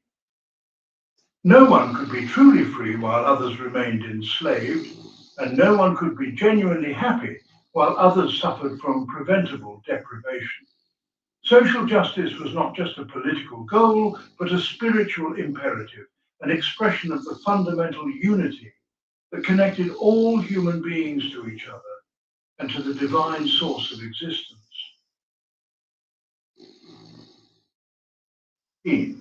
Personal transformation and self-perfection. Central to Tolstoy's entire philosophical system was the conviction that meaningful social change had to begin with individual transformation, that no external revolution could succeed without an internal revolution in consciousness and character. This was not the position of someone who was indifferent to social problems or who wanted to avoid political engagement, but the hard-won insight of someone who had tried many different approaches to improving the human condition and had discovered that lasting change required a different kind of work entirely. The project of self-perfection was not selfish navel-gazing, but the most practical thing anyone could do to make the world a better place. Tolstoy's understanding of personal transformation was based on his recognition that most human problems stemmed from false beliefs about the nature of the self and its relationship to others. People suffered because they identified themselves with their egos, their individual personalities, their social roles, and their material possessions, all of which were temporary and ultimately illusory. They sought happiness through accumulating wealth, achieving status, dominating others, and satisfying desires, all of which led inevitably to frustration and disappointment, because they were based on the false premise that the individual self was separate from and in competition with the rest of existence. True happiness could only be found by recognizing the fundamental unity that connected all beings, and by aligning one's actions with this deeper reality rather than with the demands of the ego. This recognition was not primarily intellectual, but experiential, something that had to be lived rather than simply understood. It required a gradual process of letting go of attachments, fears, and illusions that had been built up over a lifetime of conditioning. It required developing new habits of thought and action that expressed love rather than selfishness, truth rather than self-deception, and service rather than exploitation. Most importantly, it required the courage to face honestly the ways in which one's own life contributed to the suffering and injustice in the world, and the commitment to make whatever changes were necessary to align one's actions with one's highest understanding. Tolstoy's own journey of personal transformation was painful and often chaotic, involving dramatic changes in lifestyle, values, and relationships that created considerable turmoil for himself and his family. He struggled with his own selfishness, pride, and attachment to comfort and status. He made mistakes and experienced setbacks that forced him to confront the gap between his ideals and his actual behavior. He discovered that intellectual understanding of spiritual principles was very different from embodying those principles in daily life. But he also experienced the profound satisfaction that came from gradually freeing himself from illusions and learning to live with greater authenticity and purpose. Each step toward greater truth and love brought its own rewards, even when it also brought new challenges and difficulties. The process of self-perfection that Tolstoy advocated was not about becoming perfect in some absolute sense, which he recognized was impossible for human beings, but about making steady progress toward greater alignment with one's highest understanding of truth and morality. It was about becoming more conscious of one's thoughts, emotions, and actions, and taking responsibility for their effects on others.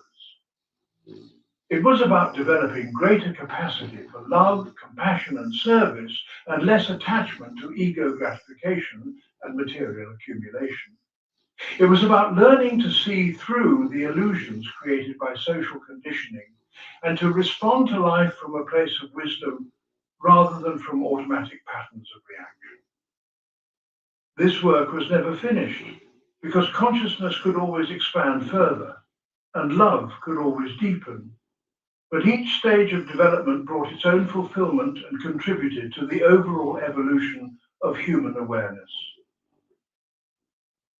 Tolstoy believed that personal transformation was contagious, that each person who committed themselves seriously to this work influenced everyone around them in subtle but powerful ways. When someone lived with genuine authenticity and love, others could sense it even if they could not articulate what they were sensing. This example challenged others to examine their own lives and to consider whether they too might be capable of greater truth and goodness. It created ripples of influence that spread far beyond what any individual could track or measure. Moreover, as more people engaged in this work of inner transformation, it became easier for others to follow suit, because the cultural environment became more supportive of authentic spiritual development. Personal transformation and social transformation were not separate processes, but different aspects of the same fundamental change in human consciousness. By working on themselves with sincere dedication, individuals were participating in the gradual awakening of humanity to its own divine nature and potential. Theme: the philosophy of work and labor. Tolstoy's understanding of work was fundamentally different from both the aristocratic view that manual labor was degrading and the capitalist view that work was primarily a means of generating profit. For him, productive labor was not just an economic necessity, but a moral imperative and a spiritual practice, essential for human dignity and psychological health. His philosophy of work grew out of his own experience of transitioning from a life of leisure to one of physical labor, and his observation of how this change affected both his character and his understanding of existence itself. The foundation of Tolstoy's philosophy of work was his belief that human beings were meant to be productive creators rather than passive consumers. Every person had an obligation to contribute to meeting the basic needs of the human community through their own efforts. This was not just a matter of economic fairness, but of psychological and spiritual necessity. People who lived entirely off the labor of others became disconnected from the fundamental realities of existence and lost their capacity for genuine satisfaction and moral development. They might accumulate wealth and luxury, but they could never achieve the deep contentment that came from creating something useful with their own hands and contributing directly to human welfare. Work was not a curse, but a blessing, the means through which people connected with the creative forces of the universe and expressed their own divine nature. Tolstoy distinguished sharply between productive work, which created real value, and parasitic activity, which simply redistributed wealth created by others. Farming, craftsmanship, teaching, healing, and artistic creation were examples of productive work because they resulted in goods or services that actually improved human life. Financial speculation, rent collection, bureaucratic administration, and luxury production were examples of parasitic activity because they consumed resources without adding real value. The problem with modern civilization was that it had created vast systems that rewarded parasitic activity while devaluing productive work. People who grew food or made necessary objects were paid barely enough to survive, while people who manipulated money or managed property accumulated enormous wealth. This inverted value system not only created economic inequality, but also corrupted the moral understanding of the entire society. The spiritual dimension of work was particularly important to Tolstoy's philosophy. When people engaged in genuine productive labor, they participated directly in the creative processes that sustained life itself. The farmer who planted seeds was cooperating with the mysterious forces that transformed earth, water, and sunlight into food. The craftsman who shaped wood or metal was channeling the same creative intelligence that formed mountains and rivers. The teacher who shared knowledge was participating in the evolution of consciousness itself. This kind of work was not just a way of earning money, but a form of prayer, a way of expressing gratitude for existence and contributing to the ongoing creation of the world. It connected people directly with the sources of life and reminded them of their dependence on forces far greater than their individual egos. Tolstoy also understood that work had crucial social and psychological functions beyond its economic role. Shared labor created bonds between people that could not be achieved through mere conversation or social interaction. When people worked together toward common goals, they developed mutual respect and understanding that transcended differences of class, education, or cultural background. Physical work also provided a healthy balance to intellectual activity, preventing the kind of mental imbalance that led to anxiety, depression, and existential crisis. People who spent their days thinking needed to also spend time working with their hands in order to maintain psychological health and stay connected to practical reality. Most importantly, productive work gave people a concrete sense of purpose and accomplishment that abstract philosophical or artistic pursuits often failed to provide. The ideal that Tolstoy proposed was a society in which everyone participated in productive labor according to their abilities, and everyone shared in the results according to their needs. This would not be imposed by government authority, but would emerge naturally when people understood their fundamental interdependence and learned to value contribution over accumulation. Such a society would not eliminate specialization or individual talents, but it would ensure that everyone had experience with basic productive activities and that no one lived entirely off the labor of others. It would also eliminate the artificial distinction between mental and physical work, recognizing that both were necessary for human flourishing and that the healthiest individuals and communities combined both types of activity. Work would no longer be something that people had to do in order to survive, but something they chose to do in order to express their creativity and contribute to the common good. This transformation would not happen overnight, but it could begin with individuals who chose to live according to these principles, even within existing economic structures. Team. Sexuality, marriage, and human relationships. Perhaps no aspect of Tolstoy's philosophy was more controversial or personally challenging than his views on sexuality and marriage, which evolved from conventional acceptance of aristocratic marriage arrangements to an almost ascetic rejection of sexual desire as fundamentally incompatible with spiritual development. His thinking on these matters was deeply influenced by his own struggles with sexual passion and his growing conviction that true love was spiritual rather than physical in nature. While his extreme positions on these topics were often rejected, even by his most devoted followers, they reflected his characteristic refusal to accept comfortable compromises when pursuing ultimate truth.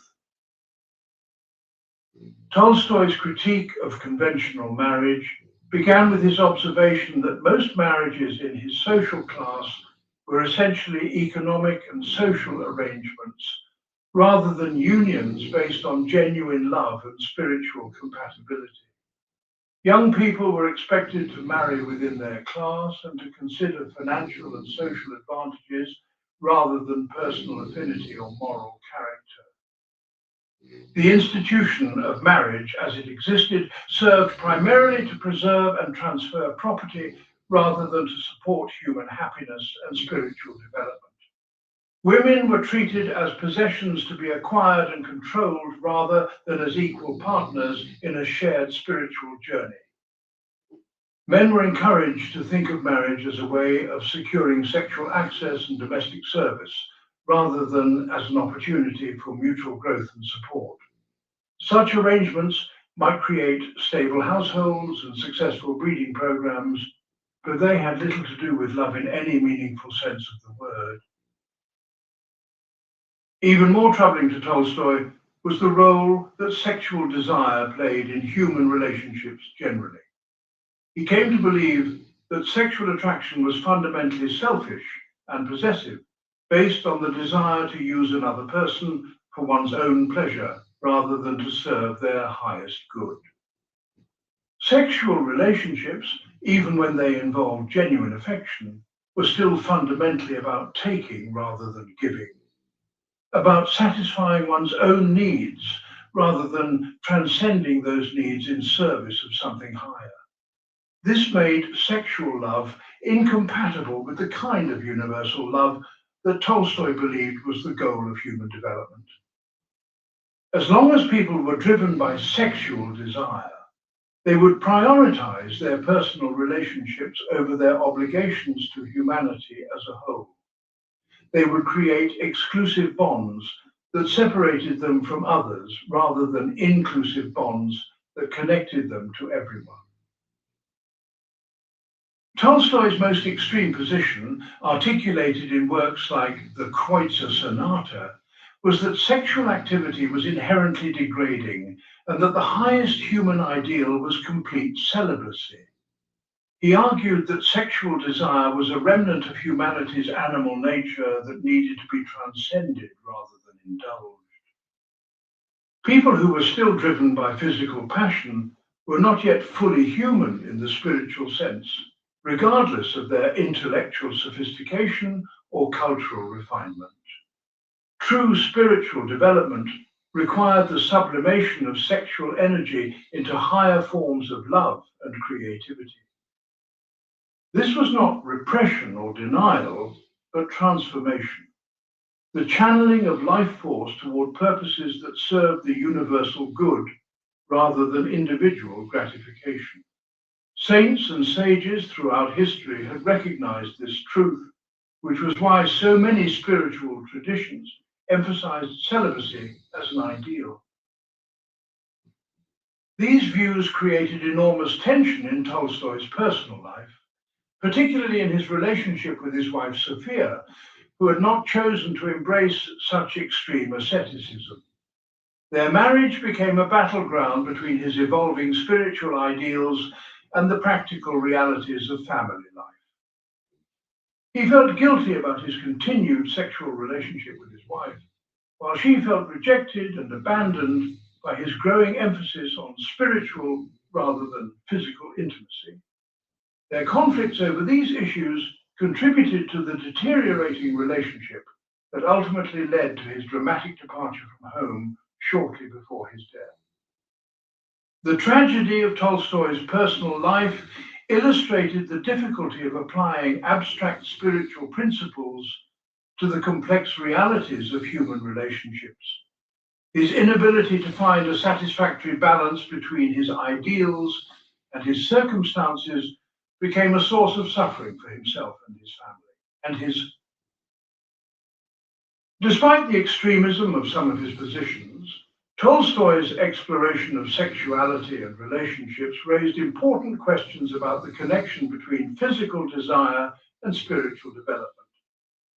He recognized that sexual relationships could become obsessive and destructive when they were not balanced by other forms of love and purpose. He saw that exclusive romantic attachments could indeed interfere with the development of universal compassion if they became too self-absorbed and possessive. He understood that the energy involved in sexual attraction was potentially available for other purposes if it could be consciously redirected. While few people were prepared to accept his most radical conclusions, many could benefit from his insights about the need to integrate physical, emotional, and spiritual dimensions of love in conscious and intentional ways. His struggle with these issues reflected the broader challenge of living according to spiritual principles in a world that was still largely governed by biological and social imperatives. The understanding of suffering. Tolstoy's philosophy of suffering was shaped by his acute awareness that existence seemed to contain an overwhelming amount of pain, injustice, and loss that appeared to serve no obvious purpose. Unlike philosophers who try to explain suffering away or minimize its significance, Tolstoy confronted it directly as one of the central facts of human existence that any honest worldview had to address. His understanding of suffering evolved from seeing it as evidence of life's meaninglessness to recognizing it as an essential element in spiritual development and moral awakening. In his early spiritual crisis, Tolstoy had been overwhelmed by the apparent senselessness of human suffering. Children died of diseases they had done nothing to deserve. Good people faced poverty and persecution, while evil people prospered. Natural disasters destroyed communities without regard for the moral character of their inhabitants. Wars killed millions of young men who had no voice in the political decisions that led to conflict. From a rational perspective, the distribution of suffering seemed completely random and unjust, which made it impossible to believe in a benevolent universe or a loving God. If existence was governed by moral principles, why did virtue so often go unrewarded while vice was frequently successful? The prevalence of undeserved suffering seemed to prove that the universe was either amoral or actively malevolent. But Tolstoy's deeper exploration of spiritual questions led him to a radically different understanding of suffering's role in human development. He began to see that suffering often served as a teacher, forcing people to question assumptions and priorities that might otherwise go unexamined. Comfortable people rarely engaged in serious soul-searching, while those who faced hardship were compelled to ask fundamental questions about the meaning and purpose of existence. Suffering stripped away illusions about what was truly important, revealing the difference between genuine needs and artificial wants. It broke down the barriers of ego and selfishness that separated people from each other, creating empathy and compassion that prosperity often failed to develop. Most importantly, it forced people to look beyond material circumstances for sources of meaning and happiness that could not be destroyed by external events. Tolstoy came to distinguish between different types of suffering and their various functions in human development. Some suffering was clearly unnecessary and resulted from human ignorance, selfishness, and injustice. Poverty caused by economic exploitation, violence resulting from hatred and fear, and illness stemming from unhealthy living conditions were examples of suffering that could and should be eliminated through better understanding and more compassionate action. But other forms of suffering seemed to be inherent in the human condition and served important purposes that were not immediately obvious. The grief that followed the death of loved ones, the frustration that arose from the gap between ideals and reality, and the loneliness that came from feeling misunderstood were examples of suffering that might be unavoidable but that also contributed to psychological and spiritual maturation. Such suffering was not a design flaw in existence, but an essential element in the process through which consciousness evolved toward greater wisdom and compassion. The key insight that transformed Tolstoy's relationship to suffering was his recognition that its meaning depended largely on how people responded to it. Suffering could either embitter and destroy people, or it could refine and strengthen them, depending on their attitude and understanding. Those who responded to hardship with hatred, resentment, and self-pity often became worse rather than better through their trials. But those who accepted suffering as an opportunity for learning and growth often emerged from their difficulties with greater depth, wisdom, and capacity for love. The same external circumstances could produce completely different internal results depending on the consciousness that encountered them. This meant that people had much more control over their experience than was commonly recognized, not by avoiding suffering, but by transforming their relationship to it. Tolstoy's mature philosophy of suffering was closely connected to his understanding of spiritual development and moral evolution. He believed that consciousness naturally sought greater truth, love, and unity, but that this evolution required the breakdown of false beliefs and selfish attachments that people clung to for security. Suffering was often the force that accomplished this breakdown, forcing people to let go of illusions that no longer served them and to open themselves to higher possibilities. From this perspective, even apparently meaningless suffering could serve a cosmic purpose by contributing to the overall evolution of consciousness toward greater awareness and compassion. This did not mean that people should seek out suffering or fail to work toward eliminating unnecessary pain and injustice.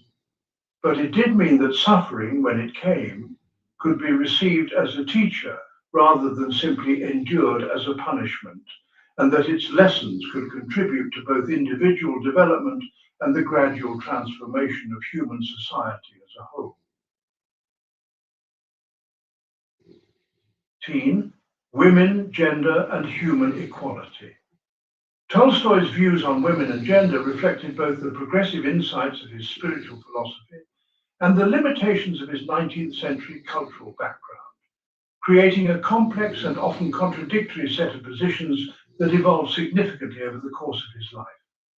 While his commitment to universal human equality logically implied the full dignity and rights of women, his practical application of these principles was often inconsistent and influenced by conventional assumptions about gender roles and biological differences.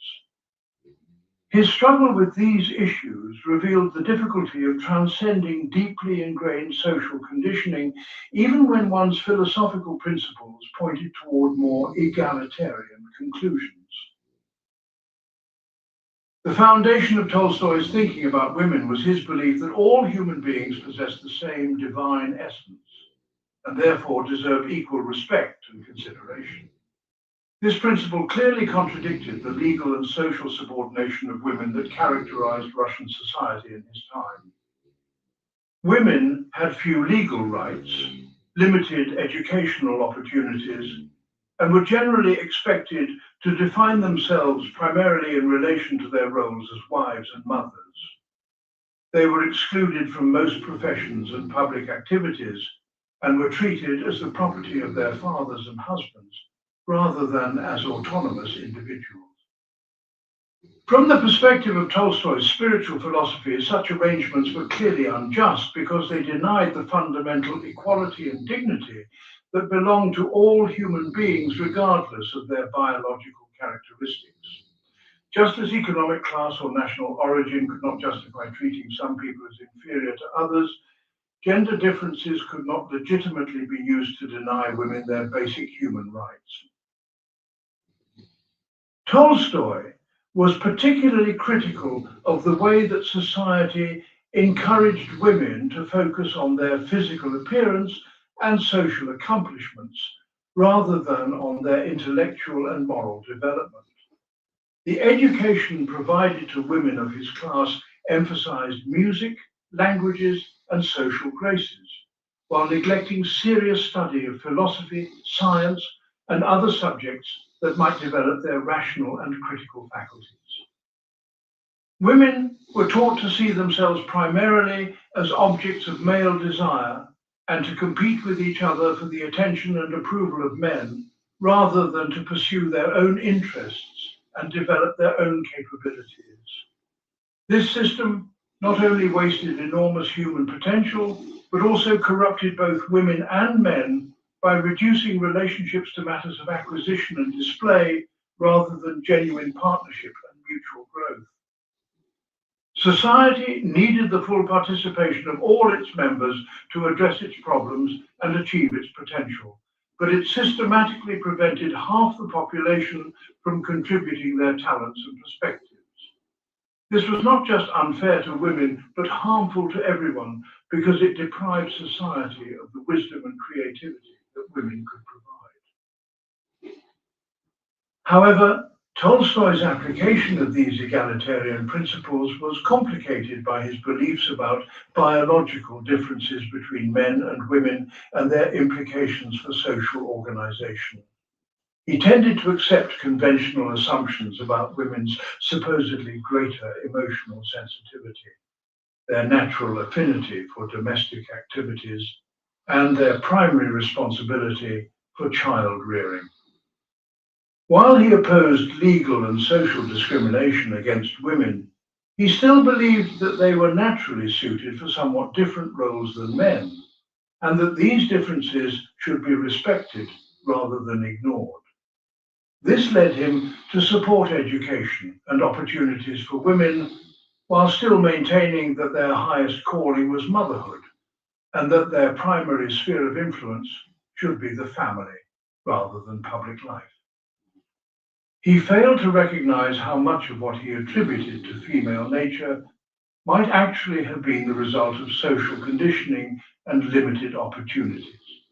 His own relationship with his wife reflected these tensions, as he expected her to support his spiritual and intellectual pursuits, while assuming that her own aspirations should be subordinated to his and to their family's needs. The evolution of Tolstoy's thinking about women can be seen in his literary works, which gradually developed more complex and sympathetic female characters who struggled with the constraints imposed on them by society. Anna Karenina, for example, was portrayed not simply as a fallen woman who deserved her fate, but as a complex individual trapped by social expectations and limited options who deserved compassion rather than condemnation. Tolstoy's later works showed increasing awareness of how women's lives were constrained by economic dependence, legal subordination, and social expectations that prevented them from developing their full potential. He began to understand that the liberation of women was not just a matter of justice for women themselves, but was essential for the moral development of society as a whole. Men could not become fully human while they were oppressing and limiting the women in their lives, and society could not achieve its potential while it was wasting the talents and perspectives of half its members. The struggle for human equality had to include gender equality, or it would remain incomplete and ultimately unsuccessful. Despite the limitations and inconsistencies in Tolstoy's thinking about women, his basic philosophical principles provided a foundation for more complete gender equality than he himself always recognized or applied. His emphasis on the fundamental spiritual equality of all beings, his critique of social hierarchies based on birth or circumstance, and his insistence that every individual had the right and responsibility to develop their full human potential, all pointed toward the need for complete equality of opportunity, regardless of gender. His recognition that true love was spiritual rather than physical suggested that relationships between men and women should be based on mutual respect and shared purpose, rather than on domination and subordination. His understanding that social transformation required individual moral development implied that both men and women needed to evolve beyond the limiting roles that tradition had assigned to them.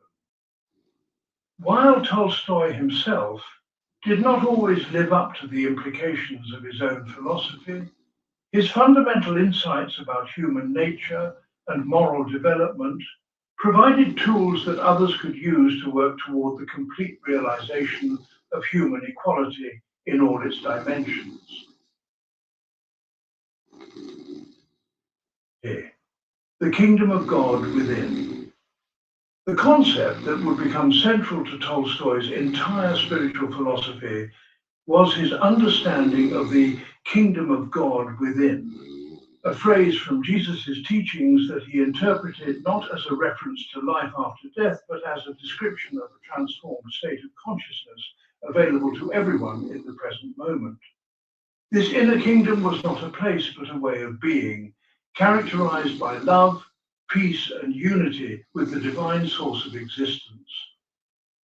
For Tolstoy, the realization of this inner kingdom was both the goal of individual spiritual development and the key to transforming human society as a whole. Tolstoy's interpretation of the kingdom of God was radically different from the conventional Christian understanding of his time, which typically portrayed it as a reward that believers would receive in heaven after death. He argued that Jesus had been quite explicit about the kingdom being within people and among them in the present rather than in some future state of existence. This kingdom was not something that people had to wait for or earn through good behavior, but something they could access immediately by changing their consciousness and their way of relating to others. It was not dependent on external circumstances or institutional mediation, but was available to anyone who was willing to let go of selfish desires and open themselves to the love that connected all beings. The kingdom of God was simply what human life looked like when it was lived according to its true nature rather than according to the illusions created by fear, greed, and separation. It was paradise regained through the recovery of innocence and the recognition of unity. The key to entering this kingdom was what Tolstoy called the transformation of consciousness from ego-based thinking to love-based thinking. Most people lived their lives from the perspective of a separate self that was in competition with other separate selves for scarce resources and limited happiness. This perspective created constant anxiety, conflict, and dissatisfaction because it was based on a fundamental misunderstanding of reality. The truth was that all beings were part of a larger whole, and that individual welfare was inseparable from universal welfare. When people recognized this truth, not just intellectually but experientially, their entire relationship to life transformed. They stopped trying to get happiness from others and started giving happiness to others. They stopped fearing death because they realized that their true identity transcended individual existence. They stopped competing with others because they understood that everyone's success contributed to their own well-being. Living in the kingdom of God required specific practices and attitudes that Tolstoy outlined in great detail throughout his spiritual writings. It meant treating every person as a brother or sister, regardless of their social status, nationality, or personal character. It meant responding to hatred with love, to violence with non-resistance, and to injury with forgiveness. It meant sharing resources freely with those in need and working not for personal advancement, but for the common good. It meant being truthful in all circumstances, even when truth was inconvenient or dangerous. It meant living simply and being content with basic necessities rather than constantly seeking more comfort and luxury. Most importantly, it meant recognizing the divine presence in every moment and every encounter, treating ordinary life as sacred rather than looking for holiness only in special times and places. These were not rules imposed from outside, but natural expressions of the transformed consciousness that characterized life in the kingdom. Tolstoy believed that individuals who lived in this way would naturally create communities that reflected the same principles, and that such communities would gradually spread until they transformed the entire human society. The kingdom of God was not just a personal spiritual achievement, but the ultimate destiny of human civilization.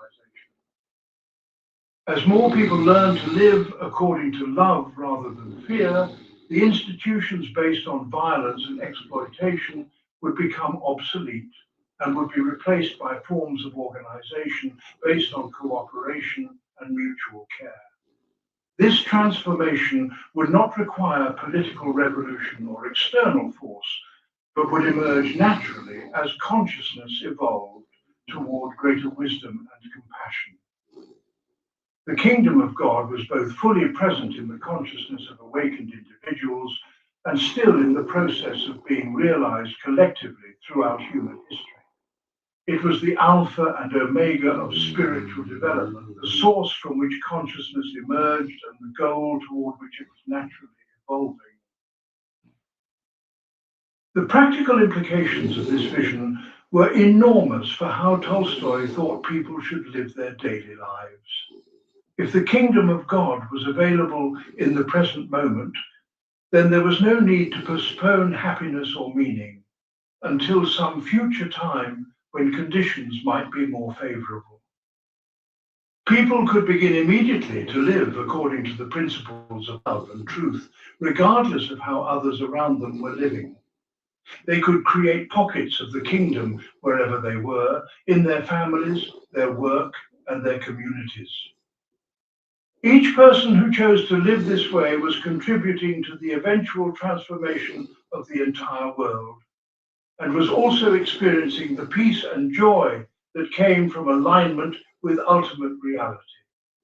The kingdom of God was not a utopian dream, but a practical possibility that could be realized by anyone who was willing to make the necessary inner changes and to live courageously according to their highest understanding of truth and love. 1. Truth, knowledge, and reality. Tolstoy's epistemology, his theory of how human beings can know truth, was fundamentally shaped by his conviction that the most important truths about existence could not be discovered through rational analysis alone, but a kind of knowing that engaged the whole person, heart as well as mind. This was not anti-intellectual obscurantism, but a carefully reasoned conclusion based on his observation that purely rational approaches to ultimate questions led inevitably to skepticism and despair. He developed a sophisticated understanding of the different types of knowledge